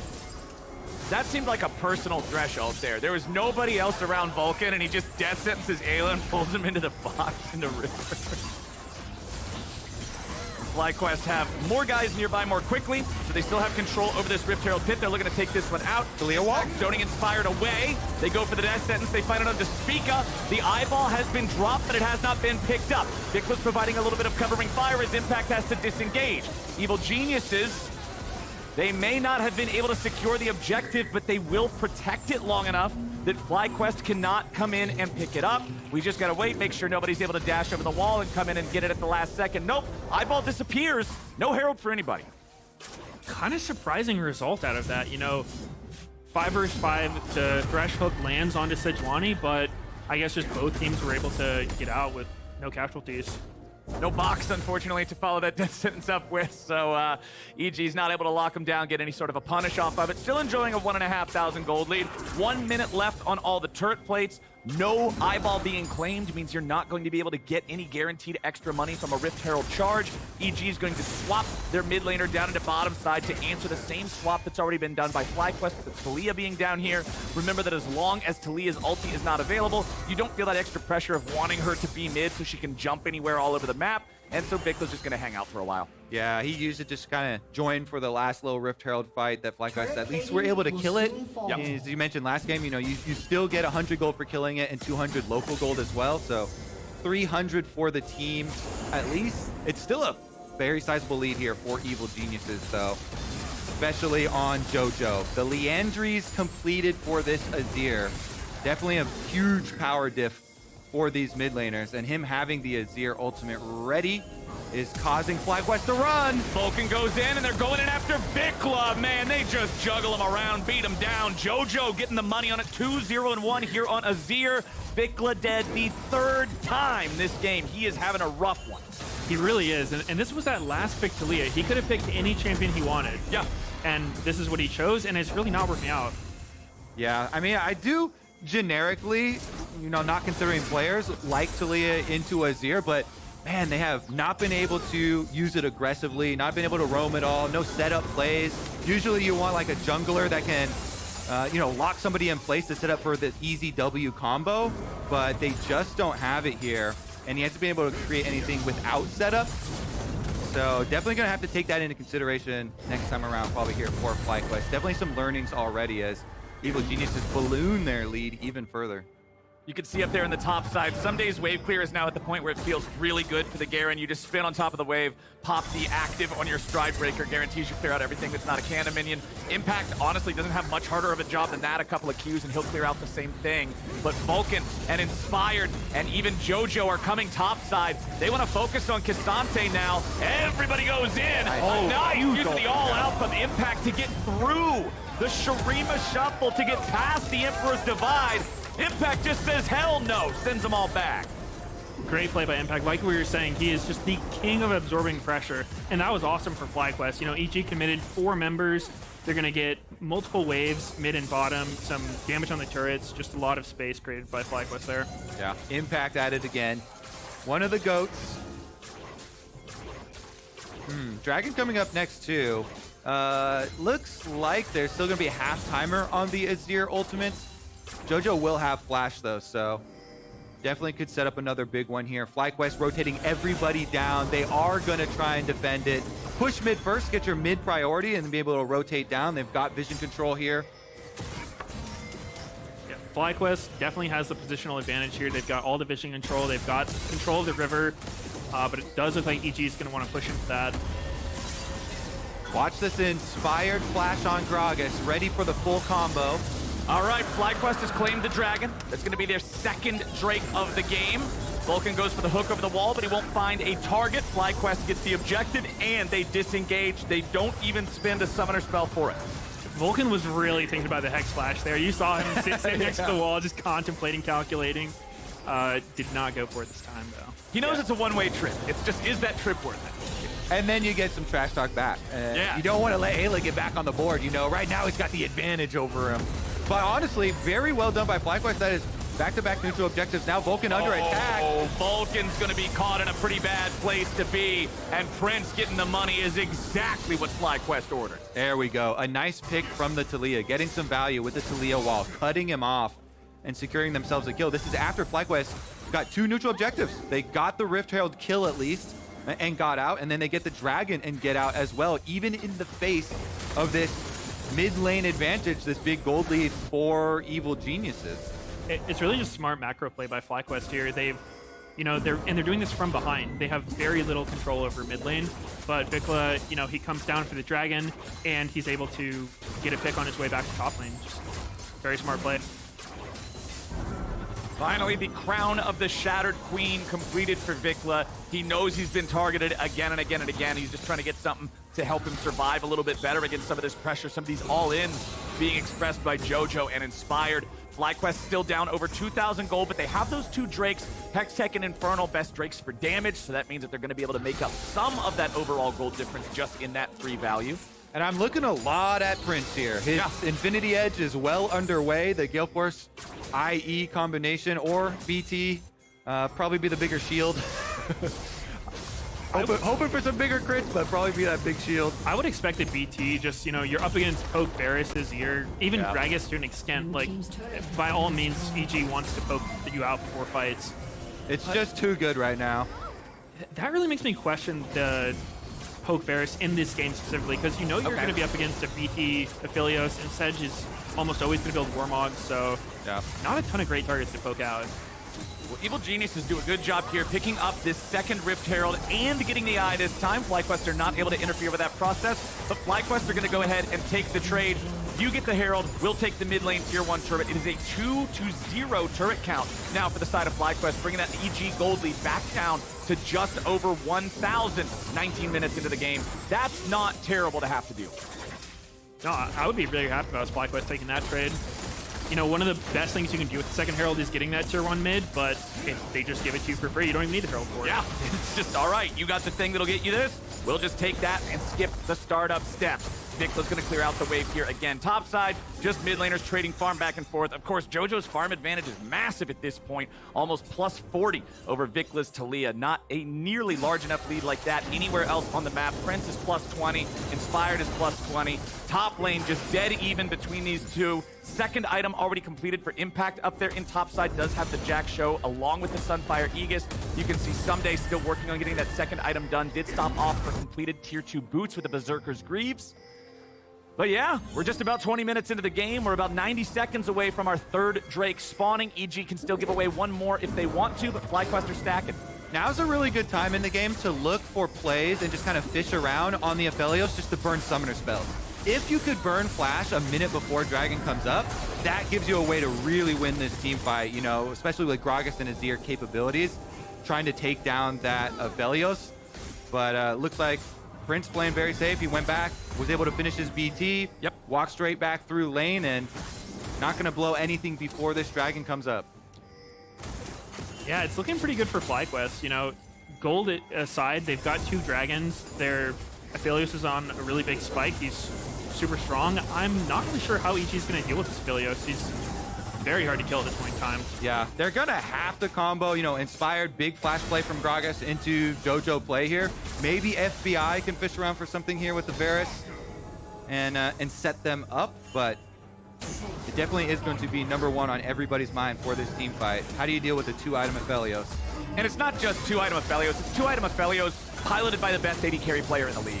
Prince has been a standout performer throughout this entire split. FBI is going to be caught by Spica there, but he has the cleanse so he can get away from the ulti. Impact coming around on the side as Vikla separates them all, and Inspired's the one caught out, but Impact may just be punished. He flashes away from the chickens and escapes with 10 HP. The fight continues, and Prince goes forward, but Prince may have been caught. He gets back over the wall. How the hell's he still alive? Finally going to be shut down. Vulcan gets slammed down by the Demacian sword, and now Spica has to run away from the Garen. Sunday's still after him, and he just keeps on spinning. Spica has to flash back over the wall. It's 2 dead on the side of Evil Geniuses, 2 dead on the side of Fly. But the FlyQuest players who died were Vikla and most importantly, Prince.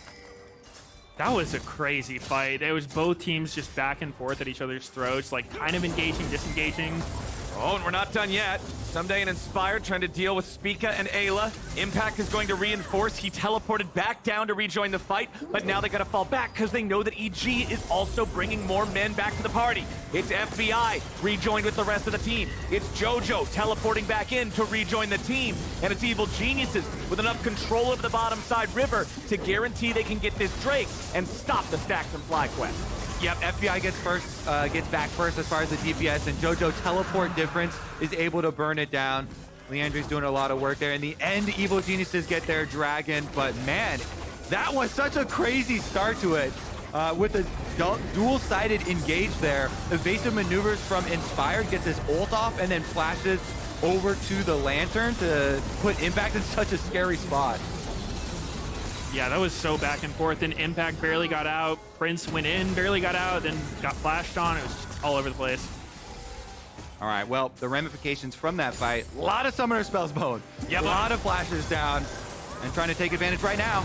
Prince gonna get shuffled back into the rest of EG. He's trying to tank it out as long as he can, but it can't be done.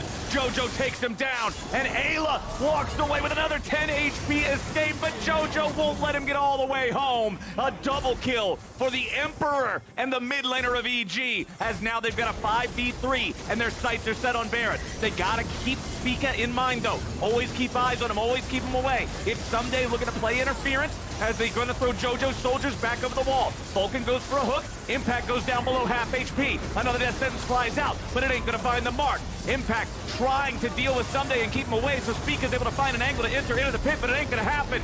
Someday goes all out. Someday goes all in. There's the execution on Cassante. He presses his ult, and then you just eat him. You don't even gotta be Cho'Gath. It's Evil Geniuses getting everything. I love how much attention EG put on not letting there be any chance of the steal, going over the back of Baron. They were tanking Baron spikes for like 30 seconds there, fishing around to kill Impact and Spica to make sure the Baron doesn't get stolen. They get the extra kills as well, and we finally got to see it.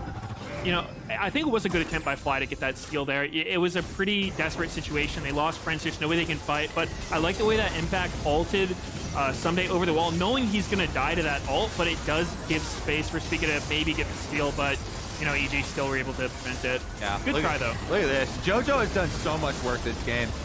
The Azir soldiers over the back of the pit, and then Inspired is able to take the Lantern and jump up with Vulcan. There's the ult for ult. Garen answer into Cassante. Meanwhile, Vikla gets zoned out by the rest of them. He will shoot Baron, actually, spitting on and finishing. JoJo is the only extra kill back. So the funny thing, remember Cassante, right? He loses a lot of his bonus resistances too. Never, I don't even get to talk about it, man. They're already going in. Prince is down, but he's traded away for JoJo. FlyQuest now looking for their chance to punish EG. Vulcan wants to get away. He flashes over the wall. He'll survive, but now Impact is going after Inspired, and he's going all the way. Spica gets the kill, and FlyQuest, coming off of a play where they lost a team fight, they lost a Baron, they lost it all. They come right back and hit EG for 2 players in the mid lane. Impact needs to disengage again now, because Someday is split pushing all the way to victory, looking to take down the tier 3 turret in top. He'll get it, and he'll get out. Someday is absolutely living his best life right now. Yeah, Just man. hard chilling on this Garen, just so strong right now. I love it. You can see it on the player cams as well, laughing after he was able to get the execution onto Impact. They're still wearing purple here for several members of Evil Geniuses, though. Yep. So top side inhibitor tower has been taken. and they can just reset, push out bottom. Vulcan gonna give it a little boost here for FBI with the added Hex Flash as well for some min-maxing on the distance of the Lantern. Yeah, I gotta say, I'm impressed by EG's ability to keep catching Prince out. You know, they don't have a ton of damage, but they're just hitting, look at this Gragas ult, just sends him right into a zero ult, into body slam. He doesn't hit the ground. Gragas ult into a zero ult. He's just bouncing all the way to the fountain there. That was a very good Gragas play. That was not an easy ult to hit. Then boom, they wombo combo. It's the impact ulti into the shove from Talia that guarantees the extra kill onto Inspired there from FlyQuest. Now they got to try to defend underneath their tier 2 turret. Gragas ulti flies out. Impact doing a good job there, being that frontliner, being the guy who can soak all this damage. Jojo's not grouped up with the rest of Evil Geniuses. He's pushing over to the side, taking out the tier 2 in mid lane. It's going to buy enough time for the rest of EG to take the tier 2 in the bottom lane. The gold lead expands further. 7,500 gold to the Geniuses. All right, baby. 17 seconds on this dragon. Can we do anything? 7,000 is a lot of gold to contend with. Evil Genius is getting back. They're spending it all right now. We see all the item completions coming through. Void Staff as well now picked up for Jojo. Plus, he's got the True Damage Potion in inventory. He's really min-maxing the duration. Gonna walk it all the way out till right before the fight to be able to pop. Yeah, what a disastrous last 5 minutes for FlyQuest. You know, this whole game has been neck and neck, and then since that dragon, or well, losing the fight right before it, they've just sort of lost control of the game entirely. Prince does have Flash up now. All right. Flash cleanse, has the Gale Force ready to go. There's so much pressure on him, too, to be able to just put out this ridiculous amount of damage to get them over this 7,000 gold wall that EG has built. And especially because of the way the early game went, with Talia being pretty far behind for the majority of it, everybody on EG is always looking at Prince. So everybody knows it. You know, he's going to have to outplay all of this CC coming at him. We saw Inspired, Jojo, FBI, Vulcan, everything being shot towards Prince's way. And they don't feel, after all those losses, that they can contest on Dragon number 2, because the rewards are very small and the risk very high. Someday is so scary on this Garen now as well. With Dead Man's Plate completed, he's just going to run at you so fast. As soon as he hits you, you're going to be slowed down. You're going to be silenced. Stridebreaker's going to follow it up for an additional slow. He'll be re-hasted from the phase rush. It's a very, very sticky Garen that it's hard for Prince to be able to get away from, even if he's got that Lulu He's off to the races, Flowers. Oh, no, here he goes. He's flying like a bat out of hell. Lulu, run, little Lulu, run. Goodbye, Ayla. Run, little Lulu, run. FBI gets the money, and Ayla's out of the picture for 35 seconds. I think they should have given that to Vulcan. Yeah, just to send a message. Yeah, I would have done that. Call him on over. He used his Shirelias. That's about it.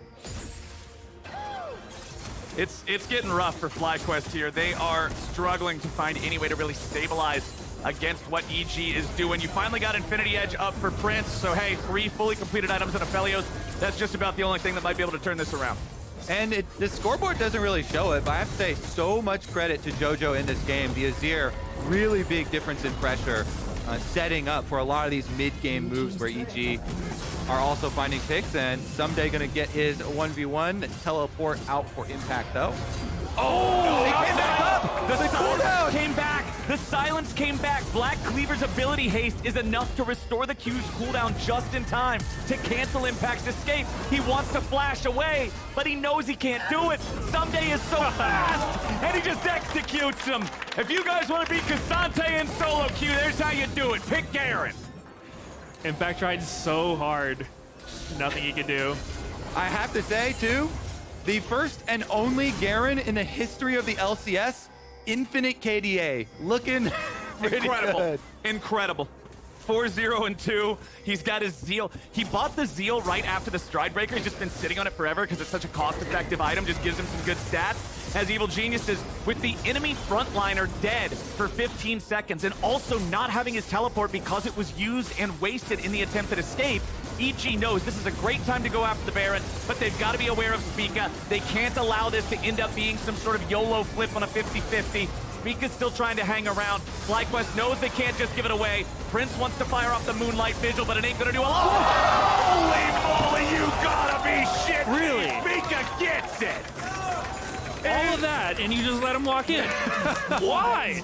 Insane stuff. So we saw first, Prince went up to shoot ult to try and get vision for him. Everybody on FlyQuest is trying to get vision for Spica. Then he has to go in himself. He ults, he flashes in, and brings hope to FlyQuest. At the 11th hour, man, the Sejuani. It's actually such a huge swing with the increased objective bounties into the game now too. That one magnified, and now they can get more with Baron buff. Let's take a look at the vision attempts here from FlyQuest, because Talia wall was used super early. Then we know Prince is gonna try and move up to get him some space. Prince doesn't, find anybody with the ult, but then Spica shoots his own ult in, he flashes in. It was an early one, and then he gets it at 330 something health. Oh man, that is a heartbreaker for EG. I have to wonder why FBI continued to hit the Baron. It seemed like they were doing fine, leaving it about 4k HP, but they just kept hitting it. They kept whittling it down and put it into range for the Aphelios Sejuani combo to get it. Yep. Well, boys, we now have a minute 45 for FlyQuest to try to get everything they possibly can from this Baron they picked up. Yes, they're pressuring a tier 2 in top lane, but look at JoJo. He's in the enemy base. He's at the tier 3. He's kicking down the door of FlyQuest's base. He knows he can't stick around for a long time. They're coming to collapse on him. He will not get the entirety of the turret, and EG manages to divert some of the pressure through this method. Ayla sidestepping away from the death sentence as Vulcan wanted to engage and find the enemy support. Now Inspired here in the front, and Vicla's able to keep him back. JoJo wants his entrance. Spica's going to keep him away now too. Prince ready to follow up. Vicla's here in the front line. He wants to get back. Seismic Shove going to be flashed away as JoJo stays alive. Prince is on the hunt. FlyQuest right behind him, looking to enable him, looking to allow that AD carry to find the money that he needs to get to win this fight. He has the green gun. He's got the range. Keep your eyes on Prince. Speaking of range, peep the Garen build real quick. You see what he turned that Oh to? my, rapid fire! Yes, extend the sword. Go gadget, extendo sword. Why use a sword when you can buy a gun? Somedays ready to silence you from 27 extra auto attack range away. Yeah, that's fine, because Garen used to always get the Mortal Reminder out of his Zeal, but now that's not built out of Zeal anymore, so I mean, I guess I've never seen this Does his ult get longer too? I don't know. It's only auto attacks. It's only auto attacks to my knowledge. Okay, so Garen's got a gun, and FlyQuest have Baron for another 15 seconds. They'll be able to use that to force down the tier 2 in bottom lane. That's the last thing they'll get with this Baron. The gold lead that was about 8,000 is down to 4,000. FlyQuest have 3 Drakes, EG have 2. The Baron wears away. We got ourselves a banger of a game, my friends. Absolutely massive Baron steal. Just completely got FlyQuest back in this game, and now it looks like EG's actually the ones who are struggling, because if you look at their builds, right? JoJo, they were kind of committing to winning off that Baron, right? He bought the blue pot. He isn't building death cap, so his late game's not going to be as strong. And the items are just coming in for FlyQuest. They've got, almost 4 item Talia, 4 item Aphelios. It's getting tough to win these team fights. What is going on? What a game. Runaan's Hurricane completed for Prince's Aphelios as well. So as they try to dogpile in with the Garen, with the Gragas, with Azir flying into the middle of the fight for everybody, if Prince is not immediately killed, he will be hitting everyone all of the time for massive amounts of damage. I feel like out of all 10 players on the Rift, Prince is the one who's going to matter the most in terms of how quickly he dies or not in this next fight. Spica will lead the charge as FlyQuest pushes up into the bottom side triangle of the EG jungle. They're not going to try anything super crazy, just sitting down a little bit of vision, seeing if maybe there's a straggler out there. This is one of those things that I think can become very interesting in a game where one team was so far ahead for so long, you might be able to catch them in a situation where they don't think there would be any danger, but now there is because things have changed so suddenly. Right, it's always a difficult situation to be in when you go from having such a lead to not anymore, because some people are still feeling like you're really strong. They're like, let's just keep fighting. Some other people, if they're behind, they're saying, oh, I don't think we should fight yet. I want to get my items. And they're just slowly losing control of the map. Yeah, I think it was a really telling toggle of vision by the observers, how dark and scary the map has quickly gotten for evil geniuses. So let's say you're in Inspired's position here in this game, Meteos. You're the jungler on the team that was ahead for so long. Things have changed now. What's the kind of call that you're wanting to make? How would you want to play it out from here for EG? It's tough. I mean, I think you need to try to find some sort of pick. I'm not convinced you just win a head-on team fight in this situation. I think you have to kind of get creative here and maybe find a big Garen flank. You've got tools like Varus, Gragas, Thresh to find picks. I think you want to just get defensive vision down, try to control your jungle, and punish Fly when they come to get control. And again, in the 2-minute period before the dragon spawns, try and fish around, see if you can get anything off of this Aphelios. Cleanse, flash, will take any sort of advantage you can for the setup, because that is going to be a big, big problem. Even Talia now, Talia hitting 5 items here with the Void Staff coming in for Vikla. No longer is he going to be held down from that early game. The minefield you have to be wary of. It's a big part of stuffing those EG comeback plays. The Gragas, the Azir, is going to have to be mindful. And it's the opposite of what Meteos was talking about for JoJo, whose build does not have the mega high damage items in it. It's Void Staff, it's Seraphs, it's Death Cap. All of these items added together create just a huge amount of threat. The Azir Stun Disc was summoned up mid. Prince killed it in 4 auto attacks. Spica's over the wall, coming out looking maybe from an angle with the Arctic Assault over, but doesn't see a good target for the Glacial Prison, but they're not going to engage anything just yet. 75 seconds before Dragon spawns. It's Soulless FlyQuest gets it. Baron also spawned up now. Ayla chunked out massively, and Really that good means poke. EG are looking for the opportunity to go after Baron yet again.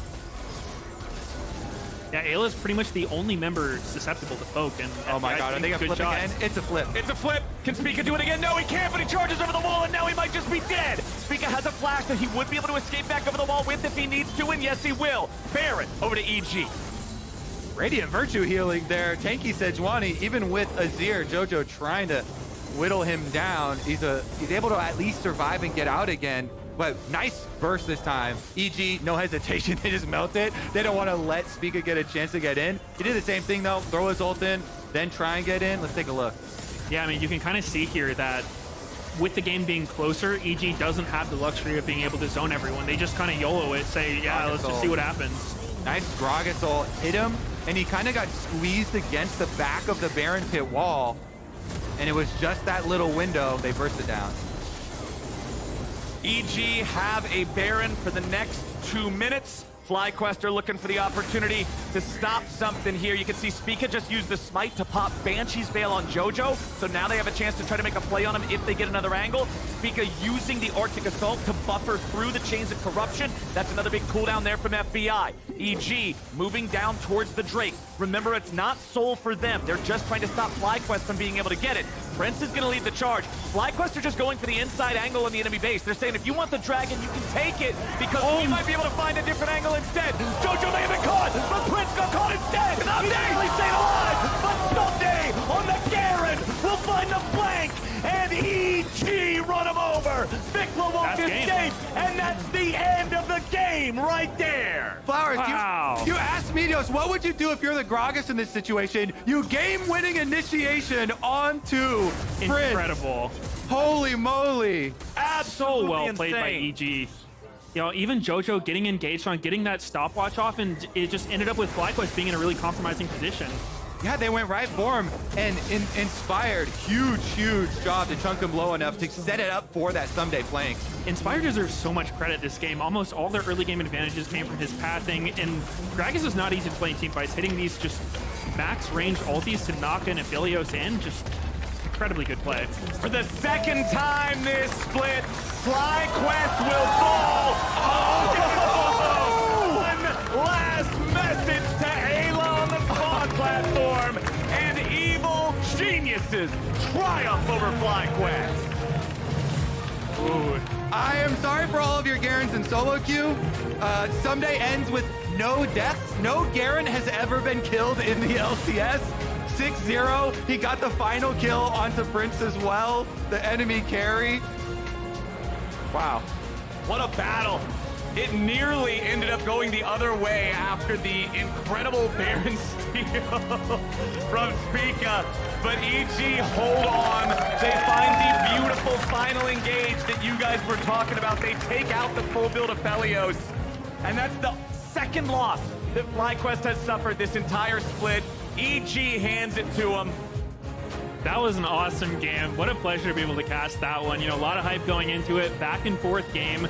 Very good play from both sides. Just Awesome to watch. It was a pleasure having you on for that game, having you on throughout the day so far, buddy. Right now, though, we actually have to send you down to the stage to do the post-game interview now that this game is done. So go ahead, pop off your headset. Thank you so much for joining us. We'd love to have you back anytime, man. And we will get you... Oh, you're hooked in here. Hold on, We'll get him back to work. There we go. Head on down to the stage, and then as soon as you're ready, we'll toss the interview over to you. Kobe, that game was... That was nuts. a battle. That was a battle. That was so fun to watch. Made possible by the steal from FlyQuest, from Zika getting over there and breathing some more life into it. Vulcan right now, giving the shush to Ayla. We are about to see so much shit on Twitter after that one's done. Certainly so much. not. Wait, let me check all chat one more time. No. Yep. Everybody said type in GG's in all chat. Good, clean game. That's the way you do it. Sportsmanship. Talk your trash on Twitter. Say GG in the game. Let's see one more time. Okay, we need to take another look at this. Okay, so JoJo, he walks up, he does get Sedge ulted, but then he instantly is able to use the stopwatch. There's that inspired engage I'm talking about. Right onto the group, right onto Prince. Prince flashes back. Sumday's already on the flank, gunning for him. Gets in there for the execution, and they wipe FlyQuest's hope of running this one back. And that strength of the Garen ultimate. We got to see it for the intended purpose versus Cassante a couple of times already, stopping him from being able to use his ult the way that he wants to. And then at the end, just that ability to guarantee that you have a point-and-click true damage execute. Once the health bar is low enough, the play can't fail as long as he's in range. He built specifically for closing the gap. Rapid fire cannon. It might have looked goofy, but it worked out. That's what matters. Honestly, just the ideal situation there at the very end for Evil Geniuses. Prince is such an aggressive AD carry player. He saw the potential for a pick on JoJo. He wanted to go for it, but it put him just a little bit too far forward. Vulcan times that. He knew that Ayla was coming back up, and he's not afraid to step forward and eat the laser to take Ayla with him. Honestly, man, EG fought hard for that one, but getting a dub against a team that everybody kind of just looks at as like, okay, we're probably going to lose this one. That's really good, especially for your positioning going into the last couple of weeks of regular play, working towards playoffs. But hey, quick reminder to all you guys, speaking of playoffs leading to finals, and we are officially live with tickets for the LCS Spring Final in Raleigh, North Carolina on April 8th and April 9th. You can head to Ticketmaster.com right now to claim your spot, and we hope to see you there. But before we get into anything else, it's time for us to join Meteos and Vulcan for the Verizon post-game interview. Hello, I'm joined here with the victorious Vulcan. First time being on this side of the interview is a little weird, but let's keep this focused on you. So, incredible game. I gotta ask the classic, how does it feel? You know, that rivalry, you had so much going into this, so many stakes. How was it? Yeah, it was a big ego battle after last week's tweets back and forth. The sad thing about that is that I actually tweeted the first thing that started the whole war, just in support of Winsome, because I've been playing soccer with him in the esports soccer group, and he's kind of my boy now. So I was just like supporting him, and then it just started this whole thing where I get my face taped to a punching bag, and then I see the other guy punching it. It's a little bit weird for a regular season game. Like I get that, you know, it's LCS and he's not too good, so it's kind of hype for him. But yeah. Awesome, awesome. Yeah, I mean, that was going to be my next question, just what led to this. So it was more support of Winsome than an attack on Ayla. Either way, awesome stuff. Love it, love the banter. So in that game, this was the first time since LCS started that we've seen a Garen. What was that about? Was that something you guys have been cooking up? Is somebody saying like, oh, I got cheesed by this in solo queue, it's so good against Cassante? Like, walk me through that one. I'm pretty sure it started from Moose Hater in NA Challenger League, and that's where everyone started playing it. It actually has a pretty good matchup into Cassante, and as you can see this game, he was like running him down on side lane, and every time we get a kill with his ult now, the Garen ult, we told Someday to scream Demacia in voice comms. So keep an eye out for when that releases. You guys can tune in on the EG YouTube channel to catch that. That's pretty funny. That was incredible. So this game was very back and forth. You know, it looked really good for you guys in the beginning. You had super huge control over the game after that third dragon, but it started to slip away when they stole the Baron. So what was going through the comms? You know, how was the team feeling once it seemed like you started losing control, they started taking over the map? We just had to kind of slow down a little bit, be more clear in comms, because in that Baron, I think it's very easy for Gragas, Varus together to burst it, and it should be hard in theory for Sejuani to get a good steal in. I think we did a poor job at like saying when we're going to burst it, what moment. Maybe we can look for Varus ult to CC the Sejuani like we did the second attempt when we were able to get it. So I think it's a good play. We just were a bit too wild in the comms and we didn't really listen to each other or say the right things. But we knew that our comp was good. Azir was like pumping against 2 tanks and he was doing a lot of DPS. I did get a little bit scared when Jojo got kind of caught out at the end, but he was able to press stopwatch and then we wiped them. So that felt good. Yeah, I mean, awesome game, very well played. Glad you were able to win that ego battle. And yeah, we're gonna toss it to a break now, and up next is TL versus TSM. Thank you, Vulcan. Thank you. Hello and welcome to another NA Talent Update. Kicking things off, we had the NACL Qs last weekend, and Maryville University actually took the first qualifiers. So, shout out to the school kids. Speaking of, we had a lot of movement between LCS and Challengers last week, so let's send it to Professor Magical to see how he graded the newcomers. What is it? Can't you see I'm busy? We had some exchange students submit some last-minute work. Fine. Zinky, I thought he retired. Oh, that's Diplex. I mean, look here. Across the 6 games, he's got the second highest damage share in the whole league. All right, you know what? He gets an A. Ah, Spawn, my old student. Oh, he's actually looked pretty good this past weekend. You know, struggling a bit in LCS, but now he gets to play with his old teammates, XU, Insanity, who they made to Proving Grounds finals last summer with, actually. Spawn gets a B+ then. Win some. Oh, this is a great one. He, ever since joining this roster, they've gone 4-0, and it looked like a brand new team. A+. He's not actually a doctor. He's just esports certified. And on that topic, certain orgs are certifiably killing it this split. But how well has Rafa been paying attention? Previously. Hey, Rafa, have you seen how good FlyQuest are doing? Of course. They're like #1 in the league right now, dude. Not LCS. FlyQuest Challengers. Check this out. With Alo finally here, Winsome's in and can shot call for the team. On top of that, Masu the Wi-Fi wizard is finally in LA, and he's looking incredible. Hey, Golden Guardians, they're on a hot streak too. You mean like 7-game win streak Golden Guardians? Come on, man, it's Challengers. Check this out. In the last 3 weeks, Golden Guardians Challengers are 9-3.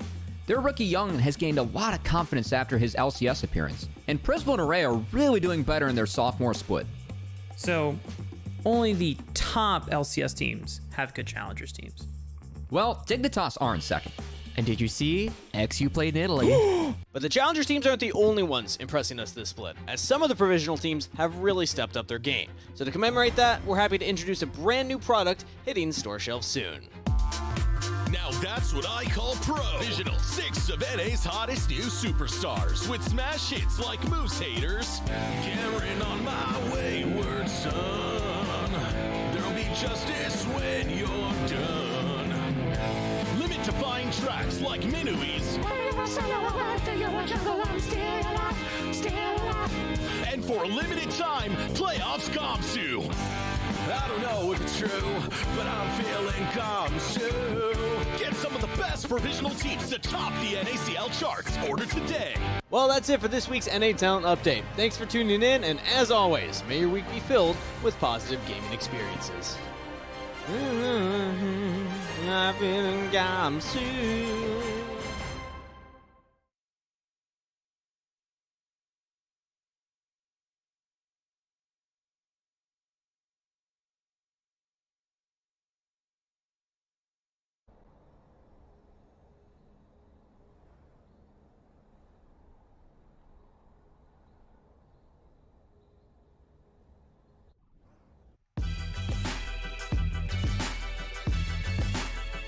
Hello and welcome back to This or That with Kobe and Jat, presented by Verizon. Fresh off one of the best games of the split. That was a good one. EG and FlyQuest, that was a bang. The Ayla Vulcan payoff.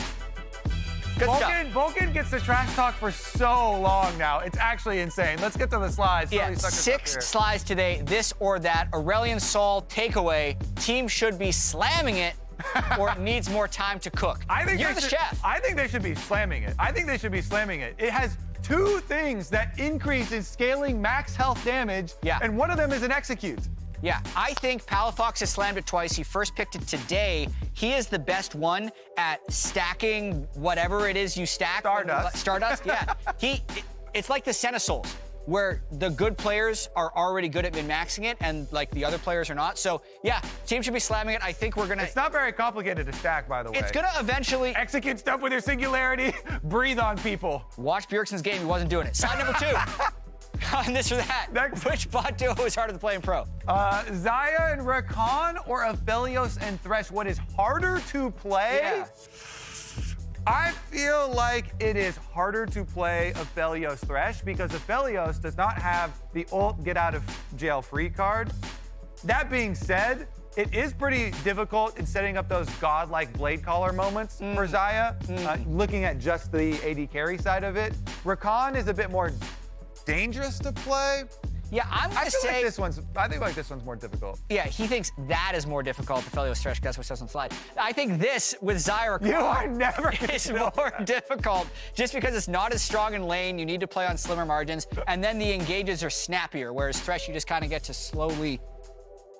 It's like. So you think it's easier to just lock yourself in place and throw out your death sentence? Yeah. And hope for the best? Yeah. Like throwing something is easier than like flying towards something. Okay. Rakan head first. Slide number It's 3. way more difficult. We're done with this one. Next slide. More overrated. This is from Hamoods. Thank you. By the way, if you leave a comment in YouTube, you might be up here with us. And I heard a producer note. I don't know, it's kind of a cowardly take. He says he doesn't think either of these players is overrated. He just wanted to make that clear. But he wants to know which is more overrated. Okay. Yeah. If in this theoretical world, one of these players were overrated, which one would it be, chat? Vikla or Spica? It's Spica. I think Vikla for sure. Are you freaking kidding me? Did you see that last game, the early game with the Talia? Listen, Spica is the One god. of these players is more overrated, but It's more relative. One of them has to be more overrated than the other. They can't be tied. Is more relatable. He talks more on Twitter, so people are just going to have a more favorable opinion of him on general, so he's more likely to be overrated. Vikla is getting topped up so much by people thinking LCK, godlike, but he has had a lot of bad games. This last one. Spica, though. They both lost. Slide number or something. Do you agree with Double Lift? Sad results need to fix our early game to even have a chance of playing, or there is more to diagnose. I definitely think that they need to fix early game first to have a chance of playing. That's what comes first, though. Of course, there is also more to diagnose, so a lot of times in this or that, I want to say both, but you have to pick one. So would they actually, is this the most important thing, or is the rest of it I'm going to go with yes. I'm going to go with fix that early game right now because it is looking horrendous. Yeah. That's all I got. I said, yep. Got it. Next slide, baby. I agree with Double Lift. Prince gets traded to T1. Who is a stronger MVP candidate? Cloud9, Fudge, Golden Guardians River, EG Vulcan. That was a pretty sick. He's had a lot of good Thresh games. Fudge. Fudge? Yeah. MVP is the whole split. I thought his week 1 was incredible. They're behind FlyQuest, only 1 game back. We got 2 games back for Golden Guardians. River has been good, but I just think compared to other top laners who are having a hard time making an impact, Fudge has been head and shoulders above the rest. Fudge is pretty good. I'd say River's got a very good case for himself as well, doing so much for Golden Guardians. A lot of their games, they had to rely on him to be able to get to that big win streak and get into the conversation at the top. You know, last week for Player of the Week, it was 5 votes to 4, River and Gory. I know why River won. I voted Gory. I voted River. Yeah, I understand. All right, slide number 6. I understand where you're at. This or that, another YouTube slide by Turd Boy. Apparently, Turd Boy is a regular. Great slides. He's a regular. This, TSM, or that, Team Liquid Honda, more likely to make it to spring playoffs. They're tied in the standings. Woo, man. And they play now. I'm going to go TSM, honestly. I know you have some bias going on here for both of these orgs. How do you decide? You worked for Team Liquid, I did. And you kind of almost worked for TSM. I mean, it depends on if you believe the conspiracy theories. It's a weird thing. I'm going to say Team Liquid Honda because the theme of because this they actually that paid you. is the early game. their early game is much better. That becomes more relevant as the season progresses and So teams back are to able the to double fix some of lift their slide. issues. We've got a theme emerging. Yep, and they beat Golden Guardians yesterday. Did TSM do that? No, they didn't. So Fair they're on a enough. hot streak. Fair enough. That's a wrap for this or that. Remember to send your suggestions in the YouTube comments. 2 of them got used on this one out of 6. Maybe we get more next time.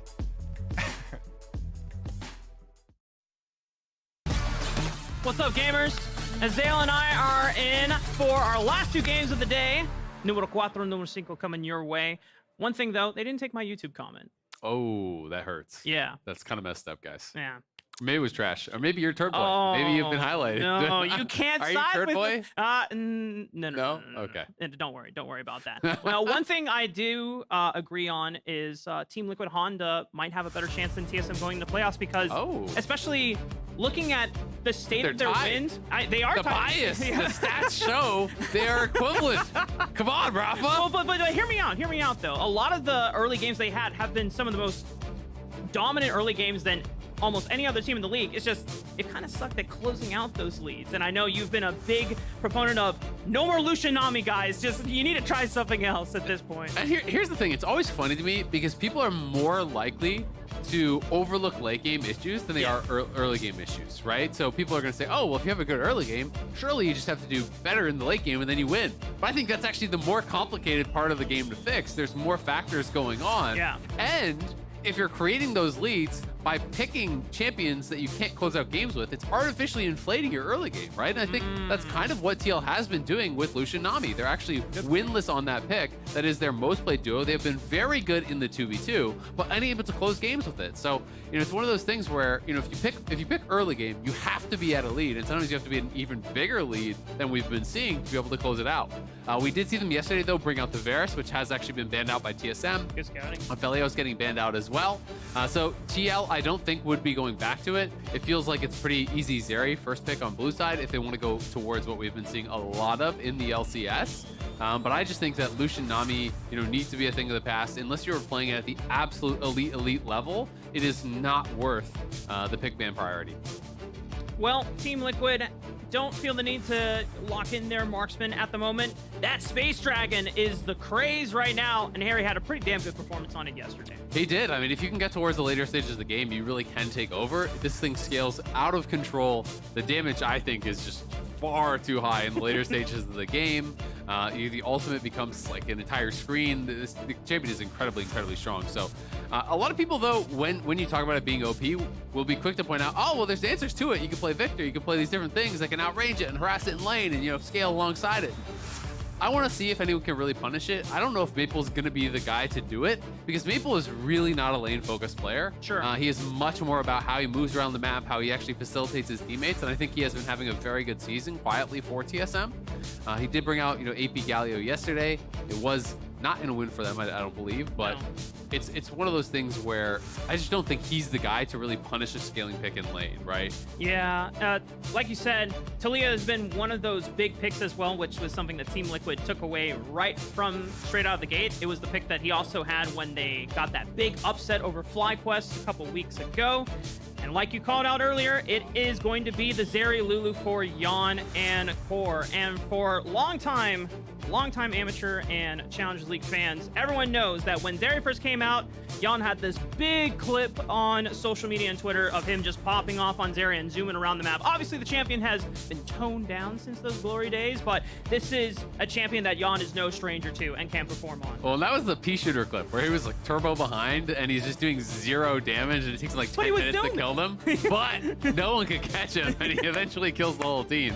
And he actually has a nearly 82% win rate on Zeri, most of that in Academy. Yep. The guy, is very, very adept at the champion. I feel like, this style does fit them more. Wait, his dog is named Tesla? Okay, he has to clarify. After the inventor, not the car. He's like, come on, guys. Nikola Tesla, I think. Yeah, I think that is. Well, neat. Egg and avocado toast is undefeated. Well, he's not going to be able to afford a house. That's the only downside. Damn. Yeah, egg stonks are massive these days. I remember I couldn't find a carton the other day, and you were like, I don't know if you made fun of me or you're just like, no, I got eggs over. You need eggs. No, man, it's actually been strange. There hasn't been a lot of eggs around. But Kindred getting banned out. It wasn't first round banned by Pioshik, but still has been banned, I think, all but one game against Team Liquid so far this split. So very much still getting respect, for that champion that he is really well known for. That's his namesake. Pioshik meaning Mark, I believe, in Korean. Yep. So that is where that does come from. But a couple of jungle bans have already been thrown his way, at least obviously in that first round. Kindred as well as the Wukong, trying to push him down that tier list a little bit. You already have some pretty good hyper carries though, so it's not like they really even need to have a carry jungler. I think he could just go towards Sejuani, play something kind of standard, boring, play frontline. You already have a hyperscaling AD and a hyperscaling mid laner. Yeah. So I don't really think he's that bothered in this situation that he can't actually play something like a Kindred. Yeah. Because I don't really feel like it fits into the comp that well anyway. TSM also don't really have strong diving threats other than this Vi, but most of the time, if you are going to pair a Vi on your team, then you're going to need to have something either from your mid lane, like an Ahri, which can't be the case since Syndra's already locked in. So now you're looking towards Solo, but Solo has not really played any of diving champions in the past few games. It's mostly been tank duty, and this Nocturne, that's huge. Yeah, very, very interesting that they're actually going to grab the Nocturne for themselves. So I do think they're going to have to draft some sort of a dive buddy for him in the top lane. Obviously, later in the game, Harry can be kind of going in there, throwing the ultimate in the back line with that Nocturne. Yeah. And on the other side, I'm actually really interested to see that it is going to be a Syndra coming out for Maple. I talked about how he is not the lane dominant player. That is not his style. This is actually the first time he'll have played Syndra in the LCS, right? Career-wise, obviously he'll have some games on it. The guy has been playing since the very, very beginning. Yep. And does in fact have, it's his fourth or fifth, actually fifth most played career-wide. So has 34 games played on it, but no games on it this split, no games on it last split, so no games in his time in the LCS. And is going to be playing this pick, which does require him to really bully his opponent. If you actually just trade farm against Aurelion Sol, you are getting nothing done on the Syndra.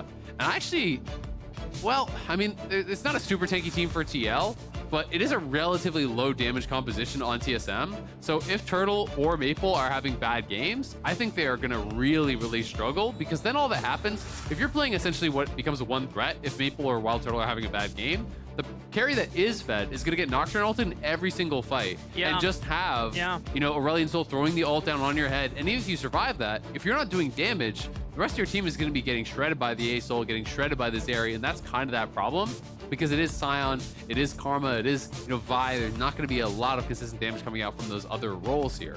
The big concern for me is that Aurelion Sol ultimate combo with Nocturne, because normally you can dodge it when you have vision, but Nocturne turns out all the lights and suddenly a giant star has fallen upon your head and crashed everything on top of it as well. The other big thing for TSM is picking this Vi always feels like a burden, because you have to do it in order to get some type of single target lockdown on Nazari in the late game, but there's no one else that's a real dive buddy for the side of TSM. So every time Boogie's going in, it doesn't really feel like a complete dive mission. It's like, hey, I'm gonna prevent Yon from doing damage for like 2 seconds. Good luck, guys. Yeah, I think they're gonna have to hope that Yon isn't that far back, and that Vi can go in. You can follow up with something like a Scatter of the Week, like an Ezreal all over the top. Get the damage in that way. Yeah. But I agree with you. If Yon is positioned appropriately, and especially if Core is there with him, there's gonna be the Lulu ult. There's gonna be Lulu shield. Lulu's also playing heal, so a little bit of extra damage is not gonna be enough for Boogie, especially in the late game, to be able to actually 100-0 this guy. So that could definitely be a difficulty. When I look at the composition though, I think a lot of the reason that you're actually playing this Vi is to focus on Harry in the mid lane. When you're gonna play Vi Syndra, you better hope you smack this A-Soul in mid lane, or you are gonna have problems later on in the game. Yep, TSM, a little bit of a clock. Team Liquid, quite the contrast in what we have obviously seen from their first round robin of play, where it has been so early game dominant. Yep. But as we discussed before, time to flip the script here, try to practice scaling compositions here. Well, and it is worth mentioning that they have had some scaling, right? Harry had actually been playing almost only Azir. Like, that was his most played, so I don't think him going from Azir to A-Soul is that big of a change. It really does feel like largely it's just a bit of a shift in the bot lane away from the Lucian Nami, which has been so hard to execute on. They did win the one Lucian Sona game, but that was 1 out of 5 or 6 Lucian games that they have actually been able to take down, so has not really been working for them. It's just way easier to execute on some of these other comps, right? Lucian not only has to play hyper aggressive, but you have to put yourself in danger to actually be able to execute on these fights, which means you have to be playing, really on that knife's edge. Yeah. Champions like he played yesterday, such as the Varus, are a lot more forgiving. You can sit back and poke. Zeri can kind of chill and scale. You have a lot more safety, to be able to have that additional range. When you have lethal tempo stacked up, this guy has like 900 range on his Q. It's ridiculous. The other thing, too, for Team Liquid, as we are in a pause, we're getting through it as soon as possible. No updates on what that pause is. Yeah, we saw Solo talking to the ref on stage, so I'm assuming that it is TSM pause. I'm assuming that it is a Solo issue. You can see him turned over, so he either is trying to find out what it is or maybe having a bit of an issue with his PC. But as soon as we get an update, we will let you guys know what exactly would be going on. Turtle also, if you missed the game yesterday, is in for TSM this weekend. So that is a bit of a change up, and one that you were talking about a lot of the NACL guys being surprised by. Yeah, there's no surprise that especially if you've been watching Challengers League for the past few weeks, Wild Turtle's performance has been kind of hit or miss. Most of the time it has been on the miss side as well. And when Chowie, first released that video in pre-match to the match yesterday, they said that they wanted to look for someone that was going to step up in laning phase because they were going up against FBI and Yon, who have been more of the dominant laners here in the LCS, and they felt that between Neo and Wild Turtle proved to be a better laner. Most of us on the Challengers League broadcast don't feel the same way, but obviously we're not the coach, and so we're not going to have the same insight. And maybe during that, set of 2v2s trials, they felt that Wild Turtle was the better choice. Yesterday, I don't know if that made that much of a difference. No, I wouldn't really say it did. But it is tough, right? Because as you say, we're not actually privy to all the scrims. We're not watching all those games. But we do have an update for you. It is an audio issue that Solo is having on stage. So while they're trying to work through that, we will just be sitting here chatting with you. Hopefully it won't be a long one. Hopefully he's going to be pretty ready to go. Looks like he's getting kind of focused up, facing back towards his monitor. So maybe going to be ready to go here in a second. But both of these teams, it's a pretty important game for them as we are getting relatively deep into this season. And, the magic number generally to make playoffs is 9 wins. That's usually where you have to get to. We have seen teams, I think once or twice ever, make it at 8 and 10 when there was the 16 playoff format. So it is possible to make it with 8. But we've also seen, I believe it was Team Envy miss with 9 and 9 in the past. So it's also possible to miss with 9. But generally speaking, you need 9 wins. They're both sitting at 5 and 7. So that does mean, from here, it's not that easy of a road, right? You are a well below 500 team, and you've essentially got to go 4 and 2 in your last stretch to have a decent chance of making playoffs. And that means this is almost a must win. Not mathematically, but you're getting there. Especially with strength of schedule for some of these teams that they haven't played, like Team Liquid next week, FlyQuest. Yeah. That's a big one where people are already counting Team Liquid out and saying, yeah, that's going to be a FlyQuest dub. So you cannot... You got to make sure that on the wins that seem much more competitive, or the games that are much more competitive, you have to net them in. As seems like audio issues have been resolved for all players on stage, so we resume the game. Crossing fingers that no other pauses happen. Yep, audio issues are all good to go for now. And we'll have to see, how this bot lane is going to go. Wild Turtle playing PTA. It is kind of more that lane-focused look. If you can actually hit the Q, people can shift forward, try to actually pocket that PTA. It can be really powerful in the all-ins. And Time is playing Comet and Ignite. You talked about Chowie mentioning the focus on lane being the reason for Wild Turtle coming in. So it makes sense that they are going to be going for this more lane-focused setup here with this 2v2. And there's kind of the two approaches with Ezreal. You can be playing these lanes where you're looking to roam, you're looking to sit back and just kind of chill. But when you are playing Ezreal Karma, and especially with this rune setup, you're looking to hard shove, you're looking to non-stop poke, and make life difficult for your opponents. And, the reason that it's so important to have this shove is that once you have your opponents under the tower there, all the melee minions, all the range minions are gone. Yep. Every time they step up to actually CS, it's just free fire for that poke. It makes it so easy to predict where they're going to be. So they have to either choose A, do I take the poke, or B, do I miss the CS? And that's kind of that lose-lose situation that you can put the Zeri Lulu in if you can dominate the shove. Yeah, and then it's a domino effect as well, because the more pressure you put on the bot lane and the tower, the less freedom they have to be able to respond to any aggressive moves from Boogie as well. If he wants to invade into the bottom side, get some counter vision down, or get some counter jungling in as well against Pioshik.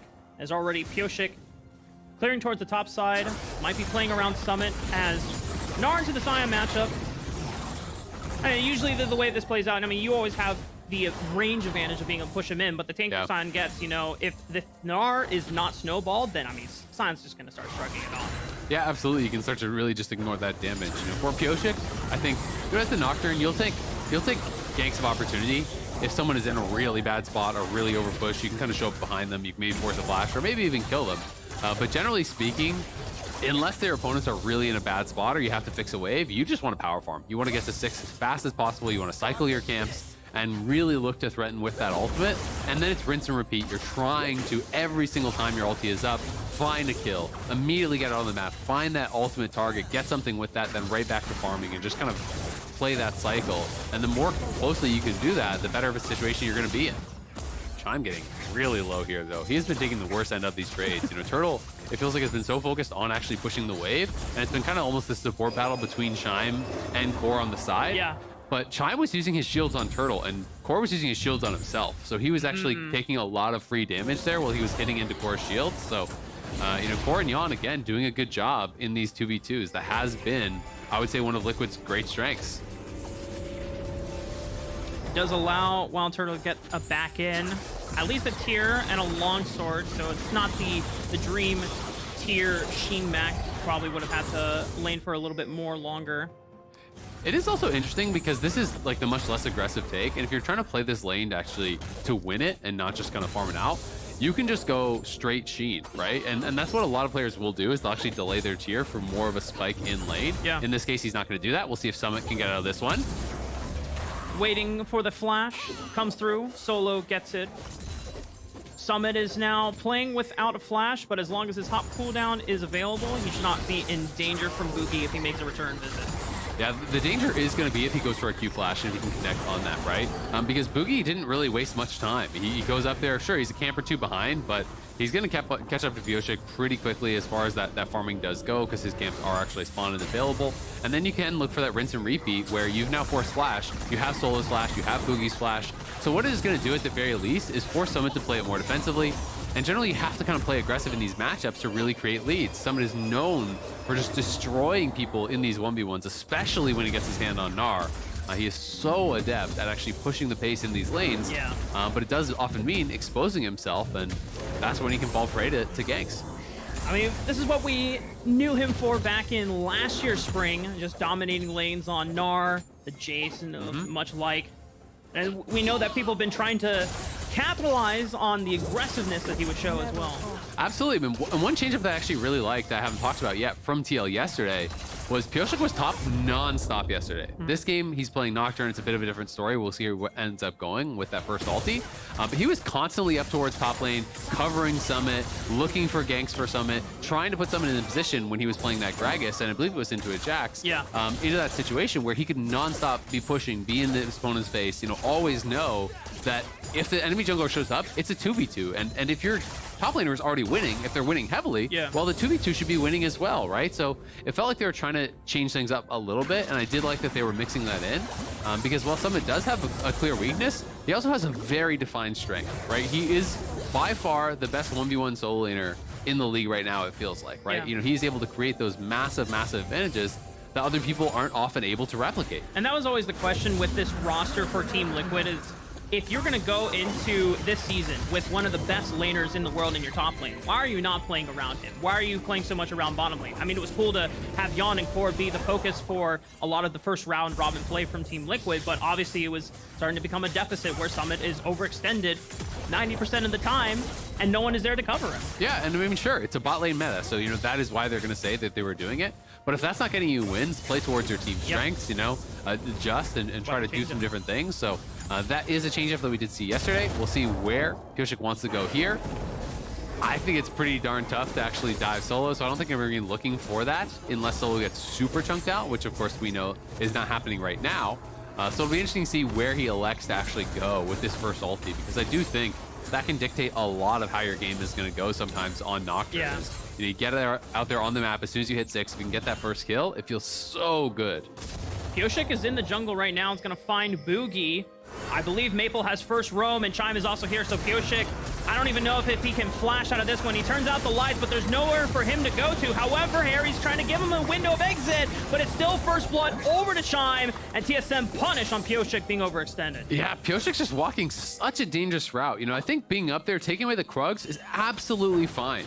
because his top laner is pushing up. When you walk down through the jungle over towards the Raptors, That's disrespectful. that is super disrespectful. It's like, where is Boogie going to be on the map? He's going to come up to those camps that are up on the top side, and you are walking towards mid lane, where of course Maple is going to have first move. So that is just really, really poor pathing from Pyosik that ends up getting himself killed. I talked about the importance of getting something with that first ulti. What did he get with it? First blood for the other team. Yeah. I'm a little curious why Team Liquid wanted to pressure for this hero. They didn't have Smite unless they were hoping that maybe they could get a miracle steal away from Boogie on the back end of it. But they rotated, I think, their support over just to cover it as well as Harry being pressured out of lane. This is going to force him out as well. Yeah, I mean, Core had been up there. He was a little bit late on the roam trying to answer, I think, where Chime was going. So he was kind of already in the area. And I think they're trying to see, all right, is there any sort of a chance? Like, can we push them off this? Can we poke and prod? Are they getting too low? Did someone take a greedy base and now all of a sudden we have an extra member? Yeah. So I don't mind them taking a peek. It's not like they called up Beyond in a situation where they couldn't really do anything. So they were only kind of utilizing the members who were already around there on the map. So it's not something I mind, but this is really risky. And if Maple had ult, you are dead right there. Yeah. Harry does know that he expended that ult on Pyosik to get the kill, so he will be able to kind of greed it out, stays alive, gets the wave, and shouldn't be losing too much, thankfully, for him.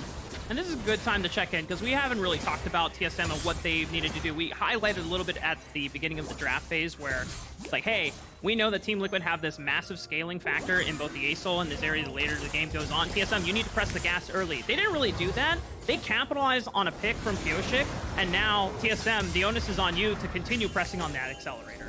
Yeah, absolutely. They want to continue to create those leads. I do think as long as, Maple and Turtle are both in a good spot, their scaling is fine.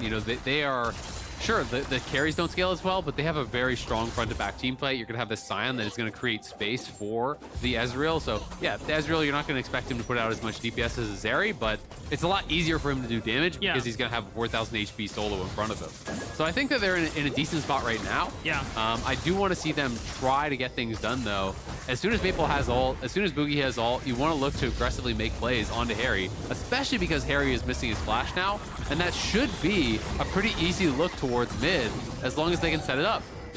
Boogie is on the bottom side of the map. There's some vision in the river, but if he can get through that around, that is an easy cease and desist into full Syndra, full combo. The other big thing, Essence Reaver being completed for Wild Turtle. He's actually been up in CS, I think at least 20-25 for the past couple of minutes so far. So already a little bit of that lane dominance that TSM's coach Chawi was looking for has already come through a bit.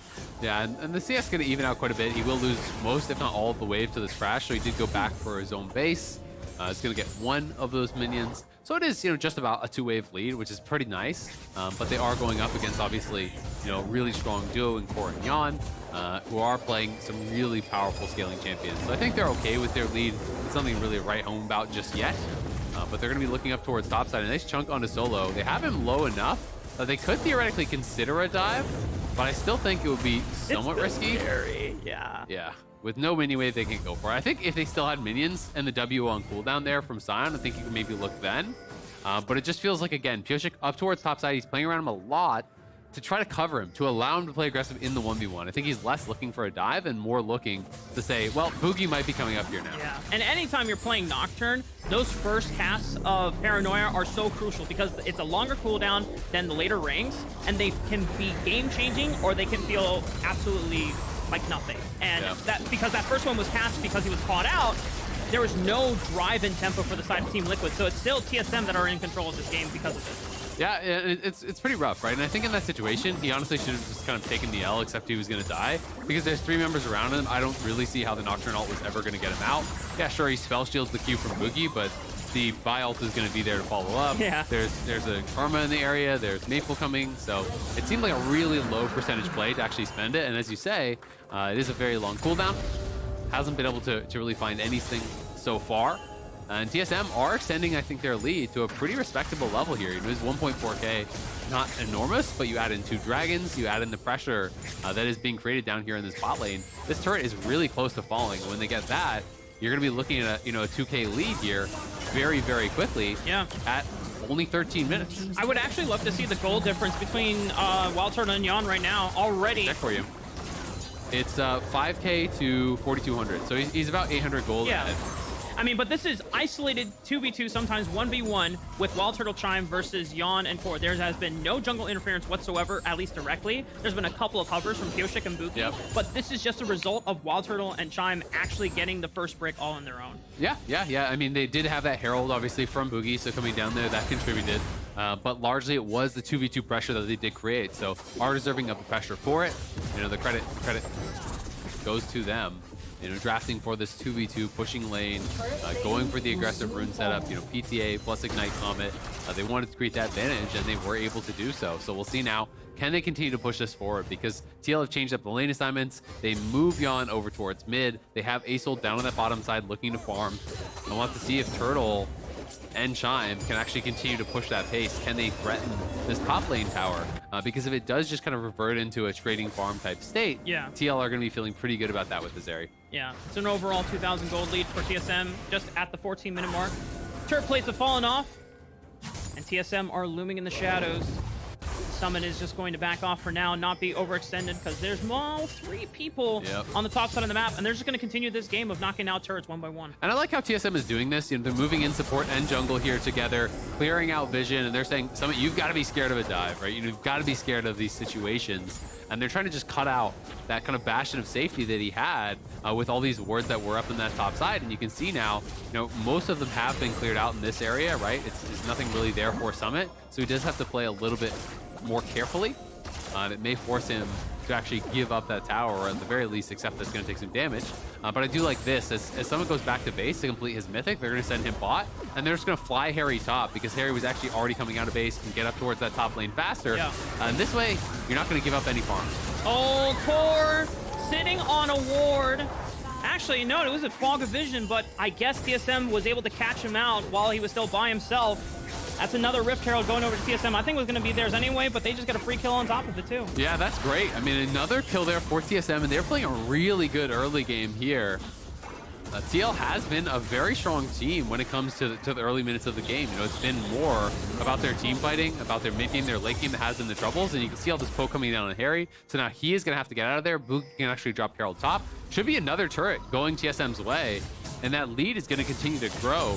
You know, TL on average at 15 plus almost 1,500 gold so far this split. So this is one of the better early game teams in the league that they're actually going up against. And TSM is running this game. Yeah, and there has been little to no contest from Team Liquid whatsoever. There hasn't been any calls to say, okay, you know what? We can punish TSM here. We can turn around this fight. They've just been kind of been rolled over for the most of the game. Well, and I've got to say, you know, where's Kyoshik been? Right? Like, the only time you've really noticed him on your screen is when he was dying on that invade, right? He took a poor path, hasn't actually had an offensive ult the entire game, had the one defensive ult, so he has been pretty absent. It's not as though TL don't have options, and maybe they feel that they don't need to make any plays. Maybe they're not worried about the sign, and they're just saying, it doesn't actually matter. You know, we're going to have someone just pressuring inside lanes. We can play through him with this Nocturne behind him later on. Aesol and Zeri just need to farm it up, and we're going to win late. And if that's how they believe, then I think it's respectable to say, all right, it's not about me. Just let them get farm. I'll just use my ult only for coverage. Sure. And okay. But that's not really my read on where the game is. You know, I am concerned about the advantage that TSM has created if I was in TL's shoes. Because if TSM got this next dragon, they're at Soul Point, right? And you're going to have to really start to respect what they're doing. Their AD is on a much stronger point of the game right now. Their mid laner is at a much stronger point of the game right now. Their top laner is at a much stronger point of the game. Like, you don't really have any advantages going for you. And normally it's understandable when your team is telling you, okay, yeah, we can't fight right now. Our AD hasn't completed their first item yet. It's like, okay, we want to wait for mythic spikes to come online first. But if you keep waiting for item spikes to come online, TSM are still going to get item spikes much faster than you are. Right now, Wild Turtle's on 2. And I think they're just going to give up the dragon, because generally it feels like what teams do is they say, all right, once you've completed your extra item and it's just like pieces over top of you, that's when you'll look to fight. But with second item coming through for Ezreal, I don't know if they're going to be confident to actually go for it. It feels like they are trying to push in here, but Core is already chunked low. There's a Herald drop mid, so this is going to become very difficult for them to approach. They've lost control of mid, so mid tower is gone. And TSM can just allow it to continue walking forward. TL will have to go over there and answer, and now you can actually just start up the dragon here pretty much for free. So it's going to be a very difficult entry to the fight, I feel, for TL. But they still want to fight. I mean, you have to play through bot. Solo has been forced out by Mega's Summit. going to expire. This is the problem. With Mega expired, I really don't know how they win this. Yeah, now they're just going to turn right onto Summit. He has Flash, but can he even get out? They turn out the lights with Paranoia. Summit still doesn't get out alive. Harry has made his arrival. He looks for a huge skies descend, but there's not much damage follow-up from Team Liquid on back of it. Yeah, I mean, that's a great ult. That was a 5-man ult, but your top laner's already dead. Your support's running away. Yon can't go in there 1v5. Nocturne already used his ult, so there's nothing really to come through. And I just felt like it was a really ill-conceived fight in the first place from TL. I'm looking at the position, I'm looking at the map setup, I'm looking at the items. It seemed like a really hard one to win. Yeah. And then when Mega expires, you have no business being around there anymore because your only chance to win that kind of a fight is through those X factors. And let's be honest, who's the X factor on TL? It's only Summit. You have no surprising hard engage. You've got scaling mid laner, scaling bot laner, no engage from your support. It basically had to be a crazy Meganar or you can't win.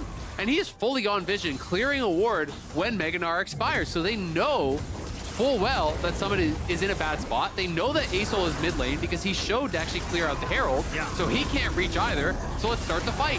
If TL commit to it, they're committing to a 5v4. We get the kill before Harry even arrives. And then sure, again, this is a great ultimate, but there's no tools left because your top laner is dead. Your jungler's already used his ulti, and Yon cannot 1v5 on one item.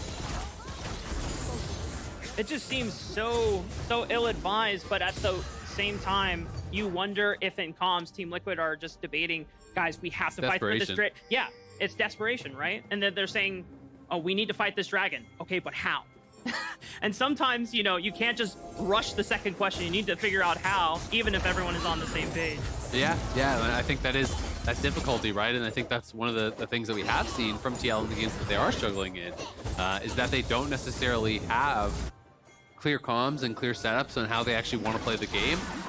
You know, it felt like they wanted to go towards this Nocturne, you know, pressure one of the carries. There's only 2 carries. If you can eliminate one from the game, that's great. But Pyosik really got nothing done at all so far this game, besides just kind of heavy farming. And now, when you're kind of behind the pace of the game here on the Nocturne, you have kind of 8 kills in the first 20 minutes.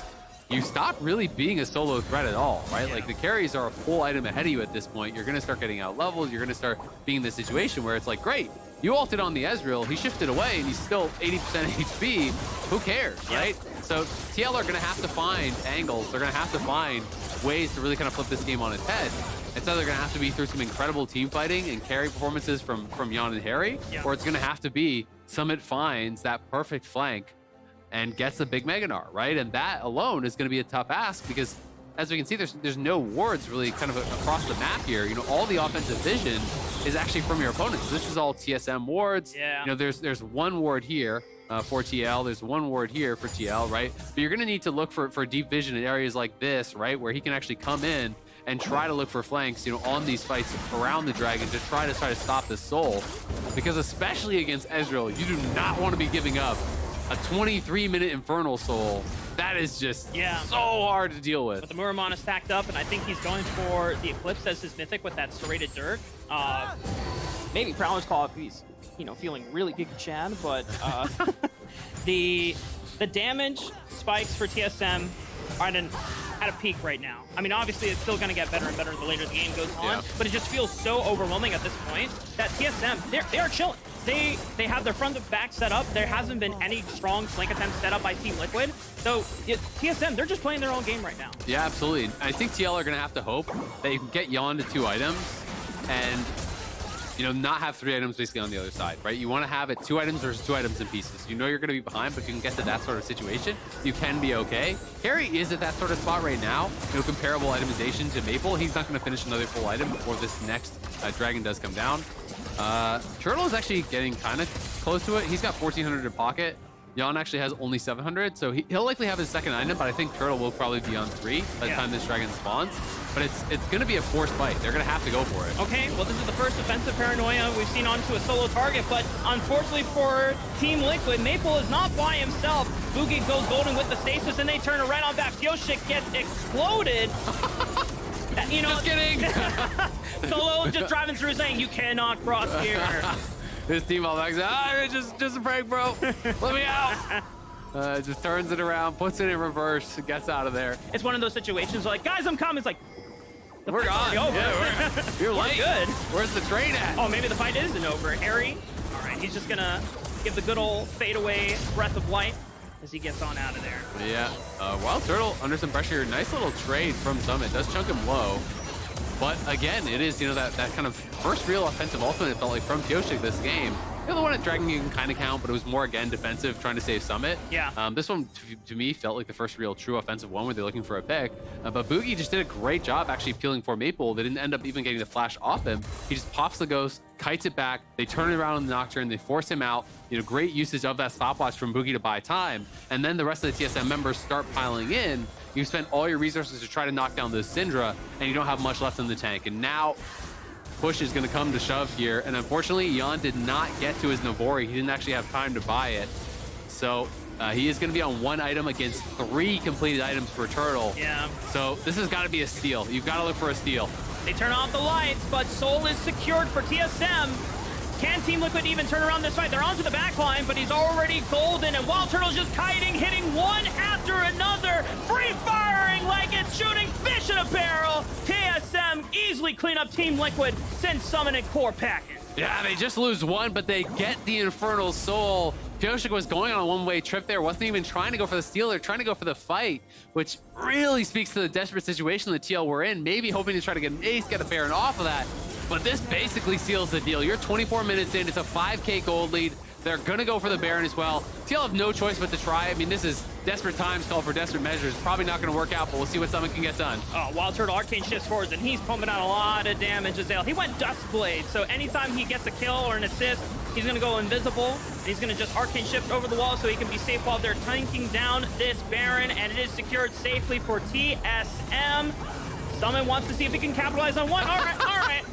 Unfortunately, Chime, you don't get to go home with the boys. You're gonna have to take the long way home. I love how Solo's zoning for him. He's like, all right, he's mega, I'm out, bro. You're on your own. We're not that good of friends. Hey, you got away out from me, right? Yeah. Nah, dude, sorry. I'm getting a little bit tired. I think I'm gonna head out. We can see this on one more time. Summon trying to come from the flank angle, but again, Mega Nar's not even prepped. They're not even going for the steal. It's just gonna be an all-in play here onto Maple. Asoul is able to follow it up pretty well, but you can see Boogie already peeling there, throws down the ulti, hits him with the Q to follow it up. And yeah, you are going to take down the Syndra, but the problem here is the 3-item Ezreal with the Infernal Soul free firing the whole damn time. Solo just creating space, creating mayhem. And again, here we have it one more time, just back onto the Baron. You can't blame TL for trying something. They know it's such a low percentage play, but the game is toast if you give up the Baron. Yep. Solo's trying to actually buy time for him to be able to get out with that recall because he didn't have flash. Let's see the reaction. Was there? Oh. Bye, guys. Oh, bye, guys. I'll see you at home. Yeah, Jonathan knows. Yeah. Oh, man. That's the perfect reaction. That's great. Yeah. You already accept your fate. It's like, I guess one of us has to die here. Yeah. Solo zoned as long as he could. Can't be blamed. Top laners take no responsibility for their support's deaths. Yeah. I know we haven't really talked about it from their perspective, but this has honestly been such a nice game from TSM. I mean, a lot of the advantages you can argue that maybe Team Liquid gave them, but at least from the bottom side of the map, Wild Turtle and Chime really earned their way, setting up that turret for success and getting that snowball in the first place. Yeah, I mean, I think they played a really great game. They've been very resilient. They are going to try to look to go on a solo here, and they interrupt the ulti. Okay, well, they scoop him back, and they know that Solo doesn't have... it doesn't even matter. He's too tanky, man. All right, now you wave Solo. Bye. Bye. Nice to Oh, man, that is the state of the game right there in a nutshell. Ult in, you get him to half health, you realize, oh, we don't have anything left, do we? Oh, okay, time to leave. They're just so far behind, and I think TSM has played a really strong game. Bot lane 2v2, they more than did their job. Solo is a rock on the top side. Yeah, you're gonna fall behind in farm to Summit. Big deal. He's doing his job in these team fights. Maple didn't create any monster advantage in the mid lane, but they didn't have to because they capitalized on the mistakes that TL made. He was there to absorb Pioshik's mistake in the jungle to help capitalize on that. Then he actually avoided that one ult that was used on him offensively, stays alive, they turn that around. I think Boogie has been great in the team fights. Yep. Every single team fight, he's peeling the right targets, he's reacting very quickly, he's disrupting the engages. Nocturne's ulting under your backline. Instead of ulting the Nocturne, which is what I think a lot of people would do, he ults the Aurelion Soul, so no follow-up damage can come through because the Nocturne isn't the damage. He actually can't kill anyone on one item and a Kindle gem at this point in the game. So he's just playing these fights out really, really intelligently, and it's been a pretty bulletproof game from TSM. And it's quick adaptation too from Boogie, because normally a lot of times you pick Vi, you see Zeri, you're like, okay, where's the Zeri? Where's the Zeri? I want to lock down her to prevent her from doing damage. But Yon has been behind Wild Turtle on the curve for most of the game, so he knows that, I mean, it's not going to be that much damage anyway, so you try to shut down the dragon from being able to get any damage off or look for those ultimates. And Yon can't get there, right? If Maple is that far back, the only person who can actually have backline access there is A, the Gnar, or B, the A-Soul. Gnar wasn't in Mega, so we don't care about him. So you literally only care about Harry at that point. And I just think it's really quick thinking from Boogie. In every single fight, I feel like he's been choosing those appropriate targets. Solo up here on that top side. His job is just to slow him down because the cavalry is coming and Summit is far up in lane. And I don't think there's any point in burning a flash. He's just going to take the death valiantly. Wild Turtle picks up his 5th kill of the game. And you know what that means? Yeah. That means they just go straight to Elder because, sure, he's going to be respawning right about as it comes up, but he's got no TP. So it's actually a really costly death. So it likely means they can't actually even contest, and now Yon is... Oh, Wild Growth, and flashing the True Shot Barrage. That could have been deadly for him. Boogie still on the chase, looking for at least one straggler. Yon is not going to get locked down, but it forces Core to flash away as well, and then turning him down. Look at the damage coming out from TSM. Yon is just doing all that he can, but Harry's already getting the hell out of there. He knows that it's Dune from this side of the stage.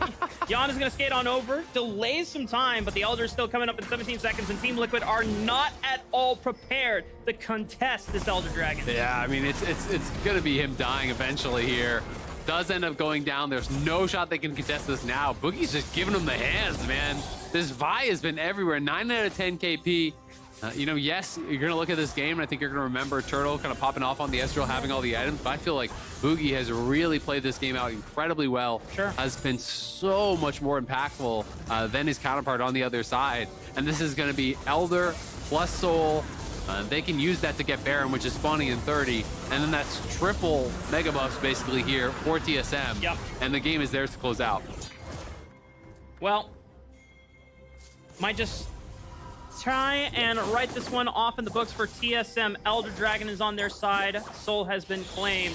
I do want to take a step back because we've given our due credit over to Boogie. But for anyone that has been watching Wild Turtle in the Challengers League broadcast, everyone knows that Wild Turtle has not been playing well. I mean, this has been probably one of his cleanest games of the year so far. He's just been damn consistent in these team fights. He played laning phase pretty darn well, especially above what we were used to seeing over in the Challengers League leading up to this point.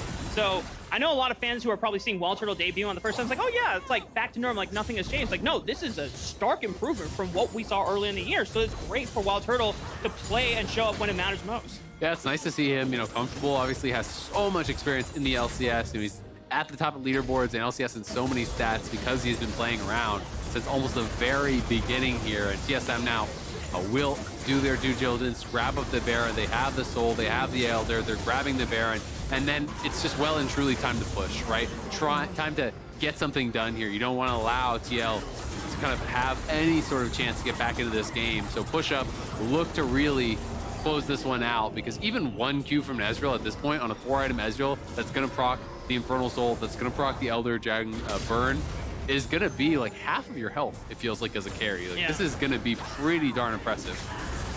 It is a front-loaded Mystic Shot ready to hit someone smack dab in the face.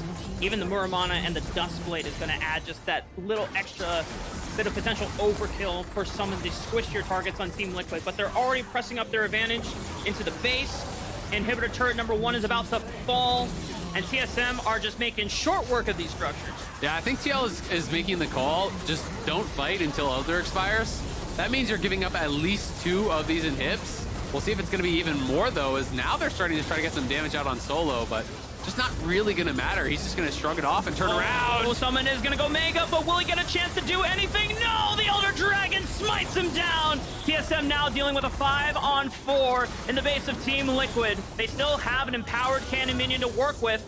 But it looks like they're going to take their leave. They won't press their advantage. Or just waiting for this next minion wave. Just waiting for someone else in Team Liquid to overstep. Yeah, Turtle just ulting that wave in top lane, trying to get that going so the waves crashed here at the same time. Top and mid are pushing in. Solo's just going to take out the turrets. Yoshik is going to turn out the lights. Are they going to pick a target? They go into Boogie, but I don't think that's going to get anything done. Huge skies descend from Harry, but where's the damage follow-up? Yon needs to be able to pump out damage as fast as possible. He go, oh my goodness, where did he go?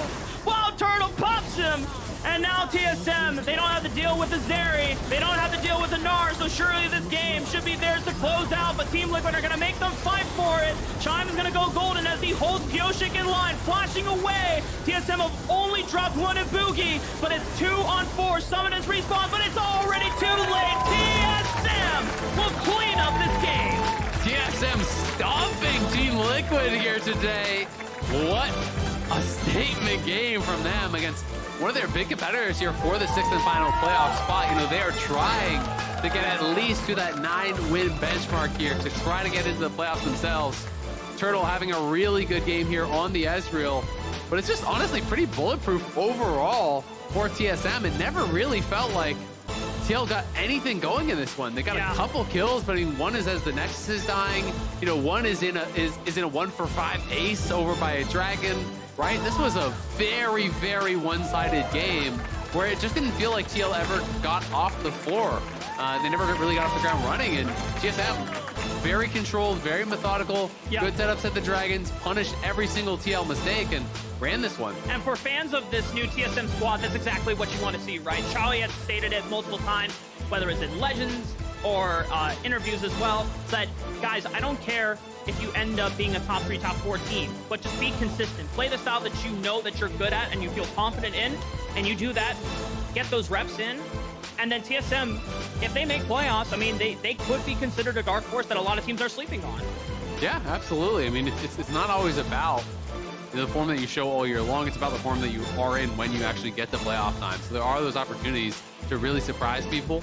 Both these teams, you know, still well and truly in that playoff hunt, but this does mean TL is now 5-8. It is not mathematical, but I always do target that 9-9 to try to get in 6th place. Yeah. So that's putting TL in a spot where they have to go 4-1 now in their last 5 games to realistically have a good shot at playoffs. And there's going to be other chances, you know, theoretically they could get in at 8 or something like that, but that's the worst record anyone's ever got in. And it's only happened once, maybe twice in LCS history that someone got in with 8 wins for playoffs in a 6-team playoff bracket.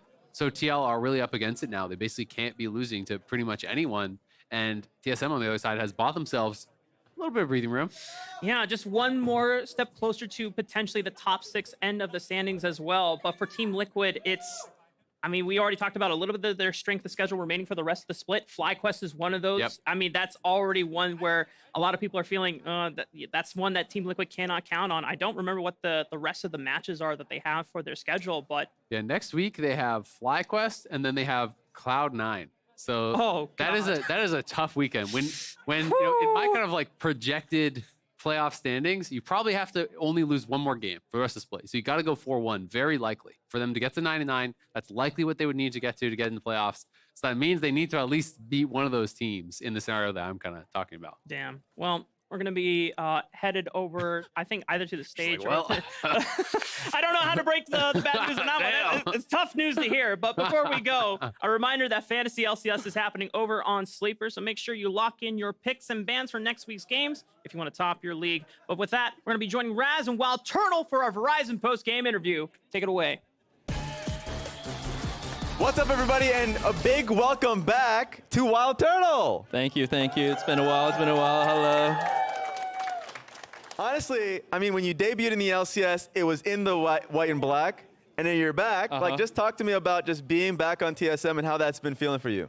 It feels pretty nostalgic. Like, this is definitely an org I used to enjoy playing for, and you know, we're running it back, and hopefully it ends in a good year. Hell yeah. Also, just more so, I guess, about the process, because you're working in the NACL, and then you come in being brought up during a playoff race with TSM. So tell me about just like the process coming back into the LCS team, working with Chime, and just like the team as a whole throughout this week. I mean, the NACL process has been amazing for me. I love playing with Svenskeren and Hanser, and then we have like 2 new rookies on the team too, who I also enjoy playing with. So it's been a great pleasure playing with those guys. And then moving up to LCS, I feel like I was ready because of these guys, like my NACL partners, you know. Yeah, and I guess a little bit more about you, because I saw a message that you sent, I think it was with Nick Jersey, but just in general, like a lot of the positive sentiment, you coming back into the scene. Just like, give me a message for the fans out there that we're damn excited to see you back on stage again. I mean, it feels really great to me that, you know, a lot of fans still want to see me perform and, you know, be the Wild Turtle they all remember. So thank you guys for supporting me the entire time, and it's been great. There we go. There we have it. Thanks, guys. Especially the Wild Turtle sign we saw over there. It was great. It is great. I'm sorry. There it is. No problem. I hope to see you more with success like this. Thanks a lot, Wild Turtle. Appreciate you. And now we have IMT versus Golden Guardians next, guys, right after the break. Thank you.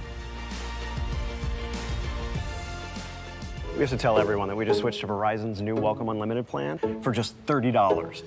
I've already told everyone. Wait, did you say Verizon for just $30? It's their best unlimited price ever.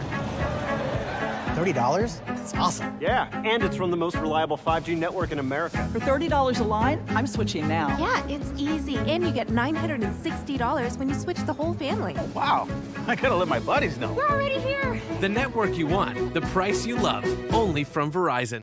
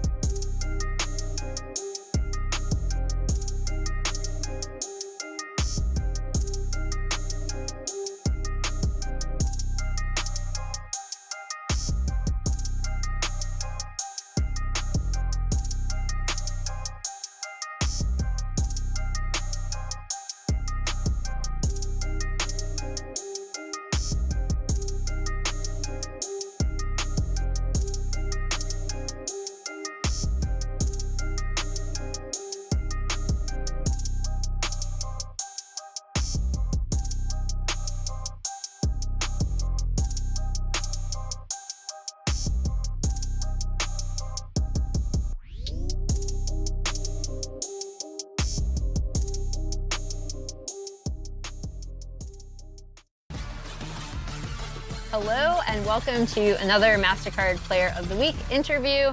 I'm joined by Golden Guardians River. So first of all, congratulations. Thank you. This was actually really close between you and Gory. So just generally, you guys seem to have really good mid-jungle synergy. What has communication been like between you and Gory since he came to the team? Gory is really good mid-laner, so he always win 1v1. So I just help him, then we win 2v2. He, when I asked him about how he was, or when he was asked about getting all the solo kills, he just said it was luck. How many times does Gory kind of call for you to come to his lane, or is that you deciding when to go? Usually I decide fight, but always in mid, Gory is good trade, so I can play easy. Yeah. Okay. How does he compare to other mid laners you've played with, like Maple, for example? Yeah. Maple is really good too, but Gory and Maple is different style. So, yeah, Maple, when I play with Maple, Maple help me, but now I help Gory. Nice. I've heard you, Gory, and Huhi are kind of responsible for Golden Guardian's early game. One thing that I think is really great about you as a jungler is you always seem to know where to go. Yeah. Like wherever on the map. So again, is the team calling for that, or are you just leading the team early? I think our mid and bot always good trade and yeah, just team gap. Yeah. So right now, do you think that's just junglers' jobs? Like, okay, whose lane is winning? Yeah. I'm gonna be there. Yeah. Speaking of, how strong do you think the role of jungle is right now? Jungle is really weak this patch. So bot game is meta. Yeah. What has to happen for junglers to become strong again? Buff other strong champion, jungle champions. Please, yeah. Yeah, because I remember when you were on PSG, you would play like Nidalee, Udyr, Hecarim. Yeah. I remember the Talon at Worlds. Yeah. You've been getting a lot of praise, not just from us on the analyst desk, but from around the community. How would you rate your performance thus far, and what are your goals for this split? We did really good job. So maybe MVP this split. Yeah. All right, you guys heard it here first. MVP River. People have already been talking about it. Thank you so much for joining me. And that'll do it for another MasterCard Player of the Week interview. Welcome back to the LCS Lounge. Thank you, River. We're going to be seeing him go up against Immortals in a second. And quickly, we interviewed Balulu after the game, but Tactical had like a pop-off game. It was really nice to see. Yeah, he had some big plays. Of course, you know, there were a couple, it was a back-and-forth game. There are obviously things that everyone made mistakes on, but he had, I think, the game-winning plays both with his pullback on his feathers that got them their first Baron, as well as ending the game. He was very aggressive, jumping forward and actually getting the kill onto Tomo, who was kind of unkillable on the Caitlyn. 1,039 damage. It was a good game. That's kind of bonkers. He pops off every once in a while. He's going to be going up against Stixay, who, even though their win streak is over, was a Player of the Week a week and a half ago? 2 weeks ago? 1 week ago. Yeah. Last week, yeah. Yeah, anyway, he's been popping off all year. You can see a huge resurgence for the guy. It's been insane to see. I know you guys have mentioned it multiple times about like the fact that he started his career on a huge like high. Yeah. And then, of course, the dip happened, went into coaching, all of that. That story has been really intriguing just because it really goes to show how someone just doesn't lose it. Like, he was able to get it back in the right environment, in a change in mindset. And he was able to, in a few interviews, reflect on the process to getting there, losing that confidence when he was on the back half of CLG, and then regaining it. And he seemed to work really, really well with Huhi. I talked about how frequently Huhi roams compared to other supports. I think he holds himself well in lane, so they've been doing well in the 2v2. He's been doing well when Huhi has left him down there. Yeah. And then additionally, they've just been setting up so well for him in team fights, and he's been delivering there too. Yeah, it's interesting to see how this team has come together because it felt initially to me in the offseason like a little hodgepodgey where you're like, okay, you get Huhi back, sure, but like, okay, Gory and River, that makes some sense, but they actually work very well together, that three-man core, and then 6A has been so reliable and actually quite good in the early lane phase as well to kind of unlock those roams from Huhi, because if you're just getting stomped and like pushed in the entire time, then Huhi can't be going mid to help out with the other people in the map. So it's like this kind of push and pull where he's talked about how he's like, sometimes I don't know what they're saying, that three-man core, they're just making plays happen, but as long as he's able to work with Huhi and then let Huhi do what he wants, it works. And one thing I like so much about him right now is the passion. You alluded to it a little bit, Raz, as starting hot.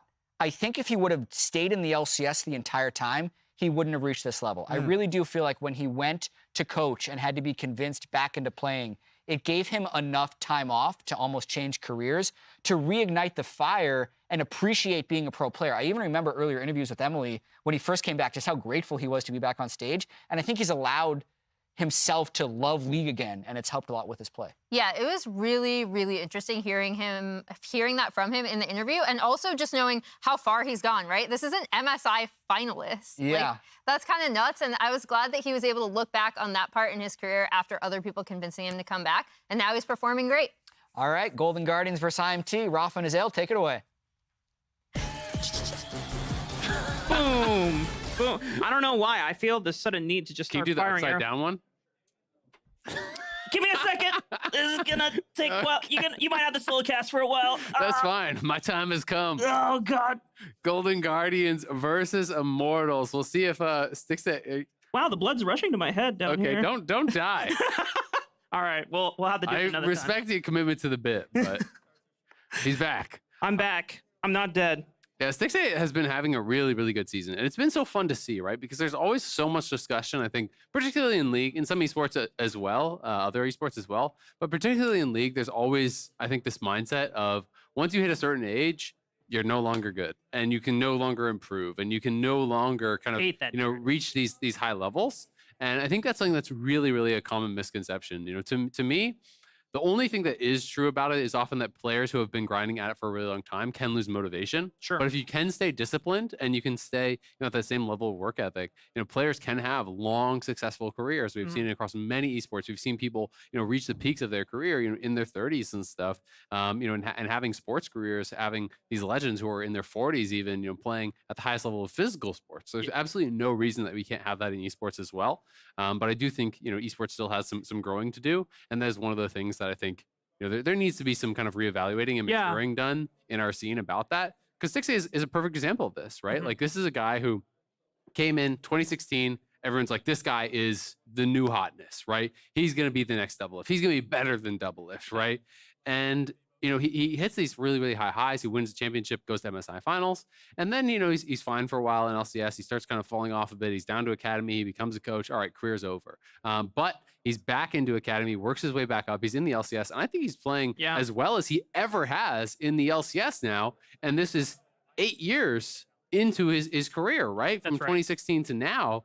This is a long time to kind of hit those same high highs again. It just shows that players still can improve, and the environment in which you're in matters so much to kind of really have that levels of success. Yeah, and not just environment, but also sometimes just chance of like what variables come into play. I mean, I don't remember if I was discussing with you or with Kobe about it, but had Golden Guardians' first choice for their Academy bot lane in spring 2022, Violet, didn't have visa issues and was there from the get-go, we would have never seen Stixay asked to go off the positional coaching role and step into play. And then I think from there, that is where Stixay was like, oh, wait, I'm still pretty good at this game. Golden Guardians also realized it too. And they're like, you know what? You're getting promoted to the LCS in summer. And then this is where now we see him at the trek of that kind of U-shaped curve that Mark Z was also talking about as well. It's like, okay, we started off here, then there's a big valley, but now he's back at least one of the best bot laners we've seen in the spring split so far. Yeah, and I mean, he's performing incredibly well amongst some of the best competition that there has been in bot lane in a really long time in this league. Yep. We have some really heavy hitters here. Obviously, Prince coming over, Berserker, Double Lift is back. We've got a lot of really strong contestants for him there, including Huhi's former bot lane member, FBI. So 6A has been performing really, really well. Has been a lot of fun to see. Mortals on the other side, did get a win under their belts. They're able to actually take down Dig, so broke their very big kind of losing streak that they were actually on. They'd picked up a couple wins pretty early on and then had been on quite a slide. So we'll see if they can perform a little bit better here today. They definitely want to get back towards those winning ways. See if the addition of Bolulu can, bring consistent success here. Zoe is going to be banned out. That is kind of his signature champion. We saw him play it yesterday. It was really, really impactful in a game that this time, I feel like they really had no business winning, from the game state that they got themselves into. Yeah. But Bolulu was a really big part of that. And, another pick that you had mentioned to me that he's really known for in NACL is actually his Vel'Koz. Yes, So sir. I would love to see him actually, continue to go away from the meta towards his own personal strength, because people are going to be less comfortable playing against those picks anyway. Now, I mean, you saw in the Garen game earlier today, it's not something that Sunday was known for, but as Vulcan said, it's like, well, we started taking notice of the Garen because Mooshader was playing it a lot from Wildcard. It's like, okay, well, you know what? Garen is really good into this specific champion. And we know historically that Vel'Koz is usually strong into control mages like Azir, right? Yeah. Now, I don't know if Gory's going to be busting out Azir anytime soon. He's mostly been favoring things like the Yone and the Sylas as of recent, but if that is something that's on the table and Golden Guardians kind of have a lapse of knowledge of like, oh yeah, by the way, Bolulu's other really good pick is Vel'Koz himself, and they don't have that preparation, maybe we'll see it, but I would not be surprised if Bolulu just goes back to something standard like a Sylas. Yeah, it's absolutely possible. He has had, I think, a bit of a different champion pool than what we had been kind of seeing from Blaze Olive. You mentioned the Sylas, the Zoe is his second most played after that.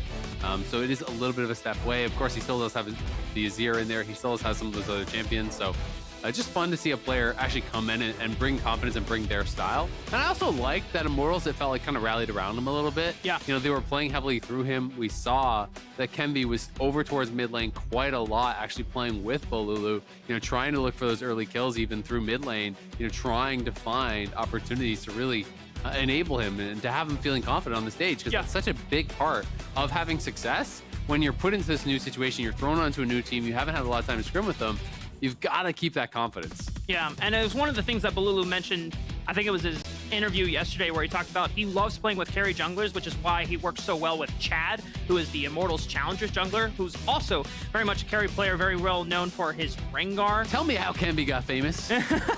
What kind of champions does he play? Carry junglers. Oh, interesting. I mean, it's a good fit right here. And, one of the things that we thought in the past that maybe would work is if Kenby had a mid laner that was willing to give up resources so that he could enable Kenby in aggressive invades. Obviously, the first round robin of the spring split, not many carry junglers that you can really get onto other than the Kindred or the Elise, right? Yep. But Kenby has mostly been stuck on Sejuani, Vi duty, Maokai duty for the most part. But if it enables the team, then he's willing to make those aggressive moves for the sake of his mid laner here. And I mean, surprise, surprise, 2 out of their 3 wins. 1 game on Kindred, won that. 1 game on Graves, won that, right? Their only other win was yesterday. It was on a Vi, right? Yep. But it wasn't a game that was as much about him. So I do think that's, again, another example of Immortals when they are playing towards their individual preferences and strengths, their individual comfort, they look a lot better because, let's be honest, they've just been worse than the competition at playing the meta, right? So if that is not working for you, you need to find a way to stop imitating the teams above you in the standings and start innovating and playing in your own unique style. That's what TSM did. I mean, Solo wasn't playing, Cassante and Fiora every single game. He was playing tanks before. Sion. Yeah, before everyone else thought it was cool. So it's something that we always encourage, especially of teams that are lower in the standings as well. It's like, don't feel the need to play what everyone else is playing. Just play your own style and try to improve on that. And I mean, I think it is really important to play the meta, but, if you have your own flavor, if you're a master of specific champions that are less popular, you can still not always pick them every game, but you can find windows and you can find areas where they can be really successful. Or you can, at the very least, maybe draw some bans or make your opponents kind of nervous about them. So I still think there's always that value in being able to have these picks. Licorice going right back to the Renekton. They've been playing Renekton Sejuani a lot. It's the most played for River and Licorice. Licorice largely, I don't think has been that lane dominant on the Renekton, though, I will say. He's been more doing things like the Jack Show Renekton and these kind of more tanky styles where he just uses it to get prio in lane, and then it's more playing for the team fights. Yeah. All right. If you're hoping for a Vel'Koz, I don't think we're going to see it because you do have to blind it, and Gory has could YOLO. easily counter it. Now, one of the times I did remember seeing him play Vel'Koz, he picked it willingly into an Akali, and we're like, why did you do that? It's good for lane. Was it good for the team fight? No, it was trash, but you know. But he's gonna go with the Ahri. This has been something that has been popping up a lot more ever since those buffs. Yeah, he does have one game played on it. You know, this split in NACL did win on it. Not a lot of games. He's actually one game in his career. So, you know, not even just the one game this split, which he does have. That is the only game he's actually played Ahri in his career. So yeah, as you say, it is getting a lot more popular. Gory, though, going to be going for an aggressive pick here. He's solo AP on the LeBlanc, so Revenge, I think, is going to have a pretty easy time with his itemization. Potentially Kemby could actually get some armor in there as well. Yeah. So that's something that they're going to have to potentially worry about a little bit. But we'll have to see how he's going to be able to handle this pressure, because when you have something like LeBlanc, the setup for those junglers can be really, really powerful, right? If you can actually get the chains down, it can be so dangerous with Sejuani coming in. Yeah. Especially post 6, you know, really easy to force things like that defensive Ariel. And if you have that Ariel being forced out defensively, you lose really all your pressure in the lane. You lose that kill threat. Whereas LeBlanc is going to have a much easier time staying safe. You just need the distortion up to be able to dodge these ganks, to really be able to stay safe in those situations. Yeah, I wouldn't be surprised if River also wanted to just attack mid lane early, right? Because you don't have access to Spirit Rush early on, you can be susceptible to distortion into chain, and then if you don't respect and immediately flash away from Sejuani before she gets in range, I mean, you're dead. CC chain is gonna kill you. Well, and especially we see that Ahri is actually playing TP, and it's Flash Ignite on the other side, right? So you do want to actually pressure this guy. You want to be able to, you know, put that threat, put that fear on him. And even if it just gives you that lane pressure, because Gory needs to be, if you're playing Ignite, you need to have push. You need to be the ones actually shoving that in, you know, being able to have decent resets. We're seeing Revenge. Zoom off stage. Maybe quick bathroom break there or something. When you gotta go, you gotta go. Maybe forgot something. He's like, stove's on. Be right back, guys. Guys, I left my camera on. The vlog is still running. I had a really good tweet. Could I pause? Please. Wait, guys, let me just tweet this banger real quick. I can't do it from the stage piece. Well, now Immortals are gonna be in Zen mode. I do want to take some time to actually talk about Balulu and Fleshy being on a previous team together in Nasser Esports. So it was one of the cooler things of seeing Balulu getting a chance to move up. Obviously, you know, heart goes out to Blaze Olive as he's taking this time to just, you know, step away for now, and we'll see what happens in the future. But it's a great opportunity for Balulu to show his stuff, and for Balulu and Fleshy, I mean, they have a long time history, and Fleshy was talking about that was fast. We actually had him oh, I can't talk about that. Well, I talked to Fleshy. You don't need to know when or oh, where. That's the worst. You're the worst kind of person. Where you do that, you're like, oh, bro, did you hear? It's so crazy. Oh, wait. Never mind. Can't talk about I shouldn't say that. Well, so there was a spill on stage. Oh. So that was the issue. Maybe he was running to get some napkins or something. I don't know. Just yes, he was running to get some napkins. I was joking. That's responsible right there, though. He cleaned up his own mess. He's not like, hey, refs, come clean this up. Shout out to It's my kind of top laner. Hell yeah. But yeah, Fleshy and Balulu played on Nasser Esports together all of last year. And something that Fleshy was remarking about how he loved playing with Balulu, this is before the roster change came in, is like, yeah, I mean, Balulu will just, especially on Zoe, find angles that no one else in the world can. Obviously, he's not playing Zoe here, but Balulu is always the type of player that will just push his limits and see, like, hey, even if we're down 5,000, 6,000 gold, I'm still going to try. And this is where you can, like, I mean, we know that Golden Guardians is the expected favorite in this matchup, but in the way that Immortals came back in a match that should have been Dignitas's to close out, it was really Balulu finding miracle plays. Yeah, absolutely. I mean, I think that was a really big part of it. And sometimes just having a new player come into the roster can kind of give you this little mental reset, can make you feel a little bit better, can make you feel like, hey, we've got some chances in this game to be able to come back. So yes, they are the expected favorites over on the side of Golden Guardians, but there are definitely going to be chances for Immortals to try to get something done here, to try to really threaten their opponents. And playing aggressively, I think, is such a big part of that. You can't walk into a match like this and play scared, right? You've got to still play your own game, try to dictate the pace, try to, you know, kind of assert dominance on the Golden Guardians here if you want to be able to take an upset win. Now for Immortals, sometimes also that roster change can always bring in that energy that inspires the rest of the teammates to also be more vocal. I mean, sometimes if you have someone like Balulu coming in and then he brings just a little bit more vocal energy, which we've already seen reflected in game one. Everyone else is more encouraged to be more vocal. You know, sometimes if you've been in a slump and you've just had, you know, loss after loss after loss, you know, everyone goes and it's like, okay, guys, we're gonna try, and then as soon as one thing goes wrong, everyone just full mute, right? No, I mean, I know you've definitely played in those games where it's like, all right, guys, you want to FF soon or? Not me, never. Never ever. Never? No, of course, always. Okay. I am an early FFer. I'm a strong believer. If a game is so damaging to your mental, it's better to get out and get into the next one. You know what? Fair People enough. are like, we can win this. I'm like, yes, we could win this, but in 95% chance, I have no fun in the rest of this game. Get me out. Get me into the next game. You know what? Fresh start. That does remind me of the game we played a couple days ago where I was kind of fed on Italy, but you were just getting blasted mid lane, getting ganked by Zach over and over again. You're like, Yeah, see, not the 1v1, not the 1v1. Yeah, it wasn't my fault. Yeah, no. Clearly. I know it wasn't your fault. That's why I felt bad. I'm like, Jungle diff. like, hey guys, maybe we can win. You're like, Nidalee not gonna carry this one, bro. There's no shot. All right, well, They preserve the mental, and then we got in there, and maybe we won or we lost. But for the sake of this story, we won. We did win the next game. Oh, there you go. I don't even remember, but I'm gonna believe you. All right, well, we're in our last game of the day here of week number 6. Wow, we're more than halfway through the split. We're closing in on the second round Ramen as well, and then playoffs are gonna come. Now we're gonna go Raleigh. Oh, this is. 30 seconds until the minions It's so crazy that time has flown by this quickly. I felt like yesterday was week 1. Yeah, that's what happens, man. You get into the LCS schedule. I feel like I started last week. I've been here for 8 years. Doesn't take long. It's weird. Uh-oh. Death sentence from Huhi connects, and that forces an early heal from Fleshy. Well, no deaths, but yeah, you're down a summoner spell in the 2v2. And you're down a potion, realistically, right? Because he's going to be missing 200 health.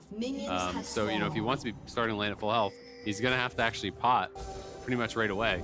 Because Huhi didn't commit his Ignite, right? So it wasn't even a trade. So if you actually get hooked, you know, if he hits level 2 and you get hooked and you're at full health, then you're just going to die. So there's the potion. He's already going to have to leave that running. So you're basically down a summoner and you're down half of your sustain from that. Damn. Is he playing cookies? Let's see. I'm going to check his runes right now. He's not playing cookies. He is playing Magical Footwear and Cosmic Insight.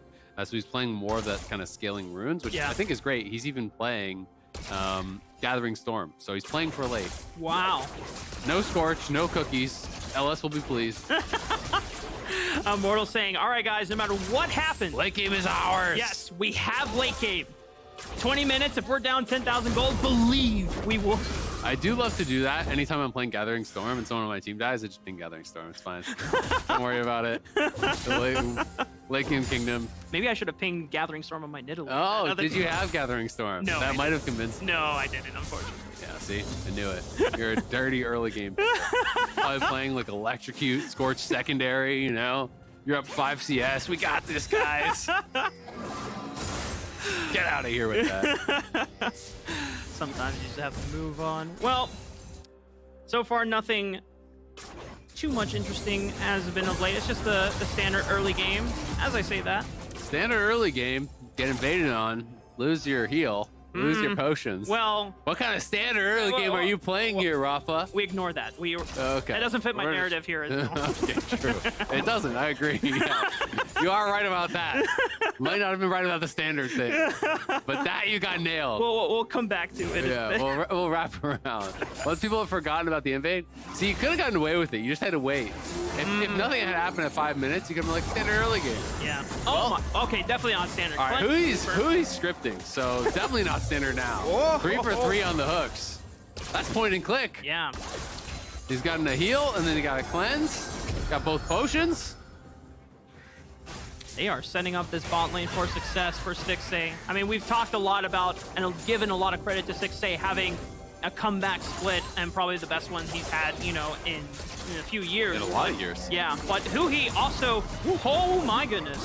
Huhi has just been as damn good, and also sharing the credit for setting up 6A4 success as well. I mean, I think Hui has been really good. I think people will kind of laugh at some of the memeable moments, you know, the flash finding into minions, things like that. Sure. But, you know, you shouldn't be kind of, oh God, as Kemby's in a lot of trouble. That chain is going to connect. He's dead. And Kemby is dead to rights. That's first blood for Bori. Yeah, he tried to flash it, but it's the extendo chain, man. Go Gadget. LeBlanc is just cheap with that. The range just goes so far on that chain. You get locked down, you're toast. Didn't respect this at 20. He kind of just straight up walked into him, wanted to mess around with him on that scuttle, and that is really dangerous here. And a little curious, too, because he sees it. Yeah, I mean, Balulu's also pushed in, so he has no rights to be checking that river in the first place. Yeah, he is no prio up on that side. But the strangest thing to me was he didn't immediately try to retreat when he saw River. It felt like he wanted to go for, like, oh, maybe we'll just kind of see if I can push him off or something, or didn't really realize how much trouble he was potentially in there. But, you know, gives over a freebie, and it's first blood onto the LeBlanc, who is playing, you know, this Ignite LeBlanc, who wants to be playing ahead of the pace of the game, and now, thanks to him, is definitely going to be. Oh, okay. That does not lit, but Tactical just holding himself composed. Yeah. I'm surprised he actually didn't have to burn flash there. Just good dodge. Yeah, really good dodge. He dashes to the side. You know, who he didn't wait on the predict. He tried to go for the play, the instant hook, and he kind of just did it in line with his play, which is fine. But Tactical had the read there, dashes to the side, and it ends up being, you know, that flash for nothing, really. So, well done. Immortals getting something back on that bot side. They're going to need to, because, you know, you look towards mid lane even, the buy is so much better for Gory. He is going to be having the CS even up quite a bit because he actually dropped quite a few minions, you know, on his base. He's not playing DP as opponent is, but he has a Lost Chapter buy here, which is going to be feeling really, really nice. Has the red buff as well. So you have red buff, you have Ignite still available, you have Lost Chapter, you're going to be putting on some pressure. That's the big thing for Golden Guardians this game. I mean, not to say that they don't really have scaling to combat Immortals into later the game. There's always a point where LeBlanc can just one-shot someone past the level 16 mark. But it does really feel like Golden Guardians want to push the pace of this game. They don't want to let the game idly sit by and let, you know, we already talked about the Gathering Storms that are in the pockets of some of these Immortals members. They want to take the game by the reins. And when a LeBlanc is already off to a start like this, you get that first item power spike, you start looking for roams and picks, and man, Golden Guardians, we're going to see that explosion in the mid game. Yeah, it's going to be looking potentially really good for them. You know, mid lane going really well, bot lane's going well, top lane, you know, slightly in their favor here. Chris just kind of doing his job, just hard shoving through bot. River hanging around here on bot lane, trying to see. I don't think he was spotted as he actually stepped in that brush. Now is going to reveal a little bit, but it's Gory just making a roam down here towards the bottom side, trying to see if he can actually find Kemby on a camp. And they're just going to be starting up this dragon because they have the 2v2 pressure through bot. They have mid push. So they have all of the kind of check boxes checked here to be able to safely do this. Even vision around on multiple sides. Hui checks out that tri-brush. They have pinks on the other side. So they're not really going to be surprised here. And it's going to be a very fast early dragon soloed up by your side running. It's great. And it's a minute before Rift Herald spawns. Kenvi is going to try to make an attempt on top side. Licorice being pushed in by the all-out, flashing away from Kenvi because he doesn't have that cease and desist. There's no further lockdown to get this crocodile. Yeah, not going to be able to actually lock him down. I wonder if he could have greeted out the flash, but the more I think about it, the more I like that he actually flashed to preserve his health. Because flashing early there means he avoids all the damage from Kenvi, which means he can actually collect the farm at his turret. Because if he had TP in that situation, I think you greet out the flash, but because he didn't, they're not going to. Nice engage. Looking for Fleshy. Oh, the patience from Fleshy, flashing away once he saw the Glacial Prison emerging from River's body. Well played. Yeah, well played there. I wonder if he could have held it a little bit longer, though. You know, you hit that play slow, you're playing Glacial Augment. Gory, look at this solo! Gory doesn't have flash, though, so Baloo is able to get out just fine. Yeah, a lot of near misses. Oh, God. Gotta be careful, Baloo. I mean, Gory still does a little bit of damage. Huki looking for the Hex Flash. Yeah, nicely sidestepped by Fleshy, but it's going to be 2 plates going their way. All of the farm is being lost here. Zeri's not going to get there for any of that farm.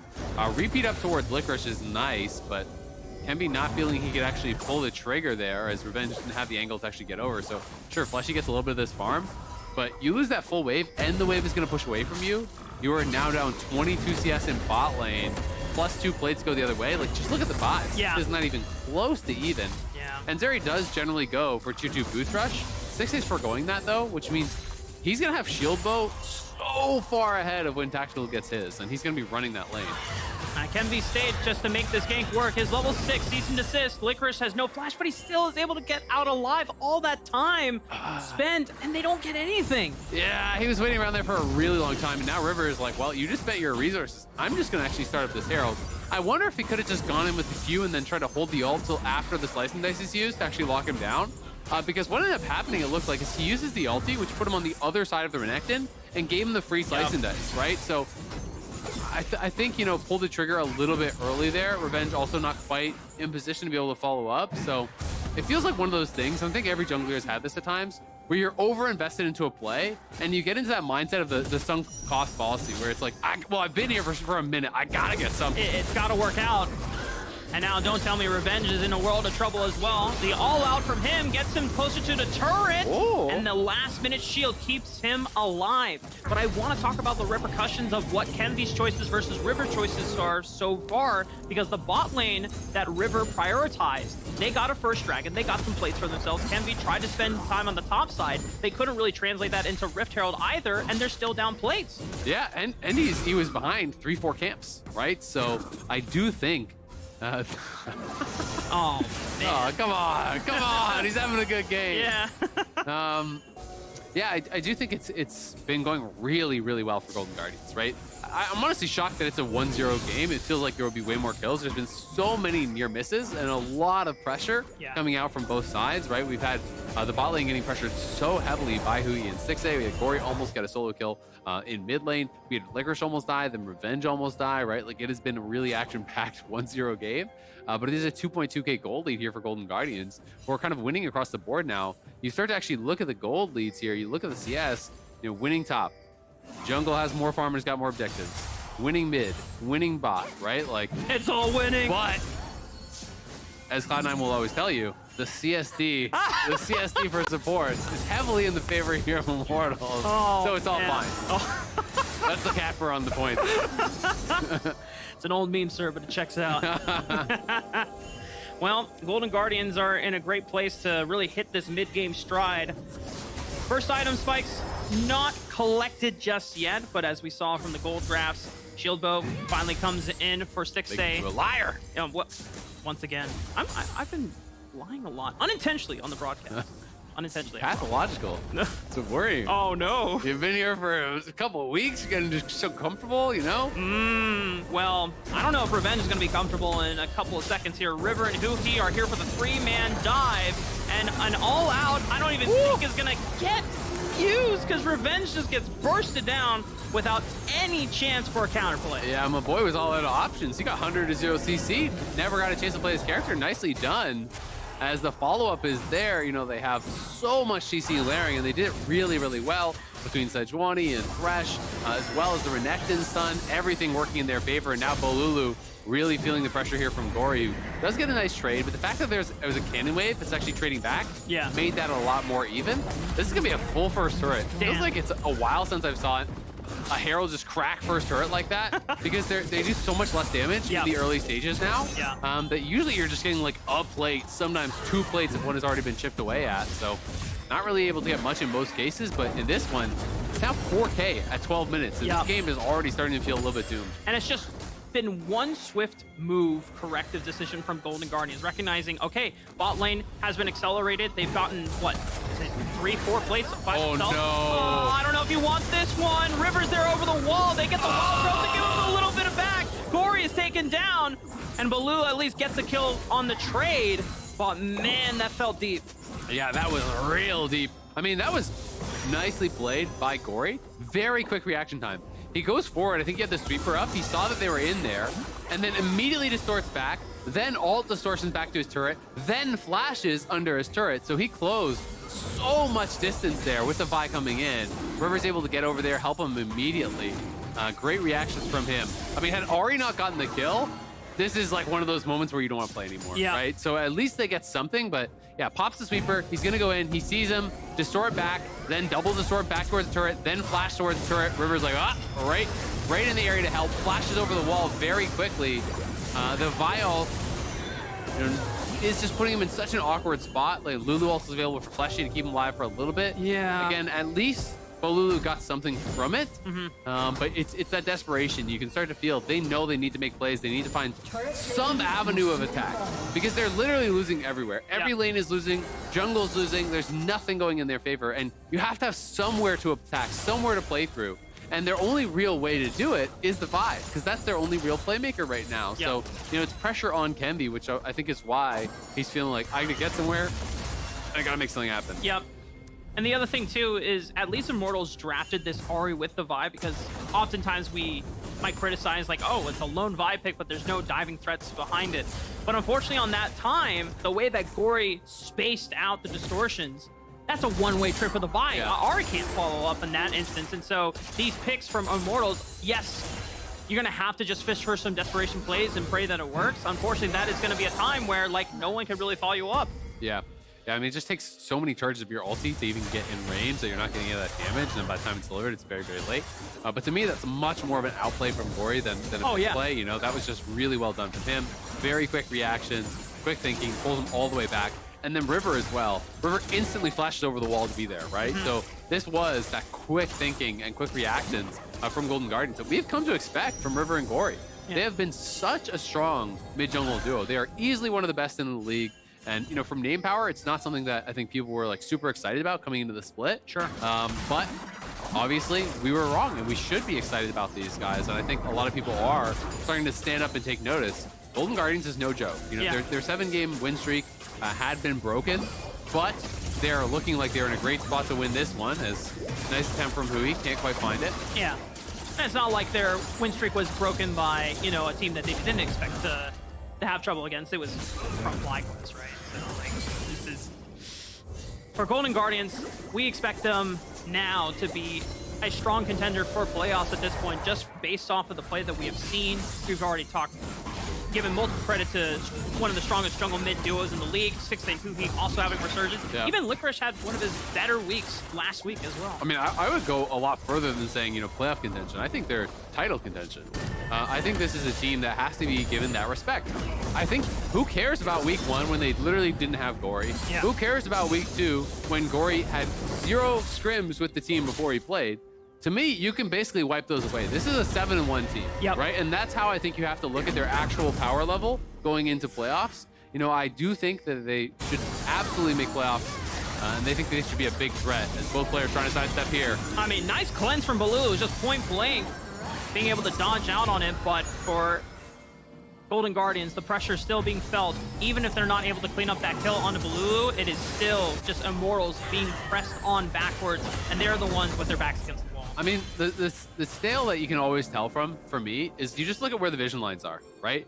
Everything for the Immortal side is defensive. They got some wards here, they got a couple wards here, they got one here, right? There's literally nothing, not a single ward across halfway point, right? And that just is showing you how far back they have to be. They're not comfortable even walking the river in most cases. Their only river wards are the ones they can do over the wall from their side, right? They're so uncomfortable to actually move out on the map. They know how bad their position is in this game.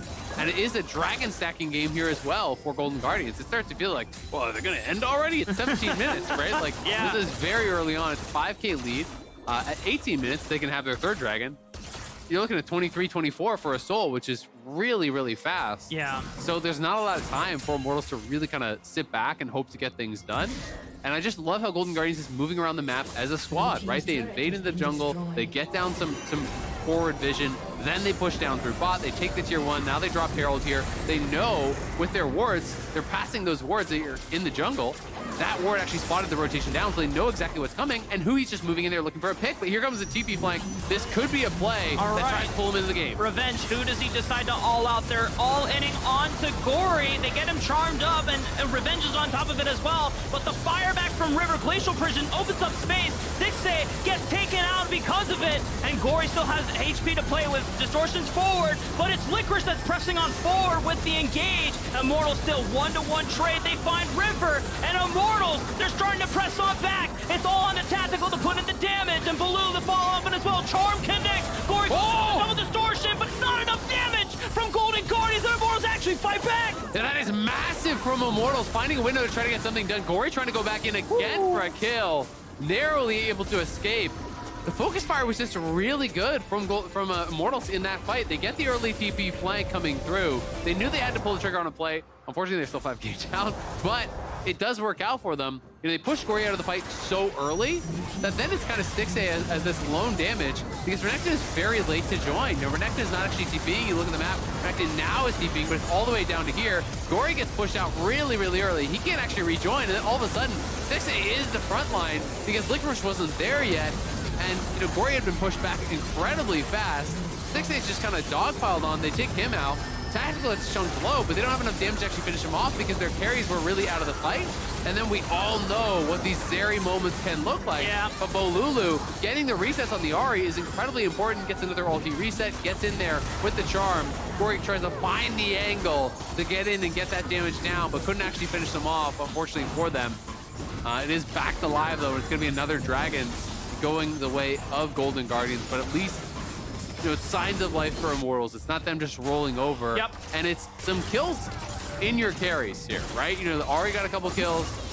The Zeri got a couple kills. So you can kind of hope, hey, maybe we can find another angle. Maybe we can find another moment here in 5 minutes at this Soul. Hit your 2 items. Hope you don't have 3. And you just see what you can get done.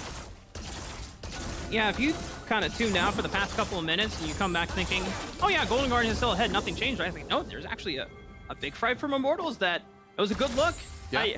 Now, maybe they need to do it a couple more times before they're back in the driver's seat and control again. But it just, like you said, if Immortals are able to have the confidence to say, all right, guys, we're just pulling the trigger right here, right now. It's now or never. Just go for it. I mean, it is a huge ask, but I will say, if you can have a really dominant fight, take away the next Dragon, that'd be at Baron time. Maybe get a Baron. You know, like there's a way into this game. This is not a completely doomed game. But you know, if you lose Soul, I think it's probably lights out. So I do think that they are going to have to try to look and really play heavily for this next Dragon. Try to find a way to get the early setup because that play was able to happen since they actually were on their side of the map and they had flanking wards. Yep. Right? They, again, have no vision out in the river, no vision out past the halfway point of the map. So they wouldn't even be able to find a flank like that in the situation they're in right now. Of course, they have time to actually get that down. They got about 4 minutes, so we'll see what they can make happen. Also would have loved to see, you know, some better communication from Licorice and his team. To actually just get a ward dropped in the fight so he could TP and join in the fight, because he had to run so far to actually come in.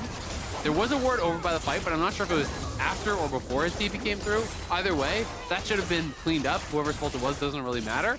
Because if Licorice joins that fight instantaneously and he's there with Stixxay, maybe they can actually take that fight. Yeah, Stixxay doesn't go down super early on. He's not a lone archer fighting on the battlefield all by himself. Immortals.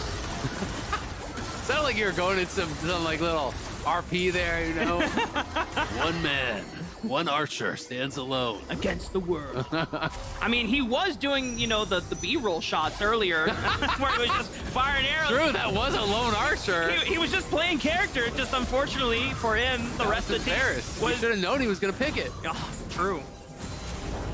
Up for Golden Guardians, it seems like business is back to usual. Hoopy making the engage, pulls them into the box. You see Bolulu on the right side. Gory's marking him, making sure that he cannot get into the fight and start sniping out Stixxay either. Yeah, Gory just going over the wall there, forcing out the Everfrost, just harassing Bolulu. As you say, just kind of zoning him out. And he's going for a very aggressive build here. It is Gory going for the Death Cap second. And Stixxay's playing on-hit Varus here. He has the Rage Blade. You can two-man this if they're given time. And they're showing members mid, they're showing members top. So I don't think Immortals has any idea. They're all collapsing for Licorice.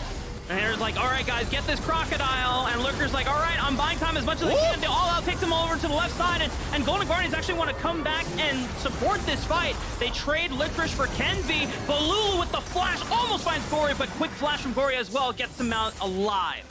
They're not bad. It is a trade 1-for-1. Jungler's dead. Do they actually go back? I don't think so. Hui's going to get engaged on, but Gory's behind him. He goes his sword right over, but he goes right onto Stixxay. Wait a minute, Immortals. This is a great angle to play from, because River and Gory is separated from Stixxay. Stixxay gets taken out of the fight, and now Tactical is revving up the damage, looking for more. Gory's forced the distortion away. There's no more Baron play for Golden Guardians. Yeah, that is actually really big. All of a sudden, Bolulu 303, Tactical 303. They are sitting in a much stronger position now. Let's see how much gold he has on his base. He's got about 1,100. What is he going to buy up here, you know, for this next fight?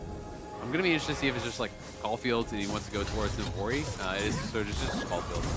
Not the craziest buy, but, you know, again, proactive plays from Immortals. They're in a difficult spot. This is better than what we've seen from them, I think, in a lot of weeks. It feels like they are playing with a little bit more confidence. They get that pick, and then Gory here, I was setting up a beautiful flank, but Baloo says, get that out of here. Like, he's pushing him right out, because I thought, when I saw Gory behind them, that they were going to get collapsed on from both sides, and they were going to get eliminated. Yeah. Baloo creating that space on the side here was so big, because now they're zoned out, and all of a sudden, you have a 3v2, 4v2 situation that you've created over on the other side. Yeah. Him creating that kind of area that you couldn't walk through, because who he was walking around, excuse me, maybe it was actually Gory and River that were walking around, but those two basically got zoned out by Bolulu and segmented from their team. So all of a sudden, instead of a 4v4, it's a 4v2 and a 4v2. Right. They pile on to 6A. He has no protection. He goes down. So it's great team fighting from Bolulu there and great team fighting from Immortals. Yeah, Bolulu, while the damage not matching Revenge and Tactical, his work was done in the zone control.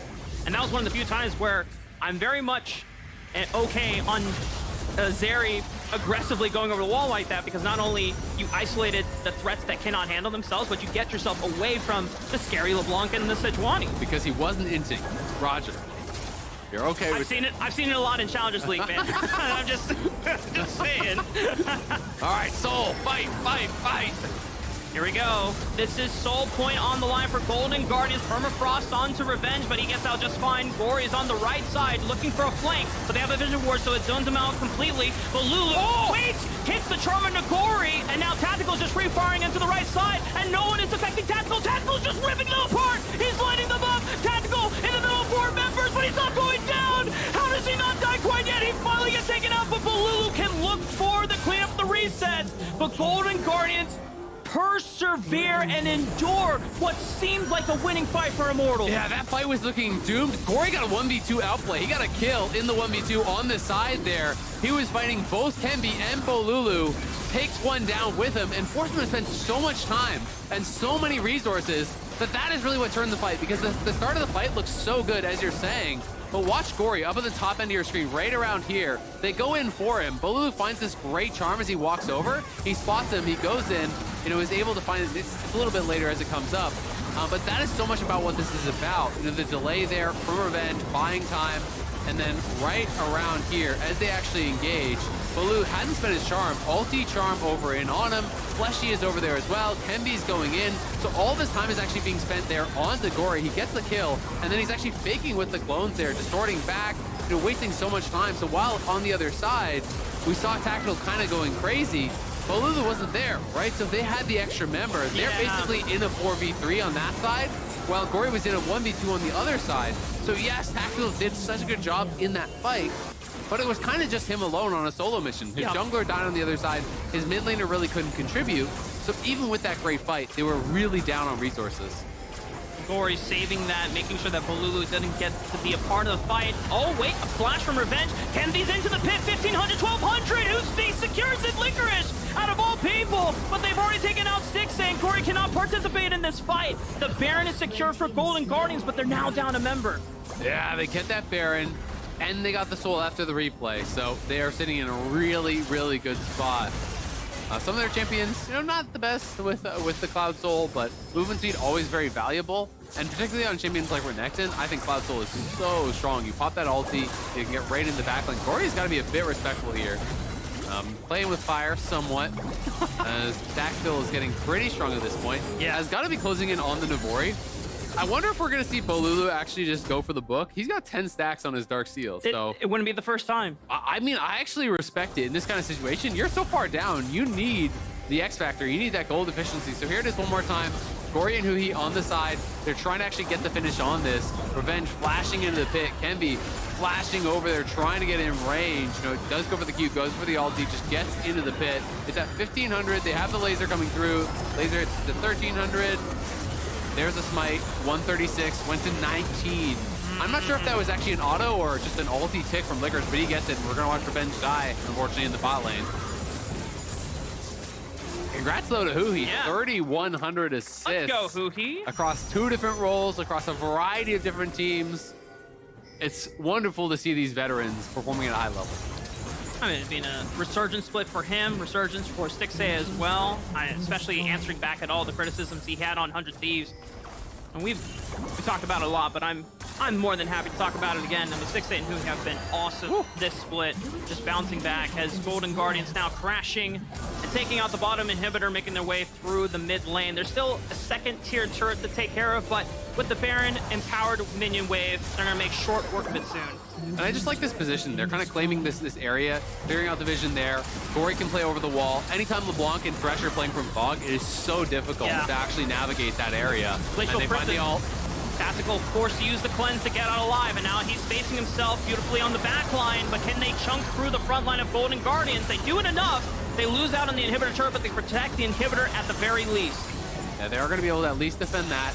Mortals are actually fighting pretty well. The problem is they just have had no map control. Pretty much it feels like the whole game. Things started to go bad for them early, and then they just started bleeding towers, you know. They've gave as good as they've got in all the fights. Yeah. But they've kind of lost the game outside of the fights because they've lost control of the map, they've lost control of vision, they've lost control of their jungle. And we've been seeing River be so effective, you know, with taking these objectives consistently, you know, getting the advantages anytime Kemby tried to make a play and couldn't make it happen. They're losing something elsewhere, right? They're losing those early dragons, and that stacking has paid dividends at this point. Yeah, it was the efficiency of what River did in contrast to what Kemby got on the other side of the map. We saw that play where Kemby was really waiting on making something happen on top side. They didn't get anything out of it outside of a flash from Licorice. Whereas bot side River snowballs bot lane, reverts any damage that was done on top side, gets that turret completely taken out. And from there, just the map was choked out for Immortals to really play with. I mean, credit that they've been able to play out some of these fights, but this has always been a losing position that they've been in so far. But the positive takeaway is definitely that they have stayed proactive. They had still looked for winning plays. You know, not playing not to lose. They are playing to win here. Yep. It is just from a very, very large deficit. And Golden Guardians having all the tools they need really now to try to close this one out. They're going to try to sync up these waves here. There's the supers coming through bot. We can see the wave actually being pushed through mid as well by Gory. And they're going to have 4 members here coming through top, with River kind of playing bodyguard a little bit so he can bounce between those waves if need be. But this is where things get really, really difficult. They're going to go for Gory. Do they want it? Okay, flash, and then the charm from Balulu. Almost 100-0. Gory gets out alive. Does he want to attack? No! Gory still making it out. No harm, no foul whatsoever. And he's still got a TP, so, or not a TP, but he'll be able to respawn, recall, and he'll be able to join the fight. That's one of those situations where itemization makes a difference. You know, Bolulu, when you're playing from this far behind, I don't think there's anything wrong with Banshees as an item in this game. You know, being able to eat a Varus ult or some damage from or a hook or, you know, Sejuani ult, there's good uses for it. But when you're behind, I feel like you have to go for maximum damage because of these types of situations. Your only chance to come back is usually picks. And in this case, had he had a more aggressive buy than the Banshees, probably is that little bit of extra damage to actually get him a kill.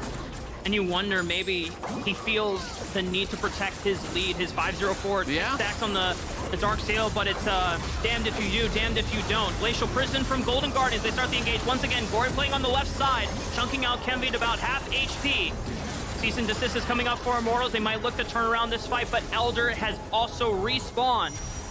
Yeah, Immortals gotta just flip it. You gotta, oh, Kemby might just be dead. Okay, they lock up Gory, but he still has the stasis to play with, but he doesn't get time to pop it. Gory is taken out of the fight. Immortals now have a 5-on-4. Yeah, but we see that Revenge is in the base, and they know Kemby has the base as well, because he had like 10 HP. So they will have a 5v4 eventually if they can actually set it up. Do Golden Guardians have confidence to start this? They don't. Golden Guardians kind of hesitated a little bit. I thought maybe they could actually just start on it instantly. They did not. Now Revenge is TPing out there, and Kemby is going to be back from base. So if you get this Elder, you do have some chances. The Elder could lead to the Baron. The Baron could potentially lead to stabilizing this game a little bit here. You can see Rivers on the side. If he could steal this, this would be the backbreaker. Got spotted though. 9,000 HP. They try to turn onto him. Balulu trying to zone him out, but he's forced to retreat to the left side of the flank. Licorice is taking up on the front side, gets pulled back by Huhi on the dark passage. Stixxay waiting for his time to shine and just pelt arrow after arrow into the backs of Immortals. River taking the Glacial Prison over the wall, chunking out Kemby. Immortals members, their health bars are going low. Oh, they're gonna just TP to try to end. If they keep Immortals here, Licorice can look to just end the game. Off of minion waves, Immortals, someone has to recall. They don't see Revenge though. Can River actually stop Revenge? They don't know where he is. Revenge is channeling the recall right now. Elder Dragon, I don't know who secured the buff. It was Immortals, and now Licorice is all by himself trying to take out this turret, but I don't think he can get any more. He only got one Nexus turret. Meanwhile, on the other side of the fight, it is still Kenby keeping alive. Tactical gets isolated and taken out by Golden Guardians, but the fact that Immortals have the Elder Dragon gives them a little bit of a window, but as I say that, Kenby is routed off, and just like that, it's down to Bolulu and Revenge. Golden Guardians, they have all 5 members, and even without the damn Elder Dragon, they're gonna look to push the end of game. Yeah, you may not have the Elder, but it's a 5v2. Revenge and Bolulu. I think there's almost no shot here. We'll see what they can get done. All right, Bolulu Revenge, this would be a miracle if you could pull it off. Huge knockup from Revenge, but the damage from Bolulu, it's not enough. Fleshy is respawned as well. They find one, but River and Stixay are just turned on to the Nexus. Stixay is hitting one after another. Can they lock him down? No! Golden Guardians will close out this game. That Golden Guardians getting the win, but I'm not gonna lie, that game got a little bit dicey. With the lead that they had, they can be happy to walk away with the victory. But I don't think they're going to be happy with the way that they closed it out from the massive lead that they created. Golden Guardians were running over this game, very, very dominant. You got to give credit, though, to Immortals, whose team fighting down the stretch was really solid. Bolulu, as well as Tactical, getting a lot done in a lot of these team fights. And had things gone a little bit differently around that Elder, potentially things go in their favor. When you get that Elder, if you can stabilize the game, get the Baron, who knows? Yeah. But at the end of the day, it is Golden Guardians, another win under their belts here on their march towards the top of the table. That is their 8th win. 9 is usually the target for playoffs. They're very, very close to that mark already, and I think they can well surpass it. Oh, yeah. I mean, Golden Guardians still showed, at least in the first 15-20 minutes, what was such a clean and dominant, well-processed, proficient game. It was just off the back of one positioning mistake, one macro decision from Kenby, and it's like from there, River completely took control. But the fact that, as you said, Immortals showed stronger team fighting, and this week alone, rather than, all the weeks that they've had it, maybe that's a sign of life for Immortals to play through. Obviously, their chances for playoffs contention is not looking great, but there's still a summer split to play. Playoffs. Yeah, let's be honest. Yeah. I mean, I don't think it's gonna happen either. But talking with this team, I've always been adamant, hey, what are your goals and strengths for the year, not just the spring split? And I know, talking to the GM Tonington, it's we would love to eat our cake and or have our cake and eat it too. But I think. At this point, you'll be happy with one or the other. Yeah. And I think for this team, as long as you guys are, continuously growing and getting into the summer form that's going to be there, because, at this point, I don't think it's going to be possible. But this is a sign that you can start looking off of. If Bolulu and Tactical are having this strong of team fighting stage, now we just need to work on how do we get there. Yeah, absolutely. I think there's a lot of positives for them to take it away. But we're going to hand it over to the LCS Lounge to close out the day. You don't get it. Welcome back. That sure was. Hey, Immortals has the superpower to make any game interesting. Stop stealing my jokes.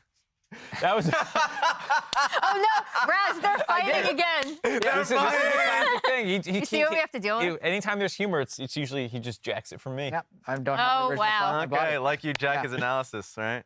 Yeah, pretty much. Yeah, there we go. Now we know. Now we know. There's a Jat tweet, apparently. What is this? Jat tweet? It's probably the Steve Blue. Yep. There we go. I have never gotten this many tweets about my outfit. Every single person made the exact same joke, too. Ovally made the tweet. This was LS, during this or that. Do we have an LS one, too? Also, she got Dora the Explorer. Yeah, he did one, too. We just got a letter. We just got a letter. I will blame Ovly for not knowing the difference between Blue's Clues and Dora the Explorer. The map thing is Dora the Explorer. That is actually quite bad, yeah. Okay, but at least she found egregious. A map. Wow, how many? There's a lot. Are there? There's a lot. Were you just getting spammed with you and Steve from Blue's Clues? Pretty much. Steve is back. This was apparently a really popular show. Yes, that was my childhood. Yeah. It was great. Forget that's not worth it. Huh? I was about to go down a tangent, and I was like, this is just not worth it. We're about to learn about Mark's childhood, but instead, let's pull up our Samsung SSD Fast 5 for this week. Oh, okay, it's not ready yet. I will say They swapped If They you want to swapped talk about the your slide. childhood again, Yeah. Mark. Yeah, Mark, what were you gonna say? Childhood. Second. So it wasn't about my childhood. It was about Blue's Clues and like how transformational it was for early morning programming for children's cartoons, because they would replay the same thing all week long, and like what people found was that kids actually liked knowing what was coming next. And so they could do the riddles and the puzzles with after they watched it the first time on Monday. On Tuesday, you could go along with it. Yeah. And that's like how a lot of children's cartoon programming went after Blue's Clues. It was Okay. actually really revolutionary. Who? This was according to Brandon Sanderson when he was talking about it on podcast. I didn't fact check it. I'm just Who? regurgitating other things I've heard. Wow, way to that steal a makes point, sense. Mark. Who would do that? But yeah, who are you talking Do about? we have the Fast Five yet? Mark. Who are you talking about, Mark? What do you mean? Who? About what? Who asked? Brandon All right, Sanderson. now Oh as we my look God, for dude, you fished for that joke for like 30 Already seconds. off the rails. I'm gonna commit, goddammit. All right, I want to shout out Boogie because I thought we were talking about how he had a rough game yesterday, came back on the bye, Yeah. had a great game today in TSM's win, so shout out to him. I want to shout out Double. If people talk about 100 Thieves not having a good early game, but look at that. Fastest kill. 100 Thieves, good early game. Pretty fast. So fast. 222, baby. Core JJ as well. Who says he can't play Enchanters? There it is. 642. You got him. Actually, now I'm thinking about it, I'm kind of surprised it isn't Luger because I remember tracking in my head, I was like, oh, that's like an old school CLG First Blood from last year. Well, it was technically like that 2v2 from today, I'm guessing, where they flashed Oh, in. yeah, And they got so the kill, he but then got they the kill immediately got first, double yeah. killed after. Ah, there we go. You're That right. makes sense. Tragic. I will put a shout out there to Tomo. Just in general, because Tomo came out, had a pretty damn good week. Yeah, that's true. It was just nice to see in general. So welcome back, Tomo. Yeah. And a reminder that Samsung has partnered with Sleeper and Fantasy LCS, and you can now earn bonus points for each week for correctly predicting the fastest performers. So congratulations to those of you who were able to claim that reward this week. So playoff picture, Yes, it is looming over our little weird. shoulders. literally. Yeah. It's starting to solidify this week. I think the big thing that everyone is super concerned about is this kind of cluster here, right? Because we have TSM, 100 Thieves, and TL. Obviously, everyone's already leaning into the narrative of 100 Thieves having to battle TSM and TL directly in the standings, and then CLG just above them. Yeah, I mean, to me, one of the big things is just the fact that Golden Guardians, CLG, and TSM have been so good. They're all in the playoffs, and Team Liquid, 100 Thieves, and Dig, who a lot of people were projecting as the actual top six, are all out of it. Yeah, if this froze today, I don't think I would have ever been more wrong about projected LCS playoff teams. Like we almost all usually get like 5 out of 6 at the start of the split. And if I get 3, that's a really abnormal split. Yeah, every single one of us had 100 T and TL in our top 5, right? Yeah. Like preseason? Yeah, and there was a mix between some people had CLG 6th and Dig. I think it was Dig and CLG that were. Those were the 6-7 that people were debating. Yeah. I had Team Liquid pretty far down in my power rankings. I think it was 5th or something like Still in that. the playoffs. That's But it was still still playoffs. playoffs. I still Yeah. had them in range of playoffs. And so, like, this was, you already said it. I was going to come out and say that this was my most copium split where I'm like, oh, next week, 100 Thieves and Team Liquid are going to get it together because it's always that faith that the players that have done it before can get back in doing it again. And it just has not worked out. And I have to now rewire my brain to believe that, no, they are actually having a terrifying split. And they need to, they're in a desperate situation these next 2 weeks. I am fresh out of copium. Yeah. It's kicked. It's cached.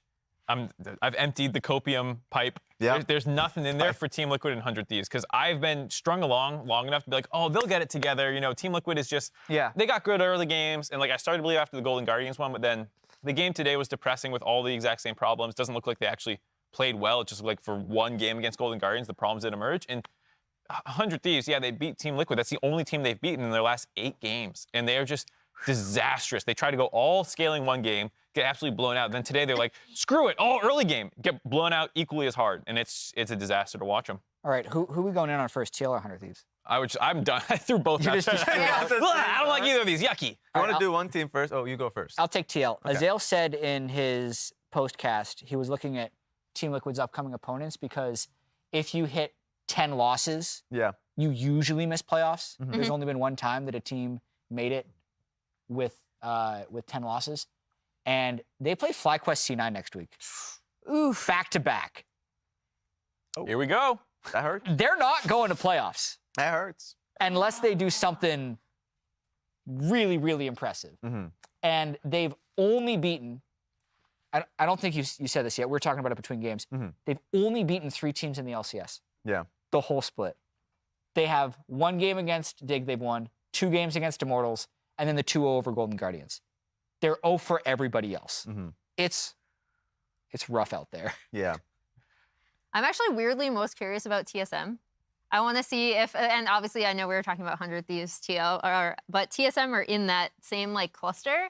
Yeah. And I feel like we see them have really good games like today where they look super coordinated, where once they get Boogie has a really strong early game. Once they get a lead, they're able to close it out. Or which was actually cool to see because previously they would be losing the early game and then come back through mid to late game fights. But Turtle looked really good on the team today too. So I wonder if that's a roster change that they stick with going into the back half of the split during their playoff push. You have to believe that it is. I think it's risky enough already with 3 weeks going to playoffs that you make a change. But the fact that they did so, and it's working out at least this week, it looked good.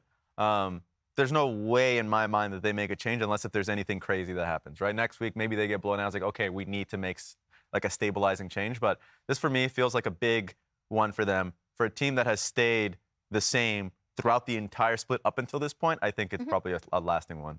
Yeah, I think them, Golden Guardians, and CLG are surprisingly stable. Like, they might lose one game or, make mistakes in the games, but more or less they have their kind of strategies and they stick with them. Yeah. Golden Guardians came back down to earth a little bit this week, I think, losing to Team Liquid and having a bit of a banger versus Immortals, where Gory was having a bit of a happy game. But, I don't think they're going to suddenly drop 5 games and drop out of playoffs, which is what would have to happen, finish 8 and 10. And for CLG, even if they go 500 the rest of the way, a little under, they're probably safe. Same with TSM. So yeah, I think what TSM has done this split has been a positive thing where it's hey, we are in a Zubu Blaze, the one-trick warhorse, the one style that we play that is successful for us. Yeah. Solos on tanks, bot lanes on a hyper carry. Mid lane can be roaming, but Maple has his set champions that have been really good for him, and he's just been, I think even if he's out of that pool of champions, he does well anyways. But just generally speaking, they're a front-to-back team. And they've done really well in terms of front-to-back from the beginning of the split till now. So yes, if they do get to playoffs, there's going to be a challenge in playing that style in 5 games. But I think right now they don't even need to think about that. They've been succeeding with what's being given to them. One team I'm really curious about is FlyQuest. They did lock playoffs today, due to, I believe, the 100 Thieves loss. So congratulations to them. But they've looked a little bit shaky this week, not just in the loss, but also in their win. Yeah, you can't win the LCS in 4 weeks of games. And I think we all kind of, I think a lot of people kind of make the mistake of seeing how dominant they are in 4 weeks. We ask them a ton of questions about, how do you stay motivated? What's it going to be like internationally? And there's a lot of league left to be played. Even the preseason bet we have of whether or not C9 ends above FlyQuest. True. That's in play. True. That's still in play. I mean, even on the dive, and they were like, "Oh, is this the greatest class of imports we've had after 5 weeks?" And Vikla got absolutely smashed today. Prince, mechanically was good, but he was gale forcing into situations and then dying immediately, not saving cooldowns defensively, just being over aggressive, trying to follow up on his team. I think you've seen that these players have incredible ceilings, but it's not like they're without their weaknesses. And just because that wasn't exposed immediately in the first 4 weeks, people are like, they must not have any. And it's no, they do, guys. They're not immaculate, and I think the people jumped the gun because they want to be excited. It's fine to want to be excited about FlyQuest, but I think this is showing that it's a tighter race to the top than even we might have been giving it credit for. Yeah, I definitely am super curious to see them in best of 5s. One thing, I talked to Nick Fan this past week, I wanted to talk to him about how this roster came together. And one thing that he really stressed when he was talking to all of these players in the offseason is he wanted people with the same kind of mindset and hunger for the game so that even when they disagree, they're all on the same page in terms of how they want to play, how they want to prep, and how they want to practice. And I think that's really interesting. He also said that he only thinks, and this was before the loss, that they're at 30%, if that, of this team's potential or what they think they can be, which I thought was really interesting in light of all of the hype we were giving them, especially in the first 4 weeks. Yeah, it's true. Maybe internally it's completely different. We never know exactly what's going on for the teams and the conversations they're having. And Prince having the game that he had today could be more par for the course of what happens in scrims. Like, we were memeing a little bit with Spica yesterday when he was here, but like, what's your scrim win rate? Because like, they're different levels of dominance. So like 2020 C9 had like a 90% scrim win rate, which makes it like almost impossible to understand what's good because you're winning pretty much everything. I'd say the sweet spot is like 65%, where you're winning 2/3 of your scrims, so you have enough positive vibes to continue dominating, but you're also able to learn some of the things that are bad. FlyQuest, from the sounds of it, is like maybe sub 50. Yeah. Like, they're apparently running it down I a couldn't lot. tell whether he was joking. He was like, I wish it was 50%. Well, the Golden Guardians apparently said that they beat them 100% win rate against them. Cloud9 had reported similar things before about how like they're like, oh, I guess FlyQuest is a stage team or something. Who knows? We know what you did learn was that Garen is good. Moose Hater's been repping him up, finally picked into Cassante. Moose Hater's nothing special. He's just been playing an overpowered champion. I think this is what this is what I've learned. Moose Hater catching strays over here. He had a tweet where he was like DMing Tenacity about like you should play this into Cassante. He's like left on red, and then someday played it. Garen was the last champion to be played in LCS history. Every other champion in the entire roster of League of Legends was played until Garen. So now we finally have the entire roster played. Is this like when? Is this like when the Cubs won the World Series? Like, the LCS is over now? We did it? We've done it. We're closing the Pokedex it. is complete. Randomly after week 6. All right. Roll credits. See you, everybody. And the last MasterCard Player of the Week ever in the LCS is Jojo Pion. I did want to bring this up because Jojo had a really good week. I know people were joking. I believe it was Cubby being like, yay, Jojo didn't die in side lanes. But you know, when you are pressuring the map, that does make a massive difference. He had a monstrous game today on the Azir, and it is really cool to see this past week them be able to recover and play really well. This is a team that we kind of already know how. Actually, we don't know how good they can be because they did change out pieces of their roster, but we have somewhat of an understanding due to their core of how good they can be. Yeah, and I mean, just specifically, Jojo Pion is somebody that we wanted to celebrate coming into this split because we know how good he is, how, like, of a young player. And yes, the Azir game today was great, but also just the Akali game. If you look at the context of that Akali game, there's no way for him to be, like, doing well. Like, that was a really hard Akali game, but he is somebody that, we'll just say, pick it for me, slams it, has an insane game. Jojo Pion is somebody that has, like, we already know his mechanics are high, and we know that he will always play to his limits. But this week was exemplary, like a great example of who he is as a player. Yeah, the Azir game, most of those early kills on Vikla came off him and Inspired's tag team, and he was just really clean. And I feel like, and this is probably too big of a conversation to launch into, but the community really focuses on big mistakes. And sometimes not enough on just consistent dominance to get to a position where like that mistake might be bad. Yeah. But, like Jojo in early game and even in team fights is really, really good. It's just the map stuff and it's like whenever it happens, you're like, what an idiot. But like the other things that he's doing well is better than everyone else in the league, and other people can't even do that stuff. Yes. So it's like, okay, yeah, he does this like dumb thing every once in a while, but like, my God, at least he can do these other things well too, which other than like Vikla and maybe Eminez, it doesn't seem like is happening. Maybe Gore a little bit too, but like he is, even amongst them, arguably the best laner. And I love that you mentioned specifically Vikla and Eminez because hearing from Vikla, he talks about, like, yeah, I want to play against Jojo Pion. And you hear from Eminez, and this was when he was in the Challenger League, right? When he was in an interview and was asked who you want to play against, he just says Jojo Pion. He leapfrogged all of the academy, like the Challenger mid laners, and was like, I want to play against Jojo Pion, and he thinks that he was really good. Everyone has that respect for him as a player. And so the fact that now people are really recognizing that, it's good to see. Yeah. Well, let's pull up our standings. Let's pull it up. Kind of, they were behind us because we were talking about standings, but just in case you need a refresher, FlyQuest still in first place with an 11-2 overall record. Today, they just qualified for playoffs. Following them is Cloud9 at 10-3, EG at 9-4, Golden Guardians at 8-5, CLG at 7-6, and then TSM at 6-7. 100 Thieves tied with Team Liquid Honda at 7th at 5-8. Immortals Progressive at 3-10, and Dignitas at 1-12. Race to the playoffs. It's pretty close. Yeah. It's gonna be tight. Thursday's schedule: FlyQuest versus Team Liquid Honda. TSM versus Immortals Progressive, Cloud9 versus Evil Geniuses. That's obviously a top one. It's a banger. 100 Thieves versus Golden Guardians, and then CLG versus Dignitas. I like these game 4s that we've been having. I don't know why. There's just like something about Golden Guardians 100 Thieves where there's the preseason expectations versus what we've seen lately. We had that Golden Guardians TL game where TL kind of like surprised us. If 100 Thieves doesn't win that one, I think they're also toast. So it's gonna be a banger. And I'm a drama frog. So when I see Evil Geniuses versus a drama frog, when I see Evil Geniuses versus Cloud9, and I know 2 of the dramas that happened so far this split included Sven and Vulcan, I just enjoy that. Obviously, nothing's going to happen. Not with each other yet. I was like, wait, they don't have beef with each other? I don't care. Maybe it's possible. It's possible. I'm going to throw that out there just see if anything happens. Hey, you guys should fight. Bye! Raz apparently wants you two to fight, so good luck with that. That does it for us. We're going to end there on the LCS Lounge for today and for LCS for this week. Salt League starts tomorrow at 1 p.m. Pacific, 4 p.m. Eastern. Thank you so much for joining us, not just today, but if you've joined us previous days as well. And that's it. Woo! I don't have a pen to throw. Oh, wait, I do.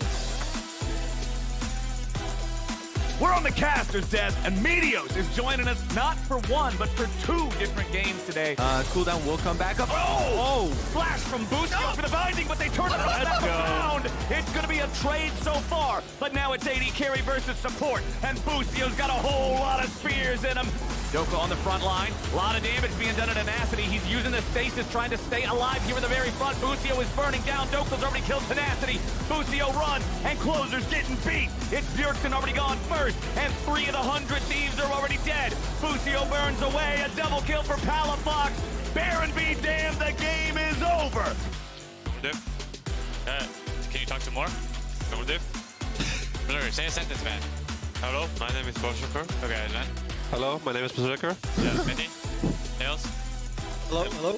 Hello, my name is Berserker. Yeah, I'm good.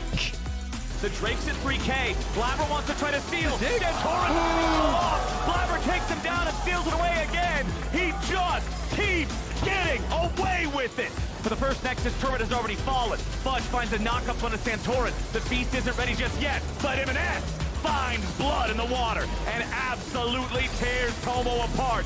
Dig is stuck back on the fountain stairs, and 1 Baron is all it took. C9 finds the win.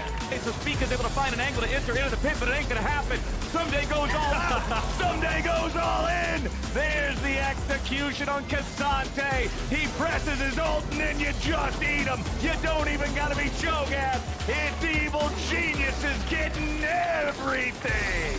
For the second time this split, FlyQuest will fall. One last message to Ayla on the spawn platform, and Evil Geniuses triumph over FlyQuest. I really don't know how they win this. Yeah, now they're just going to turn right on to Summon. He has Flash, but can he even get out? They turn out the lights with Paranoia. Summon still doesn't get out alive. They turn off the lights, but Soul is secured for TSM. Can Team Liquid even turn around this fight? They're onto the backline, but he's already golden, and Wild Turtle's just kiting, hitting one after another, free-firing like it's shooting fish in a barrel. TSM easily clean up Team Liquid, but Lulu waits, hits the charm of Nagori, and now Tactical's just free-firing into the right side, and no one is affecting Tactical. Tactical's just ripping them apart. He's lighting them up. Tactical in the middle of 4 members, but he's not going down. How does he not die quite yet? He finally gets taken out, but Balulu can look for the cleanup, the reset. Huge knockup from Revenge, but the damage from Balulu, it's not enough. Fleshy is respawned as well. They find one, but River and Stixay are just turned on to the Nexus. Stixay is hitting one after another.